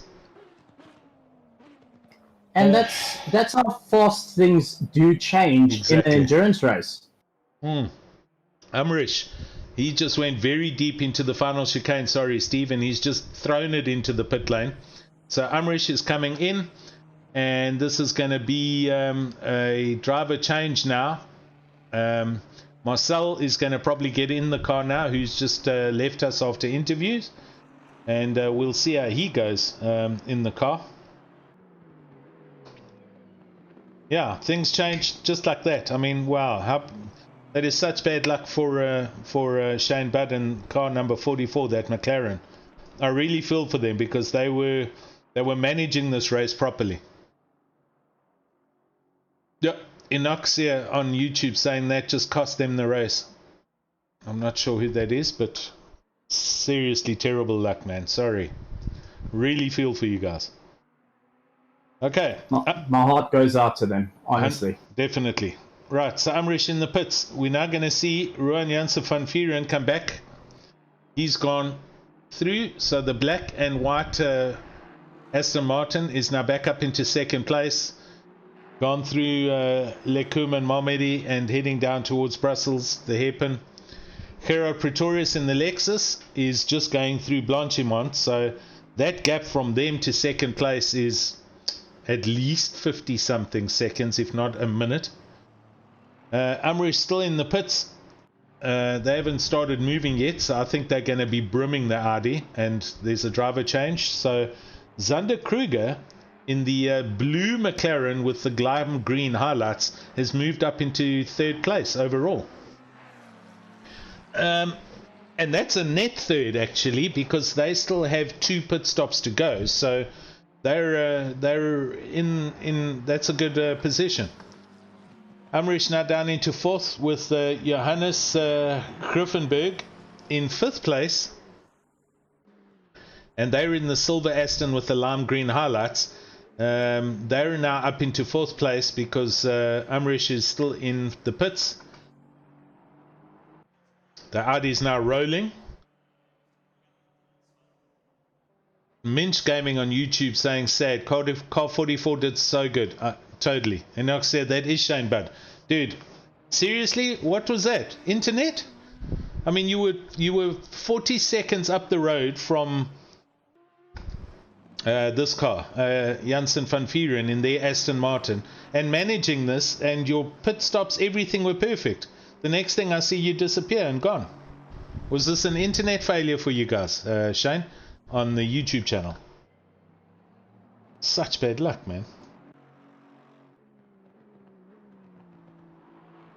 So, Johannes, as I say, up into 4th, and Kurt Glashagen in the Porsche. So, Kurt also doing a solo stint as you are, Steve. He's in 5th place. Amrish out the pits, back down to 6th. It still says Amrish is driving the car. So, I think he's going to carry on pushing because he's obviously quite happy with the car. And they will put the other driver in just now. Are you kidding me? So Shane Bud is saying, I hope you haven't heard the cat, but the cat stepped on the power button on his keyboard. And that put his computer into standby mode. Oh my Word, dude. So we were going on about internet, but man. the thing we did not bring into our discussion is literally physical problems. The cat stood on the power button and put the PC into sleep mode. Doof, out the race you go. Yo, so what are you saying? You couldn't come back in and it registered you as who you were, because when you came back in you had a different car. Shane, why don't you come and join us in the booth, man? Just find your way to interview room AM. You'll see it there, up at the top of all the channels, and we'll have a chat to you. Come chat to us. If you want to. I mean, if you know, the heck in, then don't worry. Oh, such terrible luck. The cat put the PC to sleep. I've got to say that's the first time I've actually heard of it. Well, it's not the only time I've heard of that. I mean, I've heard of dogs, like, you know, standing on an extension cable and stood on the power button and turned the whole rig off and stuff like that. So, okay, we got changes here. Zander Kruger from 5th place is in the pits in the McLaren. So that's going to bump Amrish back up into 5th place and a net 5th. So they are definitely closing in. Kurt Glashagen now in the Porsche up into 4th place. Man alone. Doing a great job. So 17.7 seconds off the back of Griffenberg, who has done one extra pit stop. So they're going to have to pit twice, which means at the moment Kurt Glashagen is in net 3rd place in the Porsche. So Amrish Sunarain is chasing that car at 27.6 seconds back. Philip Minard, Duggan has a puncture. He's just got one. Raymond Duggan in 8th place, and he's driving into the tire barriers. No, don't stop, go. He's stopping. Raymond Duggan, we've got a huge problem here. From 8th place, he's just gone back to the pits. He obviously couldn't drive the car on the flat, or he's had a problem. When I saw him, he was stuck against the tires, and he stopped and he's jumped back to pits. So that's going to be an added minute and a half or 2 minutes that you have to sit and wait. Such bad luck for Raymond Duggan. And I think he was driving with Chantal. I see a Noxia saying the cat is still alive. That's good news. But yeah, I mean, that's another thing we need to add in is the sim has punctures. If your tire pressures are wrong, or you ride the curb too hard, you are going to sustain some major punctures. Yeah, no, you're true. I've got Shane here. We're going to bring him in. Yes, dude, are you there? Hello. Yes, Shane. The whole world has just broken down and is feeling for you, buddy. Yeah, that was a tough one. She was lying on my desk, and got up and stood on my power button. Yo, dude, I so feel for you, man. And your teammate, I can imagine, he must be beside himself. He told me not to worry about it, but I feel terrible because we were doing so well. He was racing well. That is the worst luck, nothing I could have done about it. Steve, are you there? I am here, just exiting out the pits. But I mean, how was the race for you before the cats decided to want some love? How was the race for you? Well, we were really happy with the position we were in. We're doing well. The pits were going well. I was a little nervous in the first stint, but then as soon as we got into it, the nerves died down. Yeah. And yeah, I mean, at the beginning of the race, you were, you were within 0.8, 0.9, and you dropped back to about 2.5 to 3.5 seconds. So that was the kind of, settle down, everyone get the emotions and butterflies out the way. And you guys kind of swapped positions, and then you got to the front, and from there on, it was easy peasy right up until this moment, man. Yeah, we were doing really well. We were happy. Yeah. We kept discussing our gaps and what we needed to change about the car, our tire pressures, what I needed to change the next time I came in. And yeah, shortly after that, it all went to the dustbin. So, man, Bernard Peters, I think basically you guys need to rename your cat to Spa or ROG or something like that. I've got to ask a little bit on the positive side of things. When you guys lined up on the grid for the start of the 6 hour, how was it in the team? Was there a lot of chatter? Was there a lot of buzzing? Did it go absolutely silent when that the green lights went on? I basically said to him, okay, I'm going to keep dead quiet. You've got this. Yeah. Just let him focus and do the job. That is... Dude, I wasn't sure if it was me or what. I mean, I was trying to click on you. In fact, I can scroll up the chat window and tell you exactly when it happened, because I'd just been talking to Oros, man. And Jason said, let's go at Inoxia at MLGC. And then he said, let's see racer number 44. And I was going, 44? Oh yeah, it's the leader. Click, click, click, click, click, click, click. And I couldn't select your car. And I thought, no, wait, something's gone wrong. And then you see me say in the thingy there, there's a problem. I actually write there's an issue here. Yeah, drama here. And then Jason's like, fire, and you're on fire, and Record Strauss, Beard, you guys had some drama, and then that's it. Then I couldn't find you. So, wow, dude. Yeah, we tried several times to reconnect. Yeah. But when I eventually got in, it told us we had another 5 mandatory stops, and we were just like, there's no way we can do that many stops and still catch up. No, you'd never catch up because your lap count went to 0, so you didn't have the laps that you had. Yeah. Oh well, buddy. And you've obviously this is a bit of a learning curve, but are you guys looking forward to next year and the rest of the racing seasons for RaceFace? And you guys going to be in for the next endurance race with us? I'm sure we will be there. Yeah. I mean, proof is in the pudding. You guys are capable of leading this group, and you were doing well. You were in them, you were amongst everybody. You were on the podium all the way along. So yeah, this was actually I think I did 2 season races before this. Okay. This is my 3rd race with you guys. I was actually enjoying it. Shame, man. It was going really well. Well, now the best thing that you can do is just go and sit back, watch the stream, grab yourself a beer or a drink, and just enjoy the rest of the races. But I definitely will be watching in and seeing who's going to be taking that podium position. Cool, man. We're glad to have you around. Thank you very much for joining us. And I could say from my part, thank you very much for racing with you. One of the guys that's given so much room to us backmarkers. And keep up the hard work. Yeah. Thank you very much. We got a pro in the making, yeah. Thank you. Shane, well done, buddy. Go put your feet up and take a load off. And thanks for coming for the chat, man. Thanks, guys. No worries. Cool, Enjoy cool. the rest of the race. Thanks, cheers. Bye. All right, so Steve, that was a,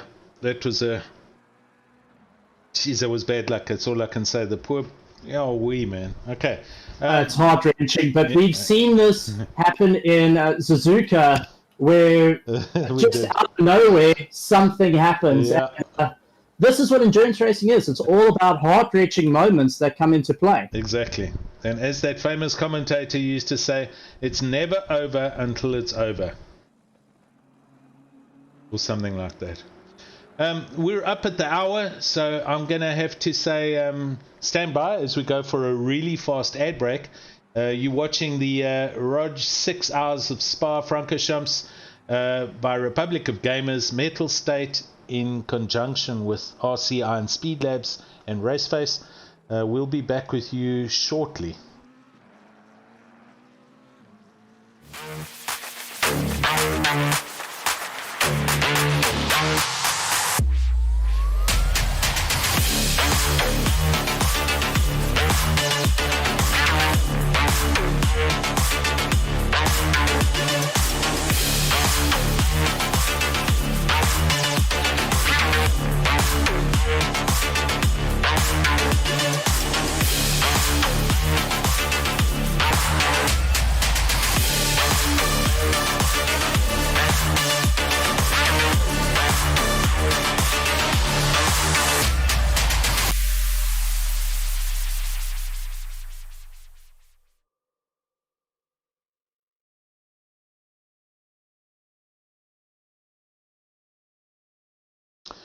Alrighty, Asus, in search of incredible. You're back with us live, and we're looking at Gerard Pretorius in the big Lexus, and Gerard Pretorius is on lap 98, and out in the lead from Ruan Janssen van Vuren, who is down at the bottom of the track. So the distance, they're almost a lap ahead of the whole field.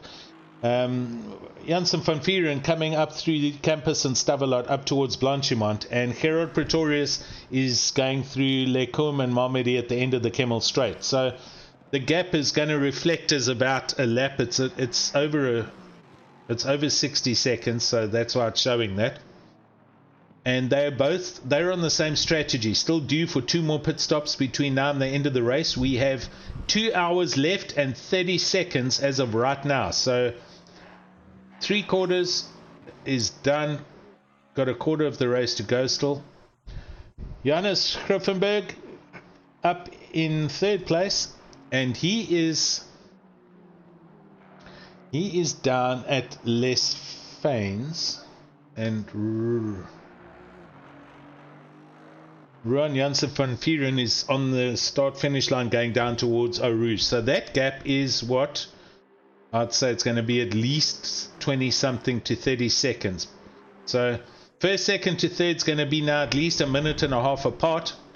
But Griffenberg has had 1 more pit stop than everyone else. I don't know if that's a good or a bad thing right now. Well, the thing is, hats off to him for solo drive and keeping a high constant pace. So that's got to be hats off to the guy for it. It's not an easy task. Yeah, that's true. Are we? Yeah, he's supposed to be in the car with a Ruan Robson. No, it's not a solo drive, this.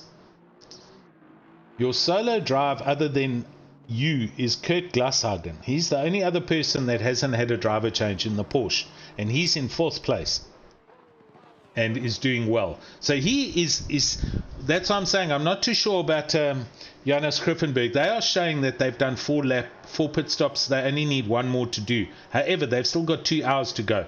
So that might be a winning strategy. But we'll have to see if they can do 2 hours with only 1 pit stop in between, which they theoretically should be able to. Okay, so what that means is just make it with the Aston. Because exactly. With the Aston, you can do 4 pit stops in 6 hours. Okay. But you're going to be pushing your tires, and you're going to be pushing the fuel to the absolute limit. Got you. So depending on what they do now, as we at the hour, we're then going to see the likes of Pretorius and Janssen van Vuren come in for their pit stop, because they do now for pit stop number 4 of 5.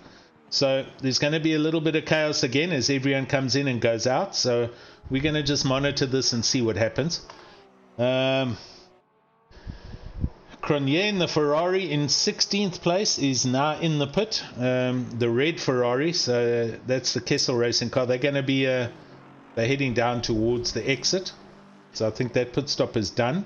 And they looking at YouTube, just to give you a heads up, sorry to butt you in there. Yeah. Apparently, Griffenberg forgot to select his driver and has got out an extra stint. He's done, so he's driving 2 stints. Okay, well, thankfully, there's no penalties for minimum driver times, which is what was important that Bertus said in the driver briefing. But that unfortunately means he has to literally sit and drive for 2 hours, give or take their driver stint or their petrol stop. So, Ruan, thanks for clearing that up with us. I did say you're the other guy in the car and why you're not in the car, but you guys are in it to win it, or at least be close to it. So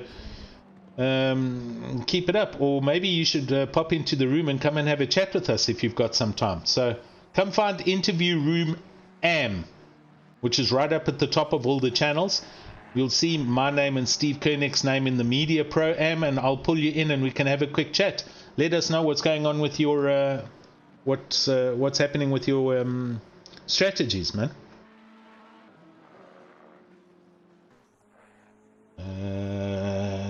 Now with the races starting to close up and everyone's starting to feel the pinch, what do you foresee coming in the future? Changes. Hopefully no one else disconnects, but hey, look here. The track's down at 20 degrees, Steve. The track's dropped 7 or 8 degrees since the start of the race. It's 10 past 8 in the evening, and it is still light. That's what happens as you most kindly let that McLaren go by you. The track temperature is the same as the air temperature, but the cloud cover is still the same. It hasn't got darker, so there's still 2 hours to go. It's still got to get to nighttime. Surely the race is going to end in the dark. And with the dark comes lack of peripheral vision on the track, and therein comes off-track excursions, and too many of those at full race speeds introduces drive-throughs and issues. So there's still a lot of racing to go, buddy. Make no mistake, and there's still a lot of positions to change. We'll just have to see who manages that best out of the teams that are that we've got here, and you and the likes of our man Kurt Glashagen in the lone Porsche, unfortunately have got a mountain, or you're 3/4 of a way up the mountain, because you've done this all on your own, and so from a fatigue point of view, it's going to be even worse for you, because you're going to be emotionally and physically drained and strained and tired. So all I can say is, just be sure you're drinking, and you don't need to break lap records. You're currently in 11th place. The car's looking good. Don't go and ruin it by now driving off the track and getting a drive-through or something like that. Well, I can see the handy part, and this must happen for all the drivers. Having someone in your ear talking to you does give you a bit of... It keeps you going, it keeps you active. It doesn't... So stuff doesn't become mundane. And we've heard a couple of the drivers all just discussing and spotting. So there's always that constant interaction. Yeah. So I think that's what's also quite beneficial, is it doesn't become into just a standard old routine and listening to the engine hum on the entire 6 hours. So that also does come into play as well. Definitely. I mean, having somebody to chat to, that does help bide the time away. We're just currently watching Jason Luck back in their Ferrari, and he's done in 13th place after clearing their... oh no, they didn't have the drive-through, it was somebody else, but they've got a 20-second penalty on their shoulders to carry. They can clear that the next time they do pit. According to our timing screen, so Jason and Daryl Mulder, they have now completed all 5 pit stops, and they have just under 2 hours to go. So they are definitely going to have to pit once more. But everybody's about to pit now, and I think they're out of sequence with everybody ahead of them. So they should make up a couple of positions, and we'll see where they get to. Werner Francis, they're in the green and gold Aston. They're currently rolling. They've just had a pit stop. Eduardo is now in the car. So he's heading down. Hopefully he doesn't let go of his pit limiter too early. A drive-through on this track is just, seriously, it's just a write-off. I mean, I've got to time it if I can. Martin Joubert has been chatting with us on the YouTubes. He is in 16th place and is in the car, in the Lexus, and now dropping down to 17th, but is rolling. Where are they? They've just driven into the pits. So Martin's doing a driver change, as is Michael Horn. Michael Horn currently in 19th place at the back in the Ferrari, and he's just driven into the pits for his pit stop. So yeah, they come. Everyone's coming in for the second last pit stop. According to us, Oosthuizen in 12th, Luck in 13th, and Buerta 14th, and Michael Horn in 19th have all done 5 pit stops. So, oh, sorry, Martin Joubert is now driving out the pits. So, right, that was a pit stop that's done, and off he goes. Currently in 18th place. And Francis talking about Umrish. Sorry, Marcel. And Umrish definitely the fastest man on track right now. So he is he's trying to close up on that podium again. He's just ahead of Kurt Glashagen on the track, and Kurt Glashagen is in hang on, Kurt Glashagen is in 4th. So Umrish, I think, has just gone past Kurt Glashagen. We're going to wait for them to get to the first sector, because he's ahead of him on the track, but behind him on the timing screen. So I think we've just missed an overtake happen on the start-finish straight or by the bus stop chicane. And yes, there we go. So Umrish Sinarain is now up into 4th place. Kurt Glashagen in 5th. And there, Janssen van Vuren drives into the pits from 2nd place in his Aston Martin. So this is a scheduled stop for the early race leader as he arrives at his bay and hits the brakes and stops. He is now stopping for his second last pit stop and going to brim the car up. So Gerard Pretorius in the Lexus is coming up the hill towards Blanchimont. So he's going to literally have put a lap on the entire field at this rate. But he needs to also stop. So as we watch him come through the bus stop, let's just see what he's going to do. Does he peel into the pits? He doesn't. So he's going past, and he's going to go past Janssen van Vuren. Ruan, I think he's still in the car, and there he does go past. So they're now going through La Source, as does Gerard Pretorius in the Bentley, and that puts them on 103 laps, and Ruan and everybody else on 102 laps. So that Lexus is now a full lap ahead of the entire field. That is a nice place to be in, because now you could actually sustain a drama with maybe another car and still have enough time to be able to get in the pits, fix the car, and come out and still be ahead. So, well, that's depending on how bad the drama is. No, that's true. That's true. That's the thing. Some of these cars are built like glass cannons. Where others, much like the Aston, can take a massive beating before it has a problem.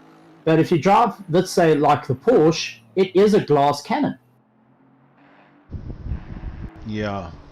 No, I hear you. Just looking further up the road, Johannes Griffenberg is now essentially moved up into a net 2nd place. And they've now got to put in a long stint now to try and hold on to their driver strategy and their pit strategy. They are now ahead of Johan van Rensburg, who's come out the pits and has just completed their 4th pit stop, and Amrish Sunarain, who is chasing them down. So 1st, 2nd, 3rd, 4th, I would say, is about a minute and a half apart. Actually, it's a bit more due to the Lexus being a whole lap up on the field. However, they still need to pit now. They are due for their pit stop as we speak. And Kurt Glashagen in the Porsche has pulled into the pits. So he's taking his 4th pit stop now. Paul Gleed goes past in the McLaren. And they still need to pit, the red and black McLaren, as does Pretorius in the Lexus. So only a handful of cars left on the track now that need to complete their 4th pit stop. As the timer ticks down to 1 hour 47, so we're now sub 1 hour 50 minutes. We've done well through 4 hours worth of racing, and yeah, we've seen some seriously good racing throughout this afternoon. We've seen some really bad luck with some guys disconnecting and then not being able to come back in. I don't understand that, but... Well, yeah. I've got to say one thing. Hats off to all these drivers. And you know what? Going back to what previously said is, you think because of AM, they're a little bit slower. Well, yes and no. These are guys that have missed it by 0.5 of a second, or even less, or a tenth. Exactly. That's it. But the skill level of every single one of these drivers is absolutely phenomenal, and everyone's being tested on pushing it that little bit further. Whether you're driving alone, which I can recommend, I can firmly say, not the brightest idea in the world. But working as a team, that is what works very well with endurance racing. Yeah, that's true.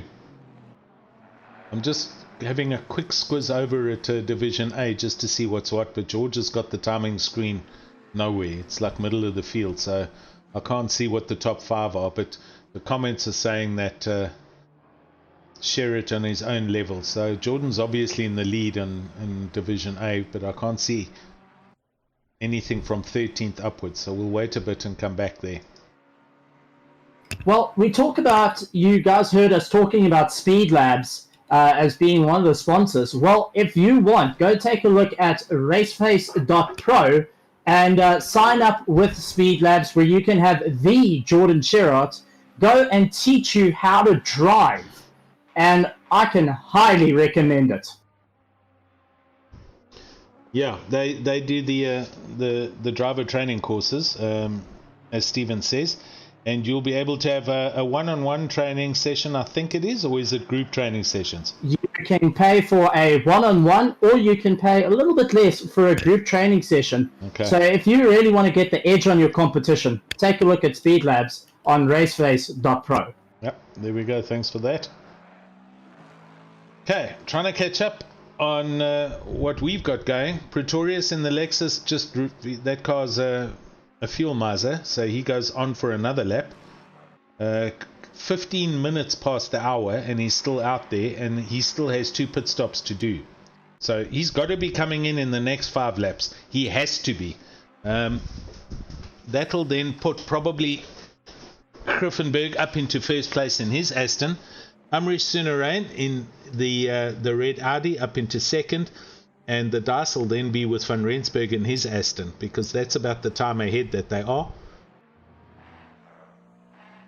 Paul Gleed in his McLaren in 5th place, and Christian Fensham in his McLaren in 6th place, with Kurt Glashagen now finished with his pit stop and net 7th overall. Should bump up 1 or 2 positions, because Paul Gleed in his McLaren needs to pit still. So, and Oosthuizen in the Sol BMW, and Richardson in the Sol Lamborghini 8th and 9th, with yours truly Steve Koenig in the Aston in 10th place. only just on 4 laps back from the leaders, with huge cramps in his shoulders, bleeding out one eye, cramping on his pinky toe, but he's still out there and he's still driving. No, at the moment I'm seeing Francis, and that is a worry. Eddie Francis is one of the faster drivers between the brothers, and is pushing as hard as he can to do it. Plus, he is sticking in the toe of Mr. Glee, so he's getting an advantage pull there that might change up for the top 10 at this rate. Okay. Yep, as we see him. So, just flicking back to Pretorius, who's coming to the chicane. Does he come in? Yes, he does. There he is. So the Lexus comes in 15 minutes. Mo, correct that. 17 and a half minutes past the hour. He comes in with the Lamborghini of Richardson. So, and Paul Gleed. So the last 3 cars that needed to pit, all are pitting on the same lap. That means from here on out, bar the guys down from 12th, Jason Luck 13th, Water 14th, etc., and a couple of more drivers, Duggan, Hildebrandt, etc., further down, who still have 2 pit stops to go. Everybody from 11th upwards has 1 pit stop left between now and 6 o'clock. And there is 1 hour 41 minutes of racing. So when you look at that and you consider we have our sprint races, 90 minutes on one league and 80 minutes on the other league, and you now have 100 minutes. Yeah, 1 more pit stop, and then it's a dash to the line for royalties and for final positions. Pretorius is rolling. So he's on his way up to Le Source hairpin in the pit lane, and Johannes Griffenberg is going through double gush around the back of the track and down towards the bottom of the circuit. So that's the gap. I guarantee by the time Hero Pretorius comes out the pits and heads up through Eau Rouge and Radian, we'll then only see Johannes Griffenberg up at the bus stop or maybe on the start finish line. So the gap is extensive and far. Pretorius has done really well with their pit stop, but it's now time on the track. Everybody's still got 1 stop to do, and now it's about the gaps between the cars and how fast you can lap. That's going to show where the final ending positions are going to be. And this is where it starts getting tense as we start to head to the final hour of the race. And every single one of these teams, every single one of the drivers know exactly what they have to do. Griffenberg goes over the line, start finish line now. Amrish Sunarain is just bombed right through Blanchimont coming to the chicane. He's only 19 seconds back. So Amrish is driving this Audi back into second place position. He's going to hand it over to his teammate who we had on just now, who's going to have a pile of pressure to put up with for the last hour or the last driving stint. So they're not going to pit again. There's only 1 more pit stop based on the numbers now, which means that he is finishing the race actually. Marcel de Beer, who we had just now in the interview room, is going to be finishing the probably finishing the race, I think. Now the question comes in, with majority of the grid having 1 pit stop left to do, where are they going to do it? Are they going to do it on the hour? Are they going to use it just before hitting the hour? Yeah. Or are they going to run it out as long as they can? Yeah. So ask me that question if it was me now. This is what I would be doing. So we've got 1 hour 40 minutes to go from here, and the car's brimmed. Okay. Or we don't know what the car is. Let's say we got 100 liters in it. Do you drive it out as much as you can so that there's 2 laps left? That'll put you probably very close to 20 minutes left. Then you pit, and you only have to put in 20 liters or 30 liters instead of another 100 liters in the tank. So you're going to have a sprint car type setup for the last 20 minutes, or you drive and you pit now and put in a little bit more, and then you've got 90 or 100 liters for the last 60 minutes of the race. These are the two strategies at play. I think I personally would drive the car until it was empty and then come in for the final splash and dash with 20 minutes or 25 minutes to go, and put in exactly what I need and no more, and hopefully the car's light enough that I can make up a place. And that's the strategies that we're going to have to take a look at and see which of these drivers are going to be doing the earlier or later strategies, and see if these are the drivers to take it to the end, because now the pressure comes on. If you're the driver that has just jumped into the car and you're racing till the end, the adrenaline starts pumping, the nerves kick in, the butterflies start flying, and it's, you've got to try and control everything, because the end of the race feels exactly the same as the start of the race. Exactly. Yep. Yeah, I think it's going to come down to how well the cars are set up that they can run with both light, heavy and light loads. So we're just watching Mario Skuman in the Lexus going past not Cronier, I think Cronier, Ferrari, or Hildebrandt, doesn't matter. Anyway, so he's busy negotiating the back markers. Yeah, it was Hildebrandt. So Skuman's just gone past him, and behind Skuman, Griffenberg is 35 seconds back. There was the official time. So they're 35 seconds back with 1 hour 35 minutes to go, and Amri Sunarain is 15.8 seconds behind second place.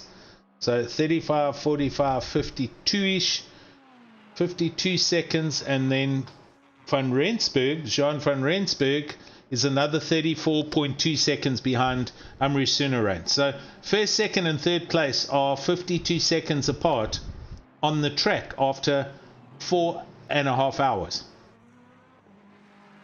That's incredible. Let's do this. I'm changing my strategy up a little bit because I can see what Eddie Francis is doing, and let's put it to the test. Okay. I am pitting now, and Eddie Francis most probably is going to run the tank until the end. Let's see who's going to make it. Are you going to have enough fuel in that car to get you to the end? Yep, I am not using as much as I thought, so I'm actually overfueled by a lot. So maybe, are you driving with the wrong fuel map on there? I honestly might be so, because I built my car a bit more to wet than dry, and unfortunately, that has bit me in the tail. That has. Okay, so I will give you a helping hand here. Let's just double confirm this. You are in a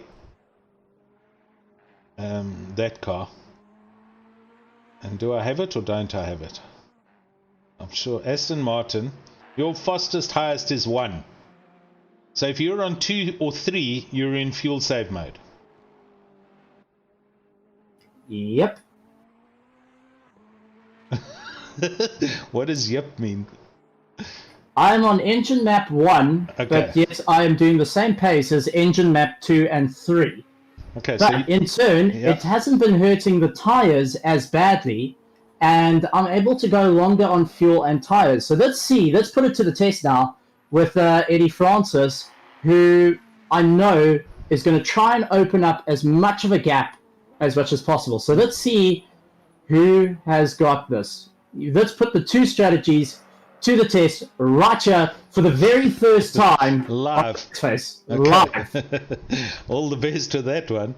I was just going to suggest you might want to then try, if you wanted to, strategy fuel map 3, which is a little bit slower in performance, same fuel consumption with a progressive throttle map, but you seem to be driving the car okay, so stick to your fuel map 1 and give it horns. So we're going to see how this works out, ladies and gentlemen, and heading into the final stage of the races, I can tell you the butterflies are kicking in, and I'm checking drivers going and pushing it very, very hard, like Gary Richardson in 14th place. Yeah. I'm just watching the But Edward Francis is like 5 positions ahead of you. So why are you using him as a example for your test? Because last time I raced against him, we had a good race with each other. So okay, the bet is on between us. Who's going to get the chocolate milkshake? So Richardson in 14th ahead of you. Behind him is the McLaren, and behind that is the Lexus. But this is not for position. So people are getting yellow flags here. I'm trying to find... Oh my word, Umrish is hammering this car. So back up to the leader. Umrish Sinarain is now only 11 seconds off second place. From just now it was 15 and a lot more earlier. So he's going like a bat out of hell. It's now 10.9 seconds. Let's see what his last lap was, just as a matter of... So he's now got his quickest lap to a 220.028. His last lap was a 221. He's doing quali laps for his race pace in this Audi. 221.027. Absolutely flying and keeping it consistent. And this is what exactly the team needs to keep pushing their way up to the top. So he's chasing Johannes Griffenberg in his Aston, who's just gone past Jason Luck's Ferrari. And his last lap was a 223.9, and Umrish's last lap a 221.0. That's 2.9 seconds in one lap that he made up. So Umrish is driving this car into a second place position, hand over fist. The leader's Marius Skuman last lap was a 222.2. So pretty good pace for them. And Johan van Rensburg in 4th place, his last lap at 224. So he's got a lot of traffic behind him. So he obviously got stuck with some traffic that he's dealing with.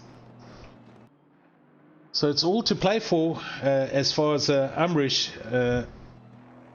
in 3rd place. It looks like they're going to definitely go back up into 2nd. They are going for the prizes, ladies and gentlemen, and that's the thing to go for. There is prizes on the line, so it's not just a fun run, which we love to joke around and say, but there is actually a cherry on the top of the cake, if I may put it. Yeah, 100%. They've driven through all the heartache and all the problems, and they're on their way to find a good position here. But that's not to say that Johannes Griffenberg isn't going to pick up his pace or the replacement driver when they do their next pit stop. So we're in for it. We've got an hour and a half to go, and on the button I'm going to break away for another Asus ROG Republic of Gamers advert break. You are watching. It sounds like we need to actually get a new card from Asus as well. Well, you tell us what we're watching here, Steve, and then I'm going to break for an ad break. ROG, 6 hours of Spa. Republic of Gamers, Mettlestate, in conjunction with RCI and Speed Labs and RaceFace. We'll be back with you shortly as we go for a fast ad break.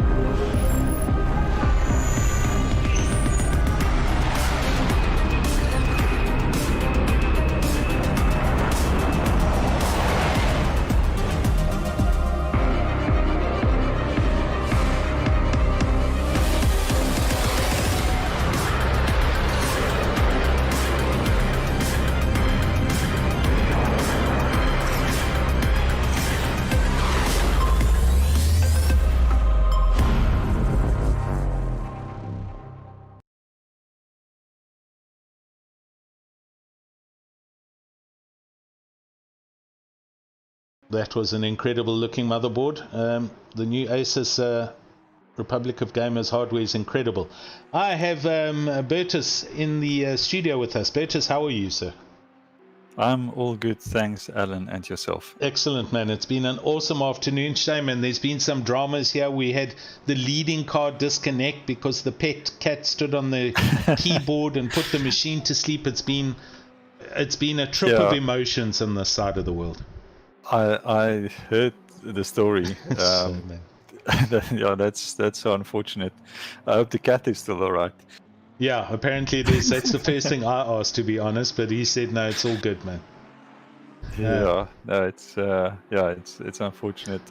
I'd say, lock the doors, close the windows. Yeah, be all on your own. Don't let anyone in. Yeah. So, man, just before you get onto your little chat with us, I just want to let everyone know, Jonas Griffenberg, as we've been watching this dice, that gap to him and Sunarain just now was 11 something seconds. 2 laps have gone by and it's 1.8 seconds. So Amrish is all over the back of Johannes, and this is going to be position change between 3rd place and 2nd place, with Jason Luck's Ferrari in between both of them. So, and Jason Luck is attempting to go past.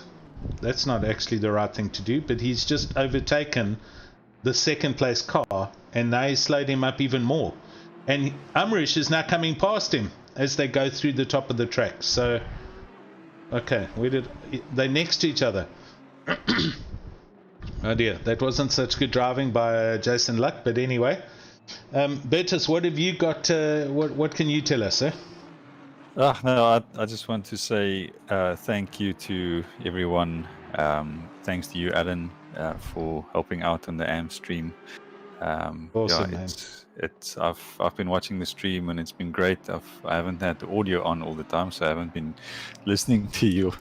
But it's been great so far. And Stephen also, I mean, having a guy in the action on the stream, I think that's actually a very cool cool way to, cool element. Yeah, it's a nice feature to have.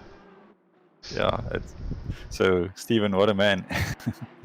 And then I also just want to thank our sponsors, Mettlestate, Republic of Gamers, Asus, and all the other sponsors who helped us out during the season, Resource Complete, Black Ribbon Sims, and then the commentators also do George and Stephen and Carl and even Ryan Gill, who jumped in a couple of times, and yourself, Alan, helping out when we have some technical issues. So awesome. It's been great, and then obviously the drivers and the viewers and everyone involved, and my stewards team and my admin team. I think it's been a great year, and so far this race has been. I think it's been a great race so far to end things off for the year. And you've got a record-breaking 158 driver entries. I mean, seeing that number must bring such a smile to your face. I mean, hasn't been quite something like this in South Africa as yet, that to my knowledge. I'm not sure if there's been an event bigger than this. I think Solidarity had an event with 160 entries. We have. This was actually 150 entries. I mean, for one race, or two splits, but one big race, one event, and for everyone to commit a whole Sunday to it, basically. I think we're just overwhelmed with the way this has grown. I mean, I remember the first ACC endurance race we did last year on the 8th of December, so it's almost exactly a year ago, was a 3-hour endurance. We had 23 drivers on the grid with 14 teams. It was the first time we tried driver swaps and everything. And I mean, from 23 drivers up to, I think it was 86 drivers in the Kailami 6-hour in April. And then we had over 120 drivers in the Suzuka 6-hour back in July. Yes. And now we are up to almost 150, or we are about 150 for this one. So let's hope we can keep the momentum and we can continue. And it's been great. So I'm more than happy. I'm a bit overwhelmed with the way this has grown and this has gone for us. So, and even the leagues. I mean, we are we're up to 4 divisions now just in our GT3 league, and that's also still growing. So thanks to everyone, and it's just been amazing. That's awesome, Bertus. It's a nice feel-good feeling, and the growth has been exponential. So growing hand over fist, it's good for everybody that's involved, man. So congrats, and all the best going forward with the league, and let's see if we can grow this even more in 2021, man. Yeah. I have to ask Bertus something here. RaceFace has always gone to push the mark. You've brought out the multi-class mini enduro series with dynamic weather, multi-class racing. No one knows what they get. What's next for RaceFace? Well, the next thing I guess, don't want to let too much out of the bag, but we've got a couple of things planned for 2021. Obviously, the GT3 league on Thursdays will stay as it is. We might make a few minor changes. Obviously, we've brought in things there that which we think can spice things up, like the ballast and so on. Yes. Maybe we'll bring in some variable weather into certain races, but we don't want to tinker with the things that work.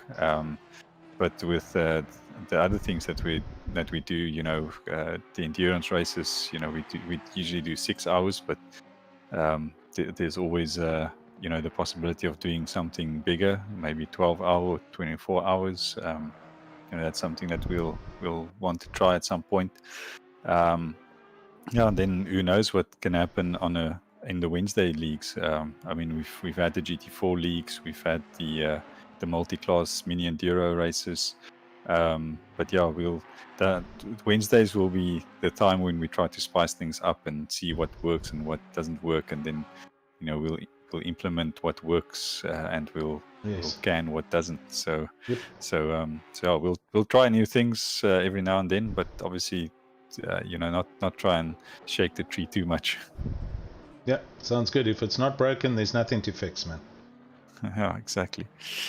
Oh, but guys, thanks so much. Thanks again, Alan and Steven. Yeah, showing us how to multitask. All the best with your race as well, and I'll probably catch you guys a bit later. Awesome, Bertus. Thanks for dropping Thank you in, very man. much. Cool. Good. Back to the race, and I'll tell you what, Umrish, again, I'm now going on about it, but he is quick. He is now driven up to the back of Jason in the Ferrari, who just now was busy passing Johannes Griffenberg, and he has put a gap out of 6.5 seconds already on that Aston Martin. So Umrish is going, and looking ahead to try and see if he can close the gap down to the Lexus. That gap is now at 46.6 seconds. I'll take a note of that so that we do have reference to it. 46 seconds. 6.6. I mean, that's been a team to keep an eye out. There's been a lot of teams to watch through the race, but they've always been there and always knocking down those doors and expectations. So it's nice to see some new names running to the front of the grid. That's true. That is very true. Kurt Glashagen also on his own is now net 6th, and pretty much having a lone drive. Vivian Richards just behind him in 7th place in the red and black McLaren. Nice looking car. And they are a good few laps up the road of Farai Sebanda in the lime and blue BMW M6. In 8th place with Jaco Oosthuizen in 9th place in the silver Aston Martin with the blue highlights. And rounding off the top 10, we've got Edouard Francis back in the Springbok coloured green and gold Aston Martin, and they're 3 laps off the lead at the moment, with just under 1 hour 20 minutes left to go. Yep, and now the clock starts winding down, the drivers start feeling the fatigue and the butterflies all coming in at once. And we saw at Suzuka the last hour being some of the biggest changes in the race out of the whole entire endurance race. And I got a funny feeling we might see it again as drivers look to go and prove that they are the pros missing in pros. Yeah, I'd like to see, look, the gap between first and second is large at the moment, but there's nothing to say. There's still a pit stop involved, so we've still got, everybody's still got to drive into the pits and drive out of the pits. Let's just say that. How quick they are static in the pits is going to be what separates first, second, and third and fourth. So the race for first place between Skuman and Sunaran it's doable. It was 46.6, it's now 45.3, and that's about half a lap later. So maybe Marius is just managing the gap, or Amrish is just that much quicker. I think he's that much quicker. He is seriously hammering it, but we need to see after this pit stop, does Amrish stay in the car or do they change drivers? After that, behind them, it's Johannes Griffenberg and Johan van Rensburg. The other two Astons, the silver one with the lime green highlights and then the white and black one, and they're a good couple of seconds apart from each other. So there are two very, very distinct races here, and they're both for podium positions. Not too far behind that is Christian Fencham in his McLaren, and he's in 5th place, also on exactly a similar strategy, and the car seems to be going well. So should either of these two battles up ahead have some problems associated with them, maybe there's an issue or an accident, anybody just behind them could jump in and take away a position and get onto the podium. Absolutely. Anything can happen. Yep. We've just watched, as we've been watching Christian Fencham, he came up the back of the Lambo over ROG and Radian, and I think there was a little bit of a touch with the back of Richardson, but he did get past him and go past, so it's all good. No one's turned around or spun, but there was a moment. Need to try and see what the gaps are between the... Okay, so he is 35.5 seconds behind Johan van Rensburg in the black and white Aston Martin.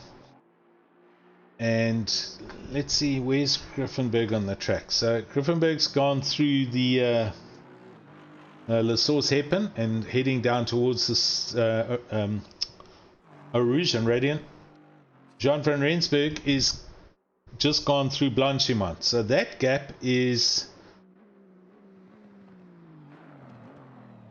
it's saying a lap, but it's not a lap. We're going to just wait for Jean to get over the start finish line, but that's about 35 seconds, 30 seconds, 38.8 seconds between 3rd and 4th place with 1 hour 15 to go, which is essentially a Wednesday night race. They've essentially just started a Wednesday night race. And when you think of it that way, how many positions change in a race on a Wednesday night?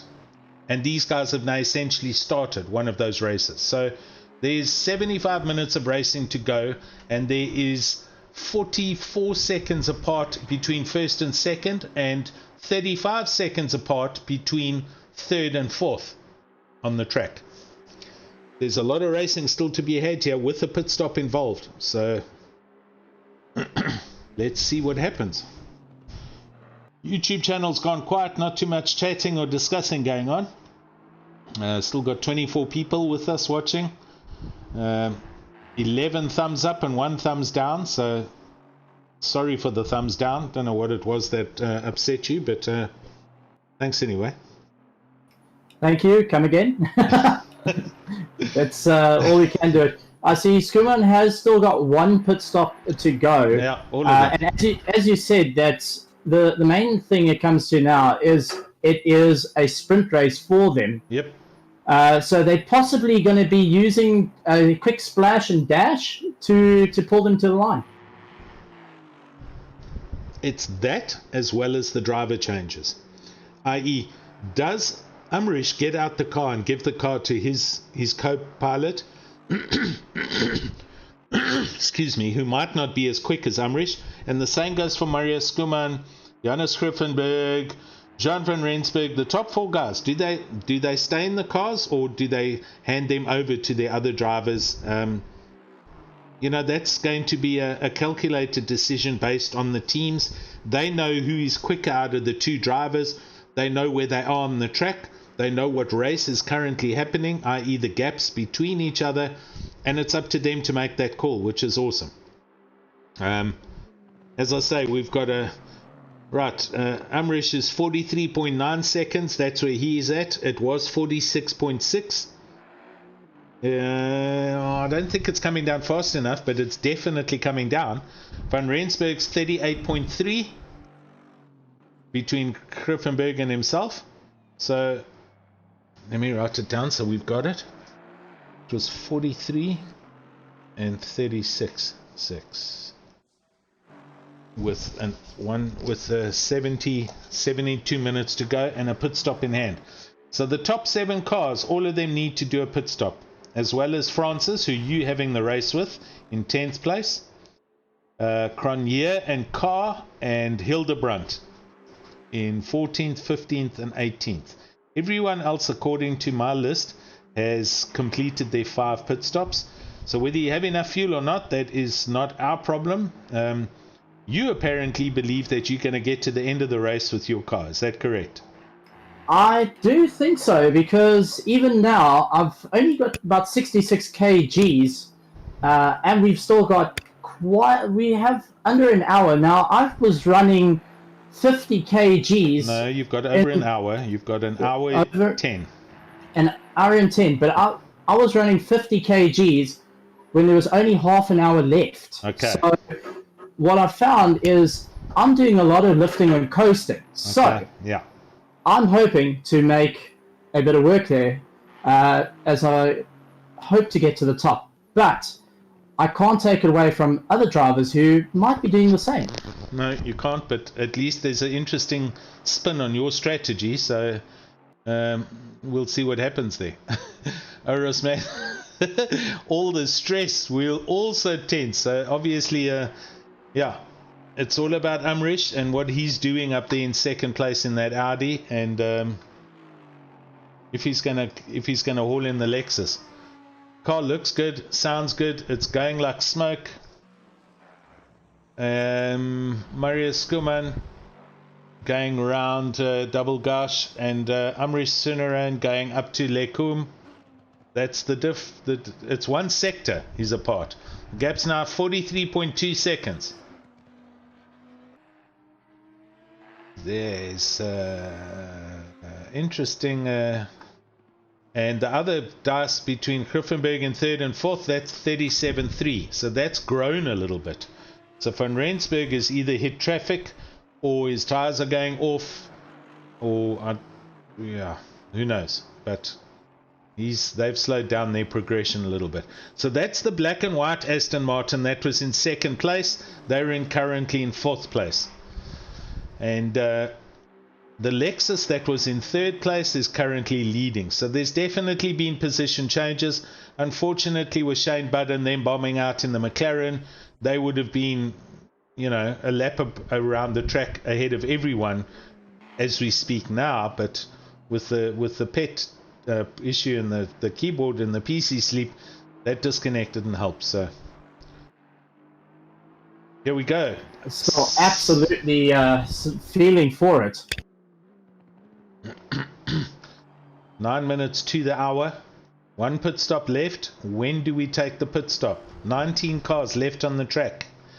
Just bombing over to the other stream and having a look. 21, 22, 23 cars there, if that's all that's on there. So Bruno Kadile currently in 1st place. Spears in 2nd. Fasaki 3rd. Jordan Sherritt down to 4th. DeWitt 5th. Krayling 6th. Wilkins 7th. And Leslie Oliphant 8th. Masters 9th. And Ottens 10th. Ross Bartle 11th. There's that group.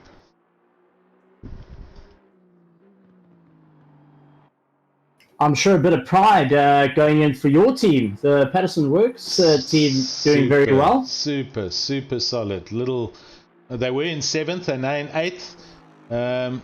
Everyone there exactly the same as our group, having to do a pit stop. Bruno Cadile is currently in the pits from 1st place, so it's all about their last pit stops and how much fuel they're putting in. That's what it's going to come down to. Position 1 to 8 all still need to pit. Right here, position 1 to 7 all still need to pit. So let's see. Oh, here we go. Griffenberg's in the pits from 3rd place. So the first man to blink is 3rd place, Aston Martin. He's in. He's fixing the repair job, I think, because the bonnet was loose. Headlights flashing, so there was definitely a coming together. So he is in the pits, and who knows how long they're going to stop for. Van Rensburg, who was chasing him, has gone past, so they've gone up into 3rd place. Jean van Rensburg, the black and white Aston, goes down the hill and into Eau Rouge. Griffenberg still static. I'm watching them in the pits. I want to see if the car changes, so that means they will have done a repair to the bodywork, because there is some damage to this car. And off they go, and the bonnet still looks a little bit loose, so they haven't done a repair job. They've only done a splash and dash, so it's obviously not affecting their performance.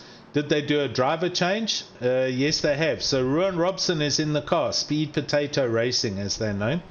So there's a driver change for Griffenberg, has given the car over to Ruan Robson, and they are now heading down the second pit lane towards Eau Rouge. Still in 4th place, now 5th place. Fensham gets promoted to 4th, and next up is Glashagen, and Kurt Glashagen he's coming up the hill towards the bus stop. No, he's not. Kurt Glashagen's gone through. He's on end of Camel Straight, so he's gone up into 5th place.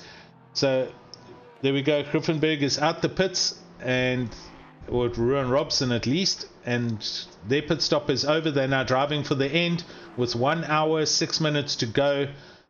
Done. Pit stops are all finished for them, and sitting in 6th place. So Kurt Glashagen everyone above them, ahead of them, has to pit. So we're going to wait for the next car to pit and see who it is between Skuman in the lead in the Lexus.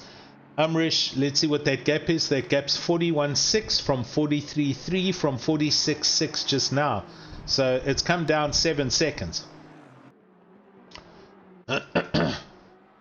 Umrish on the track through Les Lefane and Campus down at the bottom of the track.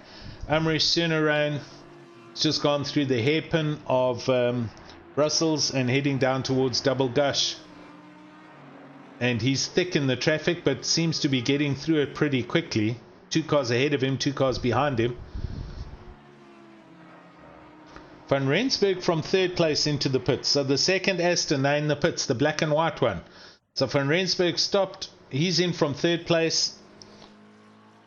Going to put in just as much as they need. Driver name change. I'll see if it changes, or if Van Rensburg's going to stay in the car for the final stint. Fensham goes past. Excuse me. It's heading down the hill over the finish line towards Eau Rouge in the McLaren, and that puts him up into 3rd place. Van Rensburg drops to 4th.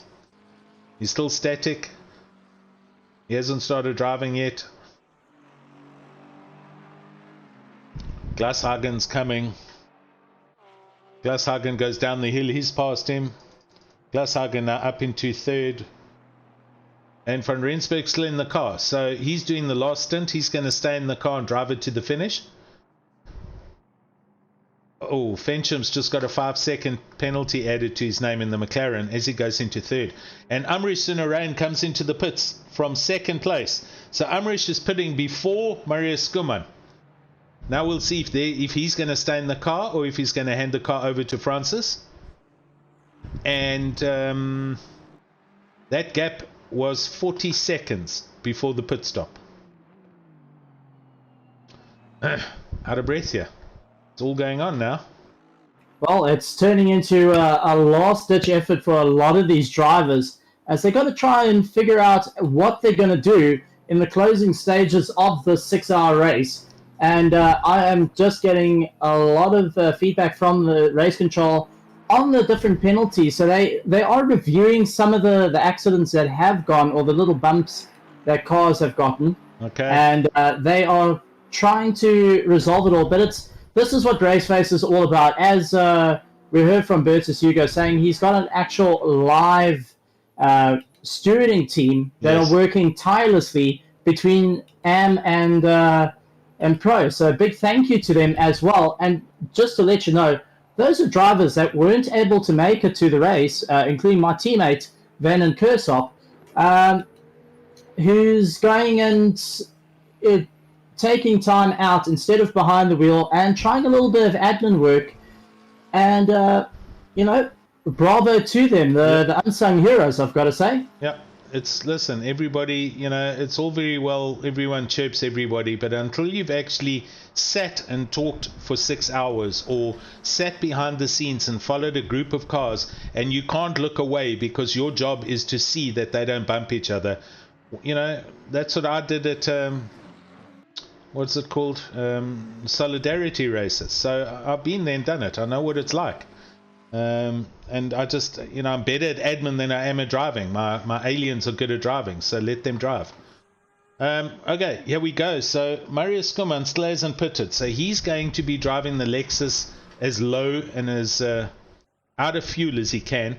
He's just gone over the top of Radian, and Christian Fensham, who has an added 5-second penalty, is in second place, and Skuman is about to lap Fensham. So second place is like a lap back. Amrish Sunarain is out the pits. He's still in the car, so he's decided to stay in the car, which means that he's going to be pushing this Audi flat out for the last hour to try and close down the gap. So Skuman needs to pit, and then we will see when Skuman comes out what the gap is between him and Amrish. Amrish has got no traffic ahead of him, and he's hammering away at this Audi. So that's the race at the moment for first place between the Lexus and the Audi, and third place is going to be between Robson in his Aston Martin and Van Rensburg in his Aston Martin. And that gap at the moment, Robson is he's just gone through, he's in Brussels hairpin, the big hairpin, and Van Rensburg's just going over the top of Radian. So that gap's 32 seconds. There it is. So we know what's what and what needs to happen for the final changes. Vivian Richards, is in the pits in his McLaren. So he's doing his last pit stop. 5 cars still need to do their pit stops, including our race leader. So all eyes are going to now be on Marius Skuman to see where he finishes. Archlord13 on YouTube asking, where is B. Lewis? That's a good B. question. Lewis is in the pros, as far as I'm aware. Yes, I think you're looking at the wrong stream then, sir. But you can stay here because the racing is just as good, if not better. Exactly.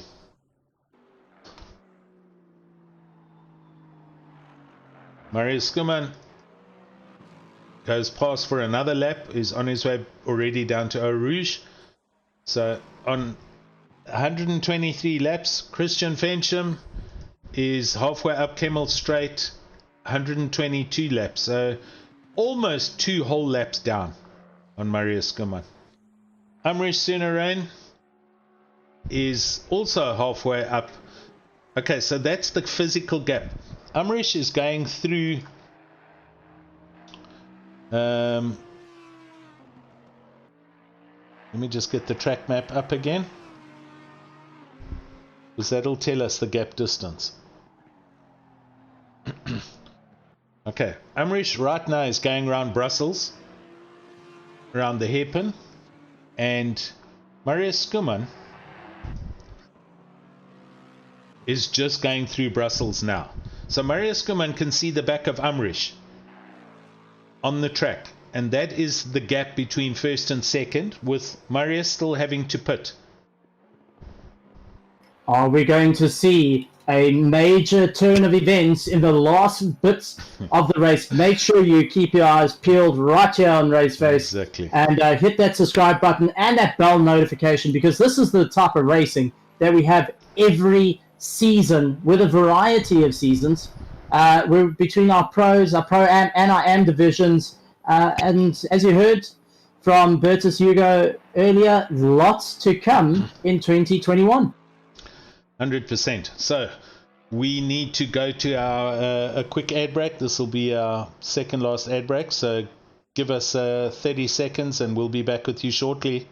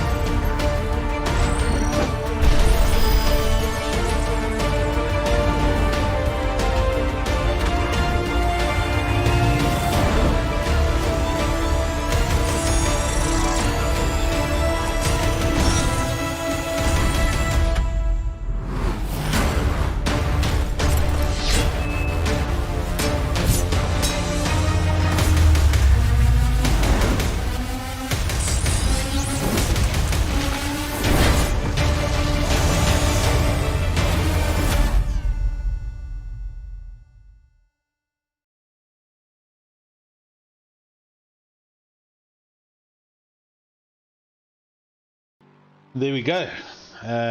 Asus ROG, Republic of Gamers, arguably the best hardware on the planet. And together with, in conjunction with RCI, Speed Labs and RaceFace, this is the ROG 6 hours of Spa. We are sub 1 hour left, under 60 minutes to go, and there is definitely position still to be had for those of you who are watching. Vainant on YouTube saying, Koenig, when did you pit? Steve pitted about 1 hour 15, 1 hour 15, 1 hour 20 minutes. It was 80 minutes, and you came in because you were going to throw this other strategy at us where you were going to brim the car and see if you could get past Eduardo Francis, correct?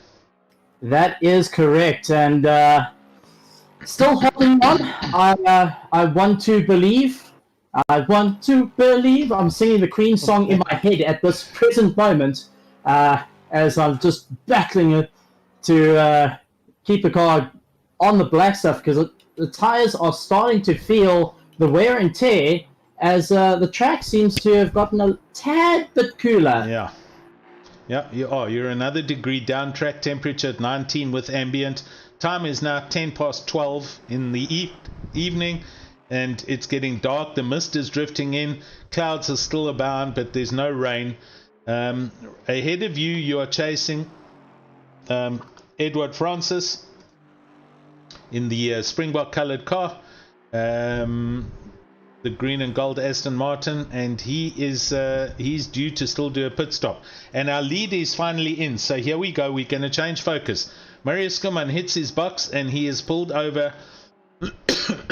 He's now static. Now the point is to see where's Amrish, and we're going to monitor this. So Amrish Sinaran, who was almost a lap away, he's going round the top of Lecum and Malmedy, and he's heading down to Brussels. So this is now the lap of laps that he has to put in. He's got no traffic ahead of him, and heading now down towards Double Gush as he goes through the big left-hander. Marius Skuman has now started rolling, and he's on the top of the pit lane. He's just left his box, so he's going to now roll up to La Source, round La Source hairpin, then all the way down the pit lane and get out at Eau Rouge Radian, and then it's a drive for the end of the race. With 54 minutes to go, he's just rounded Eau Rouge, and Amrish is going through Les Fanes down at the bottom. He's heading down towards Campus. Here he comes through Campus. and now through Stavelot, and then up through Coupe Paul Frere to Blanchimont. So he's closing the gap, but there's still going to be at least 20 seconds or so between them by the looks of things. Marius Skuman halfway down the pit lane. He's almost down at the bottom where he can get his pit lane limiter turned off. In fact, he's getting there now. Oh my word, Amrish Sunarain has just been issued a drive-through. So the car we've been following has just got a drive-through penalty. I have no idea what that's about. He's just gone through the bus stop and over the start-finish line as Marius Skuman goes over the line. The gap is, I don't know yet. We've got to wait for everything to settle down. But they've been issued a drive-through, and I can only surmise that that is for too many off-track excursions, because they did a pit a while back and they would have been issued a drive-through if they sped in the pit immediately. So this is something else, but our race for first place has essentially come to an end right here. Absolutely heartbreaking. But you can be sure that the team is not going to give in right now. They are going to push it right until the line and try and pull a rabbit out of the hat. Yep. Yeah, that's all just happened. So I'm not too sure what or why, but maybe his teammate can let us know. I'm sure they're going to get hold of the race organizers to query this, but a drive-through is a drive-through. You're only going to get that for doing something wrong. You're either speeding in the pit lane or it's got to be for off-track excursions. How many have you had? I've had one, actually. And how many are you allowed in the endurance? You're only allowed 3 off-tracks before you get your penalty. So over 6 hours, they managed to keep it clean till now. Yeah, that's got to be what it is, man. So, all right, let's look at the race for third place. Kurt Glashagen in the Porsche currently circulating in third, but he has his pit to do. So Rowan Robson currently in fourth place is... Clive Fensham is in the pits now as we speak, so that was expected. So Van Rensburg, who's just gone over the top of Radian in the black and white Aston Martin, is... Okay, so Rowan Robson is heading down through Double Gash. That's where he is, and Van Rensburg is going through Lecum and Marmedy. That gap, I can't tell you right now, but I guesstimate it's in the region of 35 seconds. Further back, Fensham in his McLaren is in net 6th place and done with his pit stops. 2 laps back is Sebanda in the BMW, who's managed to get that car up into 7th place. They've done really well. 8th place, Paul Gleed. Paul Gleed in the red and black McLaren in 8th overall, and then Edouard Francis in 9th place in the black and gold Aston, but they still need to pit with 50 minutes to go, and that who Steve is chasing. Steve, you were right behind them. I see 2 cars in between you, so did you have a moment? Okay, Steve coming through the chicane. We'll wait for him as he settles himself down. So Mulder in the Ferrari has essentially just gone past Steve for position, and that's 11th place. Mulder was actually faster, but yeah, I caught a little bit of a tank slapper. Oh, bummer. And thankfully able to hold it, but Mulder already 2 seconds faster than me. Yep. And is making an effort to run away. So the game is on for there. All right, so you in current 12th, Francis still to pit, so you're currently then net 11th, and the position change to Mulder is the 1 position. So just stay on it and let's see what happens. Let's test your theory on the pits. Sunarain is now in 4th place, and the pit lane, the drive-through has been cleared. So I think they've done the drive-through because they have. So, yep, okay, they've gone through Lecum and Marmedy. So Amrish is net 4th, That puts Kurt Glashagen into second place, but he has to pit in the Porsche. So he's going to throw that car into the pits now, and put in 1.5 liters worth of splash and dash and drive to the end. So we'll see where he comes out. Rowan Robson is now essentially the net second place position holder in the silver Aston with the lime green highlights. He's going through Campus and Stavelot, and they are essentially third place. And Umrish is how far behind them? Okay, so the dice is for third place. In 48 minutes, can Umrish Sunarain catch Robson? That gap is 15.5 seconds right now. So the race is still on for third place, and we're going to see if Umrish can close down this gap. So we've still got some interesting racing going on. Umrish is just going past you, I believe. Yep, just came past me, flashing his lights, and I'm sure he'd say, listen, mate, just let me by. I've got a race on my hands. And that's definitely what he is doing. That's it. So he's completed all the Ferraris turned round. So you've got your position back. That was Mulder turning the Ferrari round in the chicane. So you're back up into 11th or net 10th with Francis still to pit. So now you need to keep your nose clean and focused. Daryl Mulder. You can be sure that Mulder is not going to take that line down and is going to be chasing down the Aston. Francis is in the pits. Yep, your race is in the pits right now, which you've already gone past. Edward Francis pitting now with 47 minutes to go. They're in the pits. So last real player that needs... Oh, he missed his pit stop. He's just had to roll back. So that's what I was saying. You know, depending on what your view is, you can sit there and think you're in your pit box and you're not. He just threw away 5 to 7 to 8 seconds for that pit stop. So they are currently 9th and they're going to now drop. Steve Jaco Oosthuizen in 10th place. Currently going through the hairpin. So he moves up into 10th. And you, Steve, also... No, sorry, not also. You've just going through Brussels, heading down to Double Gash. So it's going to be for you in 10th place with Francis in the pits. So he did waste an extra at least 7 to 8 seconds. So let's see what happens there. Umrish moving back up to 4th place. They were 15 seconds off the back of Robson. I'm waiting for him to go through the timing beam. Sector 2 as he comes down to Campus and Stavelot. That gap is what? 14 seconds. It's come down by a second.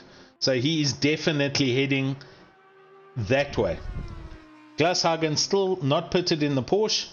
And as he comes down into Eau Rouge and Radian, Kurt pushing the Porsche and driving every last litre to get this car as light as possible.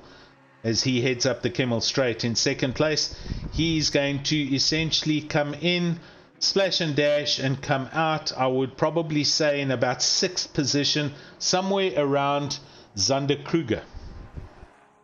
Marius Skuman on the YouTube. Hello, sir. How are you? Just gave the car over to Gerard for the last stint. Hope we did enough. Go BWR Phoenix. Awesome, awesome, awesome stuff. The Lexus, rock solid, stable. So let's see now what Gerard can do. I think it's good enough. I think the race is essentially Umrish got a drive through at the point where they were chasing you at 50 seconds. So Umrish has gone down to 4th, but he's chasing for 2nd place. The man now experiencing pressure is this man, Ruan Robson, Team Speed Potato Racing in the silver Aston Martin with the lime green highlights. They didn't do repairs to the bodywork either, so they've minimized their time in the pits as much as humanly possible and are 14.9 or 15 seconds up the road from Umrish Sunarain in the wailing SRAM Aston Martin Audi R8 as he goes through Brussels and down to Double Gash. and Ron Robson is going through Les Fanes and down to campus. So that gap is not far. 14.9 seconds we're going to monitor. That was a great effort, Marius. I think you need to get yourself into the booth if you've got some time spare, and I will have a chat to you. Come join us in interview room AM, please. Orosman, the Porsche hasn't. No, he's got one more to do. So Kurt Glashagen in second place. He still has to go into the pits for his compulsory last stop. He will know that, and he will see that he's still got a stop to go. So Amrish, the dice is on, man. It's between Amrish chasing down Robson for third place. This is what you guys are shouting for. At the moment, Mulder is not giving an inch, and it's dragging on Forbes as well as we go after Francis. So the battle for 10th is going to turn into a 3-horse race by the looks of it. Right. So Francis is out of the pits as he rolls over the start-finish line and goes around La Source. And Steve Koenig, you're just hitting the Ferrari while you're also... Oh, you're having a race here, the two of you. So through the bus stop over the start-finish line. So it's between you and Daryl Mulder right now, with Francis about 15 seconds up the road from you. Keep your nose clean, keep your focus up. Whoops. Running a bit deep there. Ferrari goes down the inside of Steve Koenig and has the edge going up to Radian. We're going to wait for Marius to pop into the interview room AM, and we'll have a quick chat to him. As we wait for him to arrive, we're going to just see what's happening here. Ron Robson, here he is. He's just gone through Brussels and heading now down towards Double Gash. And Amrish Sunarain is coming around Brussels. The gap is 13.9. A whole second has dropped with 41 minutes to go. He's closing the gap. Where? Go, bud. JK. Marius, where are you? I'm waiting for you. Interview room AM.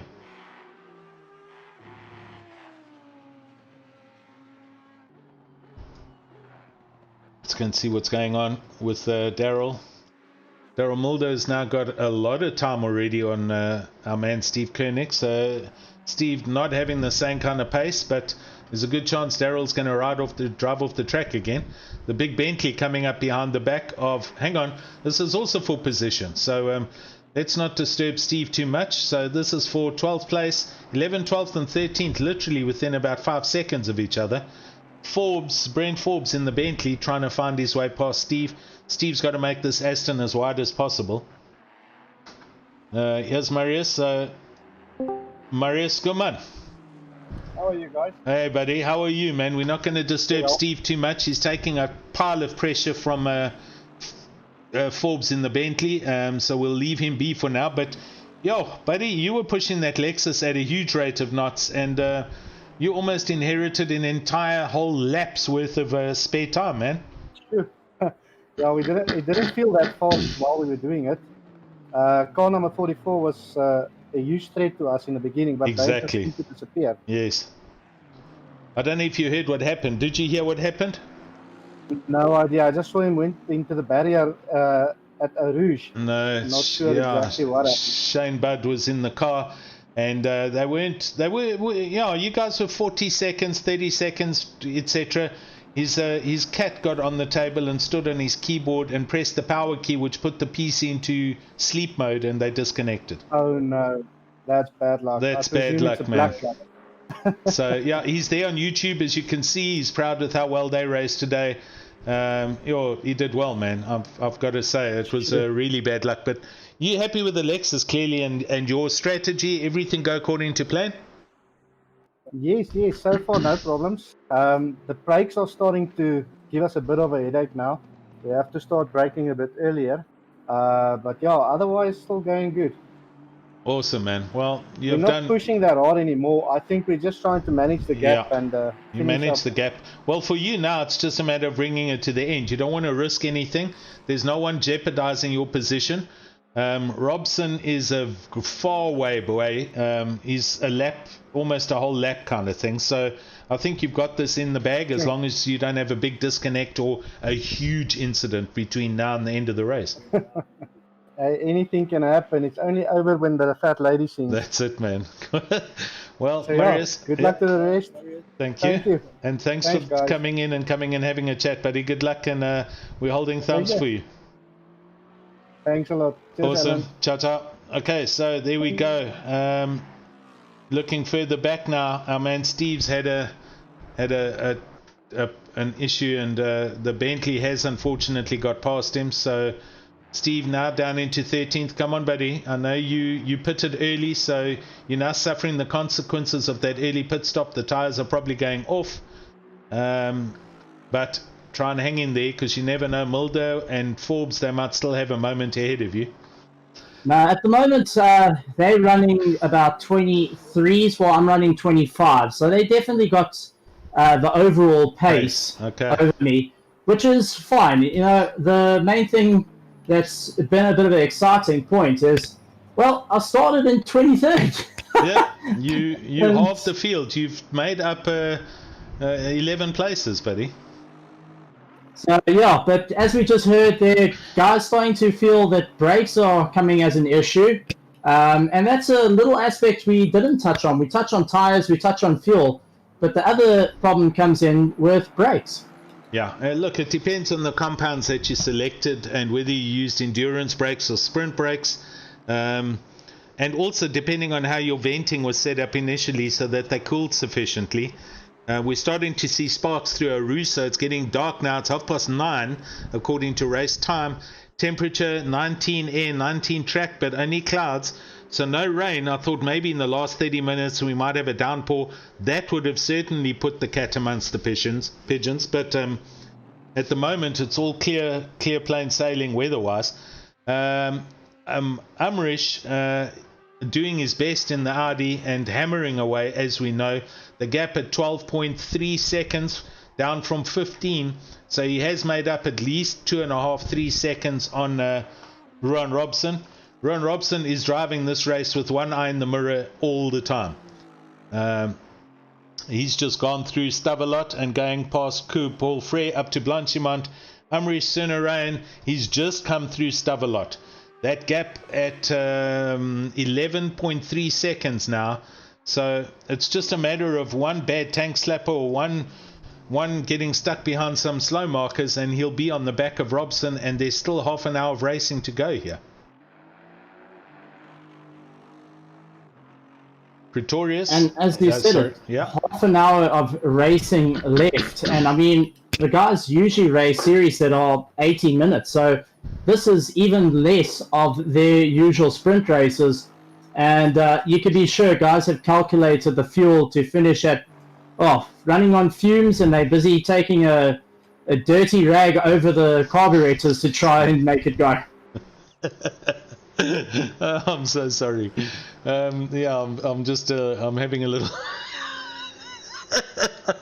Shane Budd on the YouTube. He's telling me not to talk about a specific animal. I really mustn't. I've got 2 pugs. I love my pugs. They're as ugly as I am. Shane, I'm sorry, bro.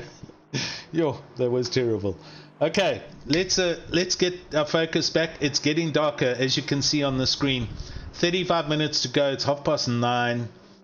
Temperatures are not changing, and the weather says for the next 30 minutes the temperatures, at least the weather's staying the same. So we're not going to see rain.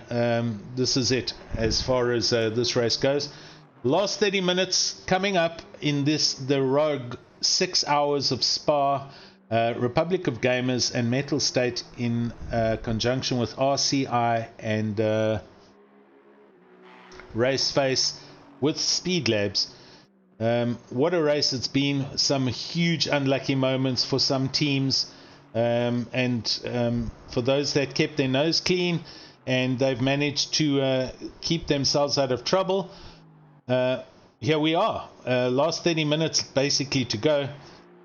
Carol Pretorius, partner with Marius Skuman from BWR, driving the V8 Lexus, had a huge race with Shane Budd and the number 44 McLaren early on in the race, which looked like it was the race for first and second.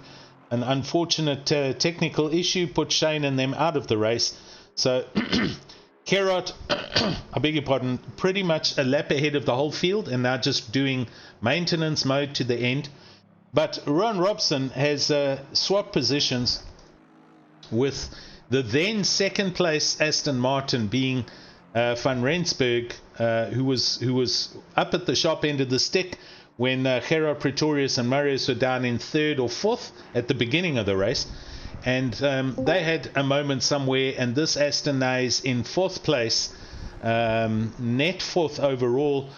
The gap between Amrish, who's just going down the hill to the start-finish line, to ROG, and Van Rensburg, who's just gone through Blanchimont. So that gap, the best part of 30-something seconds. So I can't see Van Rensburg getting back into onto the podium for third place. It's basically the last half an hour dice between Ruan Robson in the silver Aston with the Gleim highlights and Amri Sunarain at 11 seconds now, and it was 15 seconds a couple of minutes back. So he's closed up 4 seconds, and with 45 minutes of the race left. So 4 seconds on 15 minutes. He's got to make up 11 seconds in the last 30 minutes. It's doable. This is going to come down to how we were at Suzuka with the second and third place guys for about 3 or 4, maybe even less seconds apart when they start the final lap. That's what I'm going to say. The other thing is Glashkin has a drive-through penalty. He's lying in 6th place and not what you want to have in the last half an hour of the race. No, exactly. So Kurt Glashagen has done something very silly to himself and given himself a drive-through.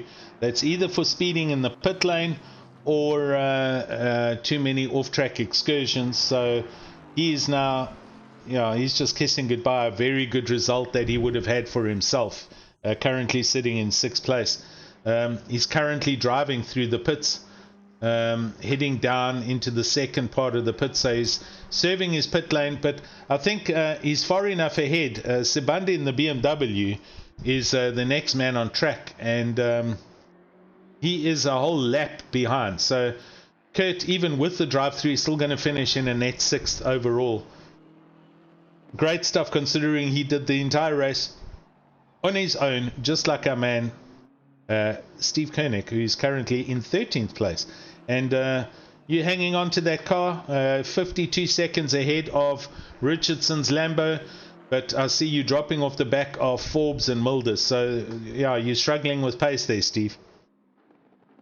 Unfortunately, I came in not as fast as the rest of the guys, but I knew that from the start. But the main thing is they got past me quite nice. It was actually nice to have a good tussle with Forbes and a good tussle with Mulder. Mulder and I were busy. We rubbed a bit of paint every so often, but it was clean driving between the two. And I got to say, well done to both those drivers for, even keeping the race pace up throughout even the hardest of points. Yep, 100%. And I'll tell you what else that's done is. That's also let Brent Forbes now can optically see the back of Mulder. So going up Kemmel, the gap's only 4.8 seconds.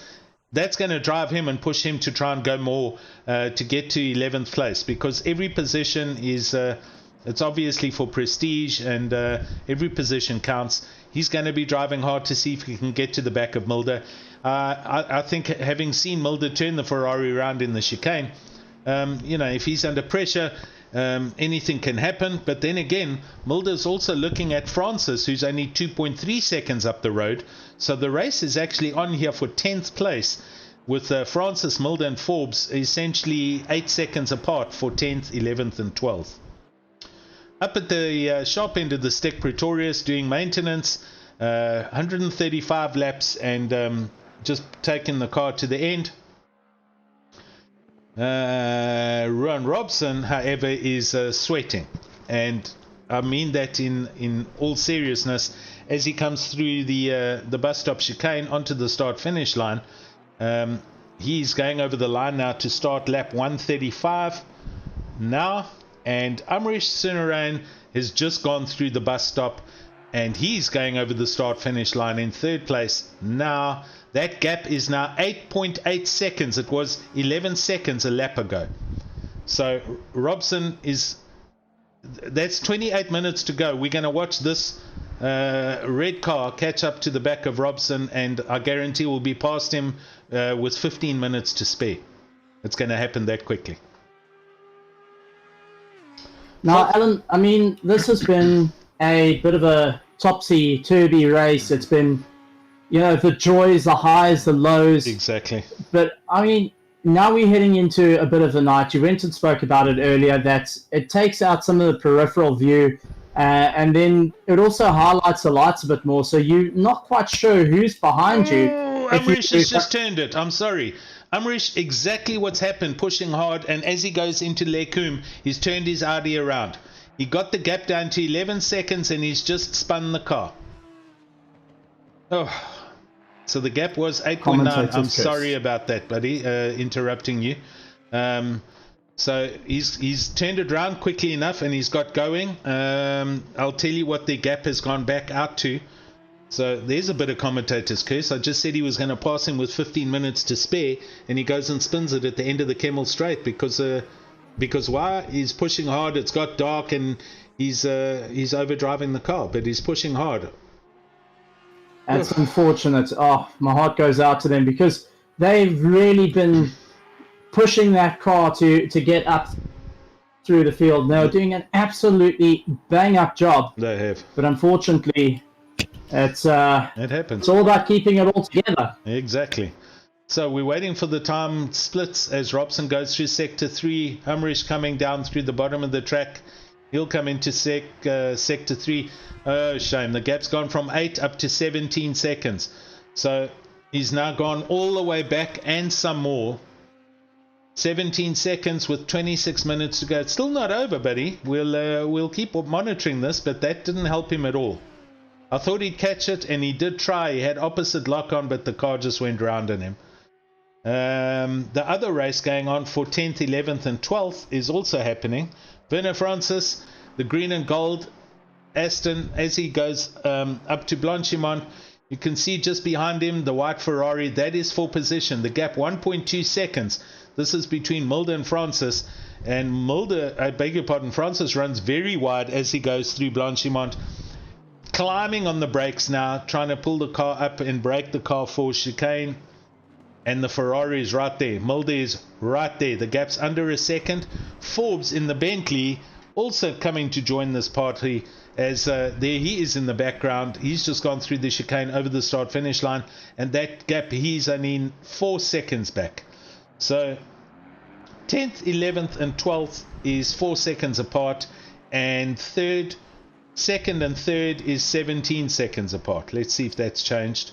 No, it hasn't. So it's still 17.4 seconds. Robson to Sunarain. Let's see if Robson's got any traffic. Oh my word, hang on, we'll look at Mulder. Mulder and Francis going over a Rouge over a radio next to each other. The Ferrari's on the racing line. The Aston going down the inside of the track, so defending, but has the line. Francis goes into Lekum first. Mulder lifts and gently pedals the car and follows him through. The Bentley of Forbes comes through at 3 seconds. He made up a second just through the Kemmel Straight, because these guys are racing each other. So we're going to have 3 cars on top of each other. Mulder runs very deep and goes around the outside of Brussels. He's trying to get the car next to the Aston so that he's got the inside for double gush. It doesn't work out for him, and he falls in line back behind Francis's Aston. And that brings the Bentley even closer now. Sub 3 seconds. They're all looking in their mirrors because they're all trying to pass, and they're all seeing cars catch up behind them.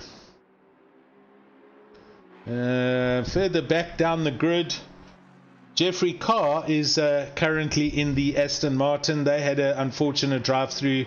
He's sharing this car with Chantal Hansen.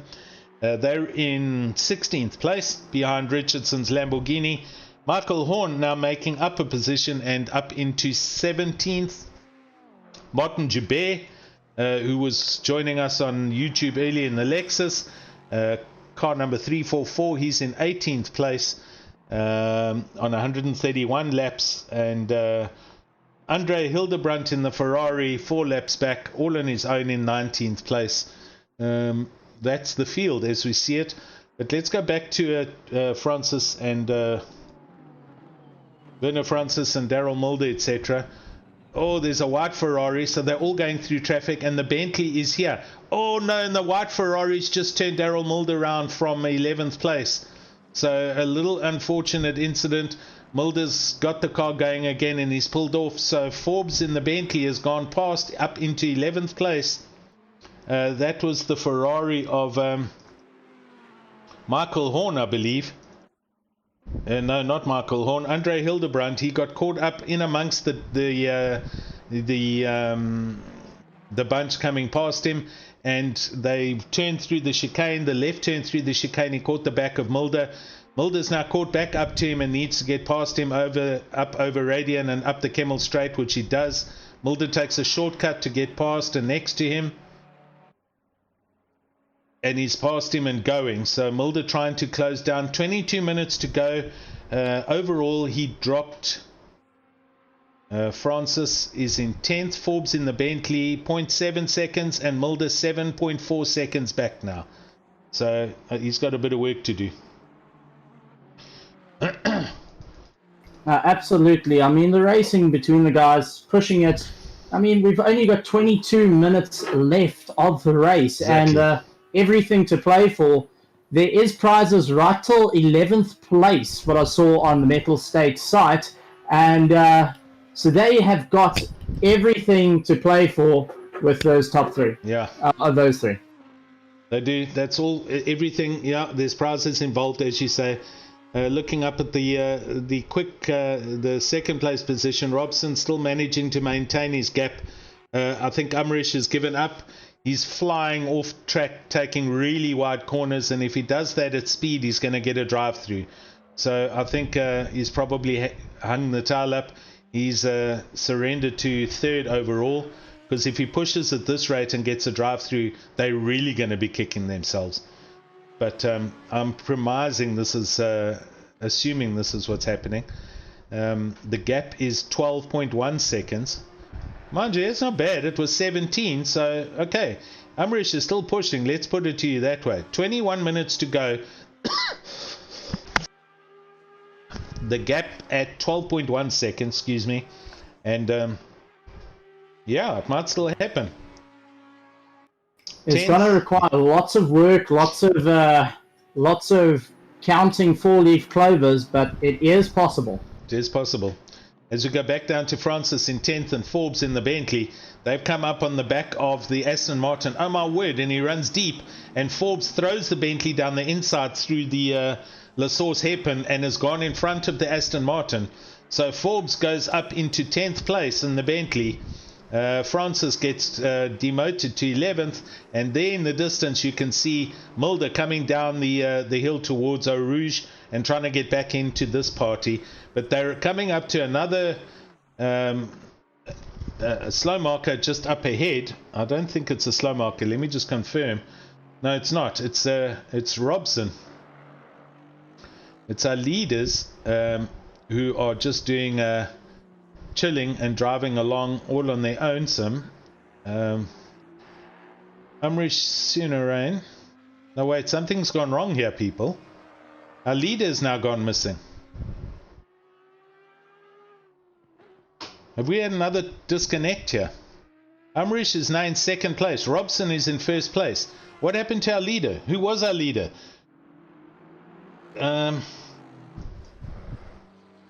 Steve, help me. Can you remember? Not quite sure. Last person that passed me was Robson, but it's the Lexus. The Lexus is gone. Oh no! In the final last bits of the race, he's in the pits. He's in the pits. The back of the Lexus is hammered. The wing is bent. He's sitting in the pits and he is in 5th place. I think, my word, literally in the last 20 minutes, 25 minutes, the leader, there's something going wrong with this. Okay, they're moving. He hasn't fixed the bodywork, but the back wing is sitting at an angle. So I think he's had a huge off. Remember what I said about being in the dark and losing your peripheral vision? It's either that or he's had a coming together with the slow marker, but we never saw it happen. He is driving around the La Source hairpin, and they are in 5th place. And that is off circuit, so I don't know if maybe he came together with Hildebrandt. With who? Hildebrandt in the white Ferrari, because I just came past him right now. No, Hildebrandt was having another. He was. I don't know. I'm not gonna. He's driven off the circuit again here, so I think he is struggling. So you might be right. That might possibly have been. Bias on YouTube is saying Gerard had a spin and damage. He crashed right before the pits. He spun up Radian and then his tires were dead, so he spun again and hit the wall. Wow. So there we go. He's on his way coming out the pits now. The car hasn't been repaired because the wing is still crooked. The bonnet is up in the air. I don't know. There was obviously a lot of damage. Oh, he's just driven into the tire wall again. And he's just collected the Aston Martin of... Oh, there's a whole lot of drama going on. It's not fun. Which Aston is this? It's not Robson. It's the other one. Quickly. Is it Westhuizen? It was Westhuizen. Jaco Westhuizen in 9th place. He just collected the side of that Lexus coming out of the pit lane up at Radian. So there's been a big collision up there. Jean van Rensburg just missed out. Well, not missed out, but was clear of that collision. So he's essentially in a net 4th place at the moment. Robson is being promoted to the lead because of this, and Westhuizen is still in the pits. Where is the Lexus? Marius Skuman. Marius is driving the car. So Marius got into the car, and they didn't do a repair on the car. And it was Marius who had the collision. Wow. I've had what a loss. From 1st down to 6th. So 16 minutes to go. Marius in the Lexus. And I don't know, has the car been fixed? Let me put the helicam view on to see if that wing is straight. I don't know. It looked bent, but now it looks straight. But maybe he went back into the pits after just collecting the Aston with Westhuizen, fixed everything, and he's driven out. It's just seemed to have happened a little bit quick, but I think he has. I think he's pitted. So Marius is out in 6th place in the Lexus now, and yeah, he was in the pits. So 2 laps down now from the leaders. I can't keep up. It's all changing right in front of our eyes. So Brent Forbes up into 10th place in the Bentley as he comes down the hill towards Eau Rouge. And the track is dark now, as you can see, so the guys are struggling. Werner Francis, 4.5 laps back, and Mulder 4.5 seconds back, and Mulder 2.2 seconds back, and charging to get onto the back of Francis. So we've still got a dice for 10th place. Mulder trying to drive back up there. Robson in the lead, has inherited the lead now, as I say, and he's on 140 laps. Amrish Sunarain is in 2nd place, so still pushing to try and get that position, which is now essentially 1st, but they are in 2nd place, and that gap is 13 seconds. And that then promotes Zander Kruger in a McLaren up into 3rd place. The blue McLaren with the yellow, lime, green, yellow highlights into 3rd place, with Jean van Rensburg, who is 18 seconds back down in 4th place. I need to just stop for a bit. My voice is getting hoarse with all of this. I can't believe that bad luck that they had with that Lexus. Shee. So Vivian Richards, old Shane saying no, he spun because he hit a cat that was crossing the road. Ha ha, that's terrible. Shane, that's no good, buddy. Stephen, come back to me. I'm at a loss for words, honestly. And what are you doing in the pit lane? Well, it's lovely to go over a curb and so sorry, buddy.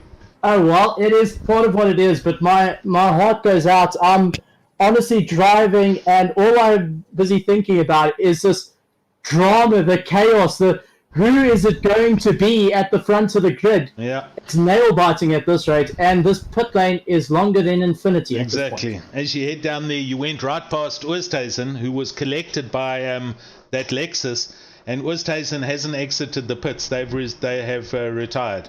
They're sitting there. That repair must have been quite substantial, but they've been there for at least 4 minutes, and they're not coming out the pits. So I think they're going to just give up there. So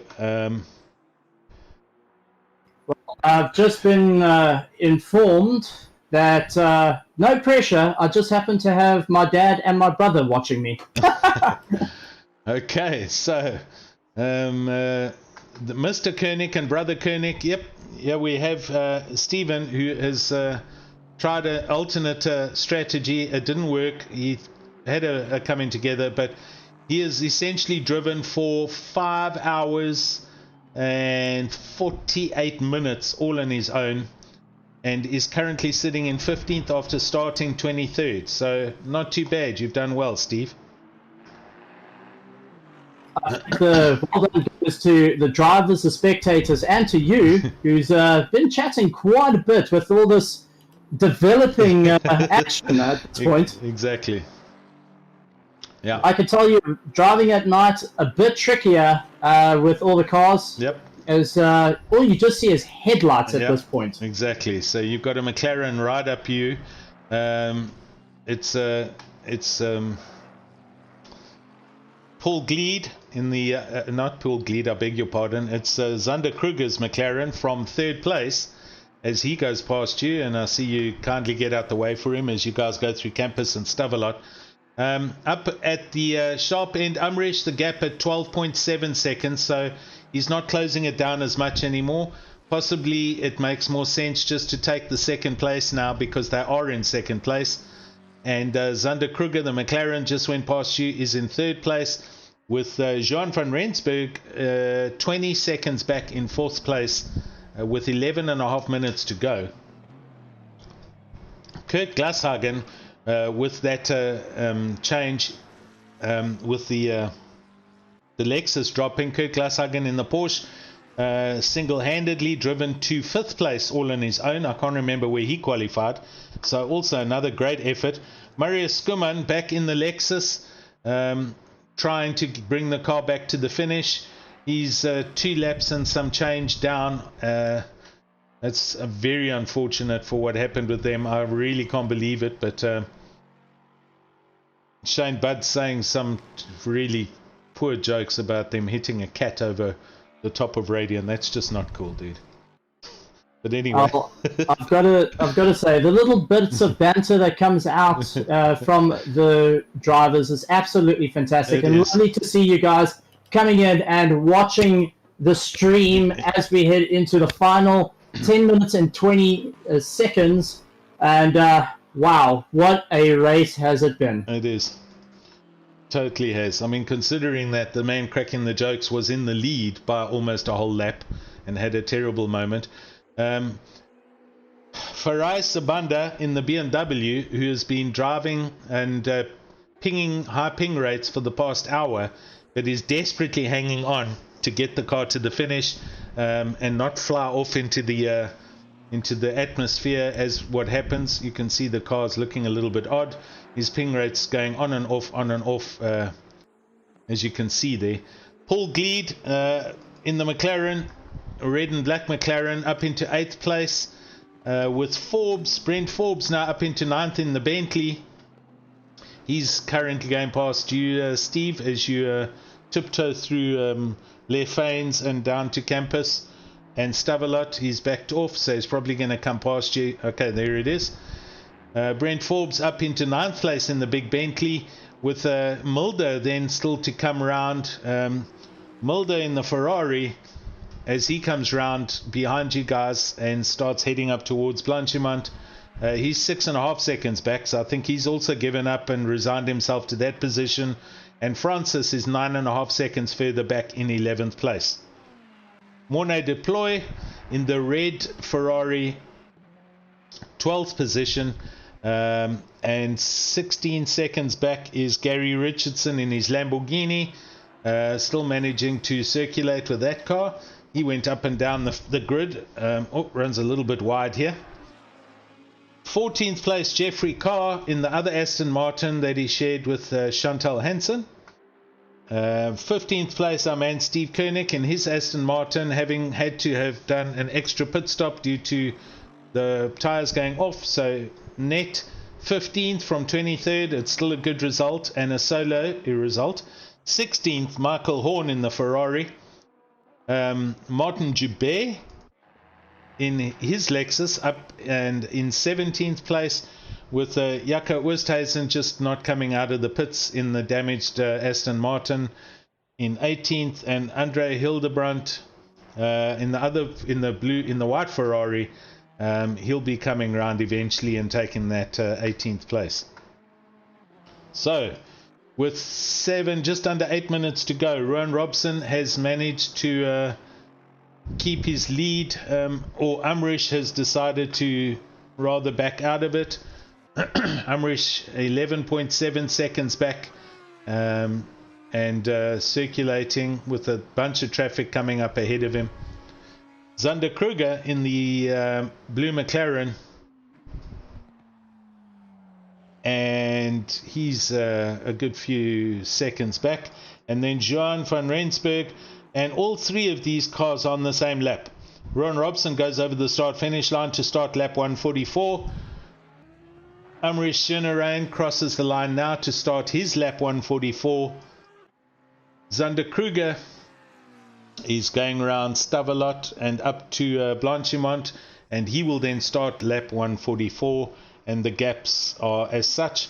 Jean van Rensburg coming now down to Campus and Stavelot down at the bottom, chasing Zander, and he will then get up to his lap 144. Alan, it's been a heck of a 6 hour. I mean, what a way to end off we've got one more race of the RaceFace season for the multi-class, but what a way to finish up 2020 with a 6 hour at Spa, a legendary circuit by itself. Yep. And I mean, the class of driving from everyone also being one of the biggest entries that RaceFace has had for endurance race, especially. I mean, that's no easy feat. No. And bravo to everyone on the server side who's, I'm sure, trying to put out lots and lots of fires with everyone connecting. Yeah, look, the bandwidth and the upgrade and all the rest has certainly helped, but you know, it is what it is. The internet it can be 100% and it can be 0 that quick. Sibanda, wherever he is and whatever connection he's on, he's barely hanging on by the skin of his teeth, but he's hanging on, and he's in 7th place, and he's driven a 6 hour race, and he's got the BMW there, and he's got 5.5 minutes to go, and he's finished the race and he's done it. So, you know, you never know what can happen. It might not be the internet. There's a whole bunch of variables that are involved here, but overall, and the quality of driving and the guys, how many people there are, how many entries there were, and the fact that, you know, we've got 19 almost at the finish on this stream, and Division 1 I can see still 23 cars there. It's been an amazing event for everybody involved. And I mean, if we take a look back to the start, we were talking about the excitement, the butterflies, and you know, when the green flag, when the lights went off, the race was on. It was, the atmosphere was there. All the drivers really worked hard, and oh man, I gotta say, it's just absolutely fantastic to see. And I bet you every single one of the drivers and teams and family and friends, everyone watching, are just cheering on, waiting for the checkered flag. And you can be sure that people are going to be having ice creams, chocolate milkshakes, and every other drink underneath the sun. Exactly. After this fantastic race right here at RaceFace. make sure you hit the subscribe button and hit that bell notification, ladies and gentlemen, because 2021 is going to be a year to remember with RaceFace. That it is, and anything is going to be better than the year we've had, although it has been fun with all the sim racing we have had. But yeah, this finish should be spectacular. It's at Spa, it's at night time. I've seen it happen in real life. It's going to happen tonight with the fireworks and all the smoke and everything going off on the start finish line, and we should get some great video footage of that when Ron Robson finally brings the Aston Martin round. This is the chrome finish silver Aston Martin with the lime green highlights on it. It's looking worse for wear, car number 363, but they have weathered the storm. They've managed to steer clear of all the issues and not have any of their own issues they have had. This car's bent, it's got some bodywork damage, but they've decided not to do bodywork repairs, and they brought it to the finish. It's got the flashing 01 on the front windscreen. They are going to be seeing the checkered flag and all the fireworks first out of everybody. And yeah, they've done an excellent job for the past 5 hours and 57 minutes. Amrish Sinaran, who has driven the wheels off their red Audi and has come up from, I recall them being in 8th and 9th, 7th, 5th, and all the way up into 2nd with the help of a few drive-throughs and so on and so forth. But still, it's been an amazing drive for this team. Oros Man on the YouTube channel, and they're going to net 2nd place, and awesome to them as well. It's been a fantastic showing of high speed, good lapping, hot lapping, and consistent driving with 1 or 2 little mistakes here and there, but enough that they could still get onto the podium in 2nd place. Zander Kruger, pretty quiet event for them, but look where they are. They're on the podium in 3rd place, car number 11, the blue McLaren with the red stripes and the lime green yellow rims and highlights. And again, also just kept themselves out of trouble. They had an extra pit stop, or one of the first cars, if you remember, way back when, earlier this afternoon. They had 2 pit stops where everyone else had only had 1. It doesn't matter. They've managed to get their car and their strategy right through the race, and here they are heading down towards ROG. 1.5 minutes left, so essentially 1 more lap and it's all going to be over and done. Steve, I'm sure you're looking forward to the end of this, my man. I can tell you I'm a bit welling up here because I just don't want it to end. It's an amount of fun getting to chat to you, getting to hear the knowledge coming from your side, spending time with our awesome chat, and getting to go toe-to-toe with some of the South Africa's finest sim racers. Oh, man, it's what a way to end off for Sunday. Exactly. I see that Aston Martin, who was sitting in the pits after the damage, they've also disconnected now. So only 18 cars left on the grid. And as I say that, Forbes in the Bentley has just got a drive-through. And guess who I'm following? I'm following Mulder. So Mulder's going to get a promotion up into 10th place, and Francis up into... No, sorry, Mulder to 9th, Francis to 10th, and Deploy 11th, Richardson 12th. Where are you? You're in 15th. You're going to go up 1 position as well, hopefully. But yeah, Forbes must have been... There's too many off-track excursions for the Bentley, and they're going to have to perform a drive-through before the end of the race. So that's it. The race is essentially finished. This is Robson's last lap, and he heads down the main straight. We're going to go on board and do the last lap from their car, in their car. You get an idea of what the conditions look like. It is dark as he goes up over the top of Radio, and he's lifting, and he's just getting the car around the track now. Up Kemmel Straight. Sooner around behind him in the Audi is also backed out and last lap. They are 13.7 seconds back. Martin Joubert moves over in the Lexus to let the leader come past as he comes through Lecum. Keeps tight, turns right down into Marmedy and heads down towards Brussels and the hairpin.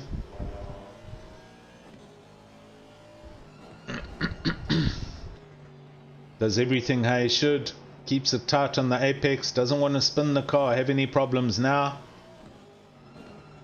Drops down to second, so they are short shifting through various parts of the track just to make sure that they stay on track and everything's good. Forbes in the Bentley's in the pits for his drive-through. So, don't know what the gap is, but that's terrible luck for them. Got up to 9th place, and there you see them going through the La Source hairpin. We go back to Robson. Let's see where Suriname is. He's all the way down at the double gush, coming towards Les Fanes. Ruan Robson heading around campus, now through Stavelot and coming up to Coupe Paul Frere and Blanchimont, and we will be seeing the fireworks through his windscreen as he goes over the line. We'll then jump back to Sunarain and watch from his car as he comes up the straight with all the fireworks going. Robson, last try now through the last time to go through the bus stop chicane. Takes the right, takes the left, and over the start finish line he's weaving left and right and gets a big tang slapper, and over the line he goes. That was a great result. Let's go back to Sunarain. Sunarain comes over the chicane. There you can see the fireworks. And he takes second place, a great drive. Zander Kruger down in third place down at Stavelot, now coming up to Coupe Paul Frere and Blanchimont, and we'll see. I thought the revs were lifting, but he's just lifting. He comes through Blanchimont. There you can see all the fireworks. The skyrockets and fireworks, always part of the Spa event, and it always looks amazing. He comes through the bus stop chicane for the last stop, and a great third place for Zander Kruger in the McLaren. Jean van Rensburg not too far back. His race is okay, he's still going, but he's down, coming through Lefane and going towards campus and Stavelot. I think he's pulled over, so that's that car is broken. So Van Rensburg in 4th place. I don't know if he's now losing positions here, but he can't steer his car. The front wheels are not turning and the lights are not turning. So here's a drama on the last lap. Where is Glashagen? Kurt Glashagen's already in the pits, so it's saying he's finished 5th. But Van Rensburg hasn't got to the finish line yet, and neither is Marius Skuman. Marius Skuman is now coming up Blanchimont, so I'm going to wait for him to come over the line and see where it says he finished officially, because Van Rensburg is stuck on the track down at Stavelot and Campus, and the car, they're trying to drive it back to the pits, but it doesn't look like it wants to turn or steer. I don't think that... Do you think they might have damaged the suspension? Yep. I don't know. We're going to have to wait for the official results because people are disconnecting from above. But there's a lot of sparks coming out that car. He's limping up through Coupe Paul Frere, Blanchimont. And I think Marius Skuman might have essentially gone past them. He's on the same lap. Actually, if he's on the same lap, then I think Van Rensburg's safe here. So Glashagen's finished. Skuman in the Lexus was the only person who could have maybe changed position, and he's only just started his 147th lap. So I think it's all done and dusted, bar the shouting. I think that's it. Robson from Umrish, from Zander Kruger. That's our first, second, and third positions. So I'm going to see who we can go and find. Well done to you, Steve, by the way. I'm not sure where you officially finished. I think it was 14th. I'm not quite sure. But yeah, thank you very much. And I can't believe it. Ladies and gentlemen, that was the Mettlestate RaceFace 6-hour endurance race, proudly sponsored by Asus ROG, RCI, Speed Labs. It's all done. I'll tell you what, he's still trying to get the car round the chicane. This car cannot steer, this Aston, so he's still trying to get it to the finish line. He's almost stuck on the sausage curbs now. He's managed to get it straight, and now he's heading up towards the line. Where is he? He's hitting the tire barriers now. Okay. I'm going to go find him. He's coming over the start-finish line now. So he's managed to get it finished. It says he finished 4th place, but it took him... That lap took about 2 minutes to finish. And you can be sure that they were really cheering it on. Official results, it looks like I've come 15th.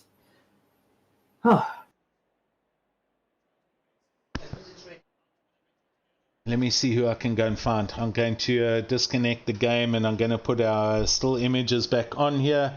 And we're going to go and talk to some people.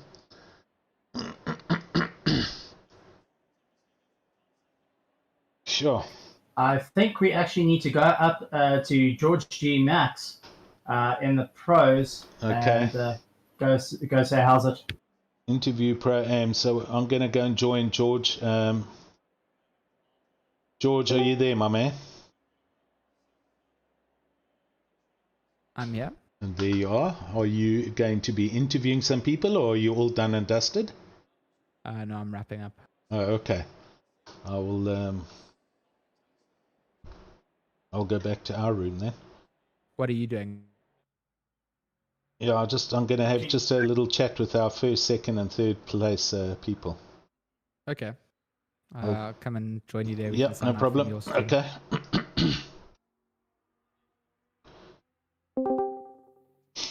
Amrish. Hello, you there? I can't hear you. Yes, I'm here. There you are. How are you, my friend? A bit tired. Yesterday. That last, you've just driven 2.5 hours or 3 hours on your own, have you not? Yeah, I did. It was actually like 3.5 hours. That was it, man. We were trying for pole. We were trying to get up to the top, and we're good. And then the drive-through just killed it for us at the end. That was it. And then you almost also caught up, and then you had that last spin up at the end of the Camel Straight, man. We were off sync with our pits, so we were trying to run lighter fuel load, make the car lighter in fuel. Yes. But then our tires were like over an hour old towards the end, so yeah, we just lost tires towards the last. Yeah, I'm sure. But considering how fast you pushed that car, I recall recording your fastest lap at like 3.5 hours into the race. That's how fast you were going. So I could clearly see, as could everybody who was on YouTube, what your intentions were to try and get up onto the chase down the McLaren at that stage that was in the lead. Yeah, true. Great stuff, man. Thank you. I hope you enjoyed the race, and I hope you enjoyed your team enjoyed your effort, because you put in a huge amount of effort there. Yeah, no, we did. We just had a problem with one of our drivers. He couldn't join. It just said offline. So we were put back-footed, but yeah, no, we'll get there. Great effort, man. Well done, Amrish. Good stuff there on your finish, your 2nd place, dude. Thanks so much, eh? Cool, man. Cool. Next up, I've got Ruan Spade Robson. Ruan, are you there, sir? Yes, I'm here. How are you, my man? How much of a surprise was that for you? No, that was completely by surprise. We didn't even aim for top 3 in the beginning. No. But I guess with all the disconnect, it became a possibility. You can't believe what happened, buddy. Seriously, it has been incredible. Yeah, it was an awesome race. I think probably one of the sweatiest ones that I've done before. But definitely a lot of fun. Oh, that's awesome, man. Sure. Yeah. Unfortunately, there was an issue with the Lexus that was leading. There was an issue with the McLaren that was leading. You're going to read and hear all about this after the fact. I'm not going to tell you now, but just keeping your nose clean, and you ended up being right there. It was a great effort, man. Thank you very much. Yeah. Well done to you, buddy, and to your whole team, man. Thank you. I will. We will have some beers after this. I'm sure you will, man. Good. Go and have fun, and well done to you, buddy. Thank you. Cool, man. On Cheers. that note, Robson, why didn't something happen to your car towards the end too? That would have given Amrish this. Yeah. Yeah, we were sitting on 3 track warnings from the start of the, I think it was the second last or the last stint. So Wow. basically it was 2 hours. Yeah, just trying to control it, not getting that drive through. Jeez. Sorry, I did 3 track warnings in the first stint, so we sat for 5 hours on 3 track warnings. You were pushing hard, boy. Jeez, Amrish. Sure. Okay. It was great to watch, though, man. Thanks so much, Alex. Awesome, dude. Let me see who else I can get in Cheers. here. Ciao, ciao. Yes. Zander, are you there, sir? Zander. Yes. Hey, man. How are you? I'm good, thanks yourself. How tired are you? I'm feeling it, sir. Yeah. And it was a good result for you as well, man. Thank you. Thank you. Where did you guys start? P12. We 12? ended the first lap at the back. All the way down to 23rd, and then you finished where? Third.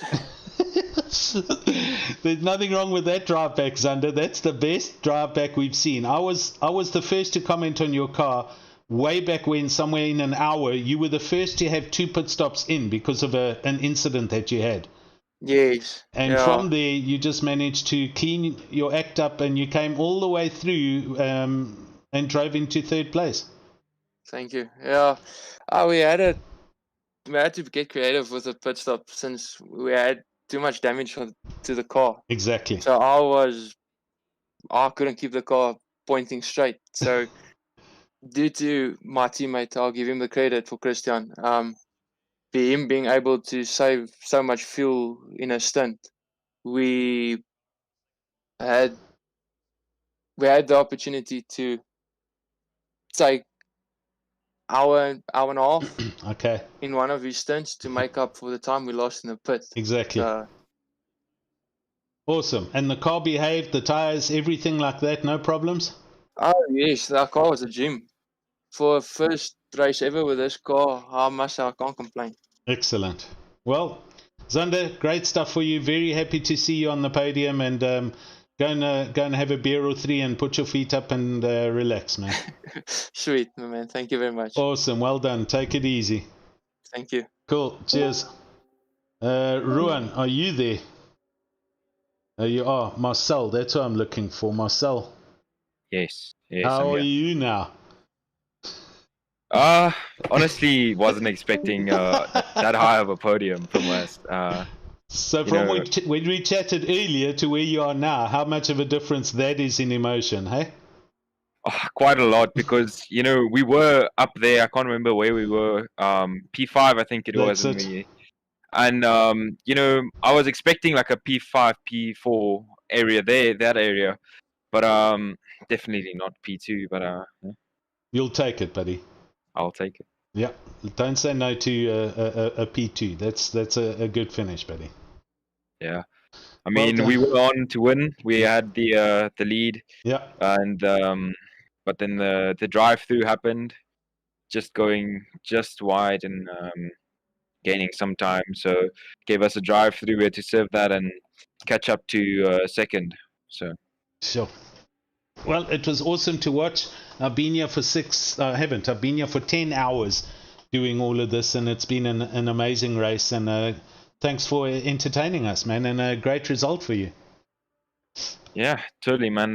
Just proud of us because we were the only Audi on track. Yes. Kind of shows what the Audi can do.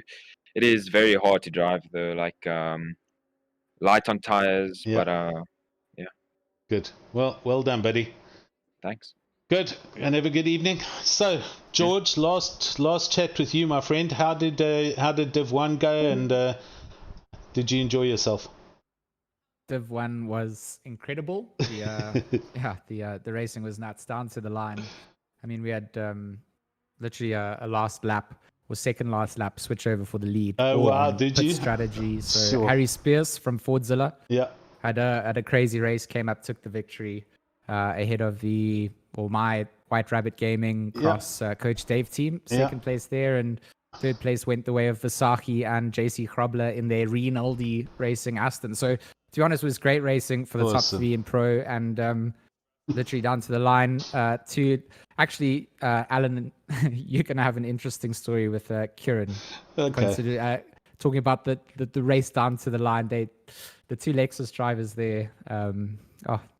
I don't want to spoil it for you. You're gonna see. You're gonna I'll go and watch it. But yeah, it was so good. But from my side, I just want to thank you, Alan, for spending your time doing this AM side of things. And awesome, dude. For me, it makes it so cool to be able to work with you, and we can both do 2 streams and bring the viewers the entertainment for whichever split they want to watch and support. So massive thanks to you, dude. 100%, and you're welcome, and Bertus. And yeah, listen, RaceFace, it's growing hand over fist. We're going to have other events, and possibly you and me will be in the booth together, and we'll be able to provide a world-class kind of feed, the look and feel. I'm sure the sponsors were happy. ROG, Republic of Gamers, all the videos, all the promo stuff. It's excellent products, and the event itself, the 6 hours, it basically ran flawlessly for both of our streams. I think I didn't have any issues. No, same. It was brilliant, and I had some nice comments from a lot of people just saying that both the things look really professional, both streams, and it was nice to just see commentary covering both splits. So excellent. Well, I think we did well. Good job. Yeah, 100%. Stephen Koenig, last words from you before we sign off for tonight, or not? I don't know. I can't see him. He's not. You've made the man race a race and commentate for 6 hours. I feel like he's deserved a powder his nose break. Probably. So we'll have to sign out without him.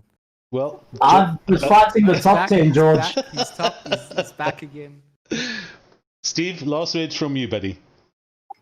I'm absolutely blown away by the incredible drivers, the incredible RaceFace team, and everyone behind Mettlestate.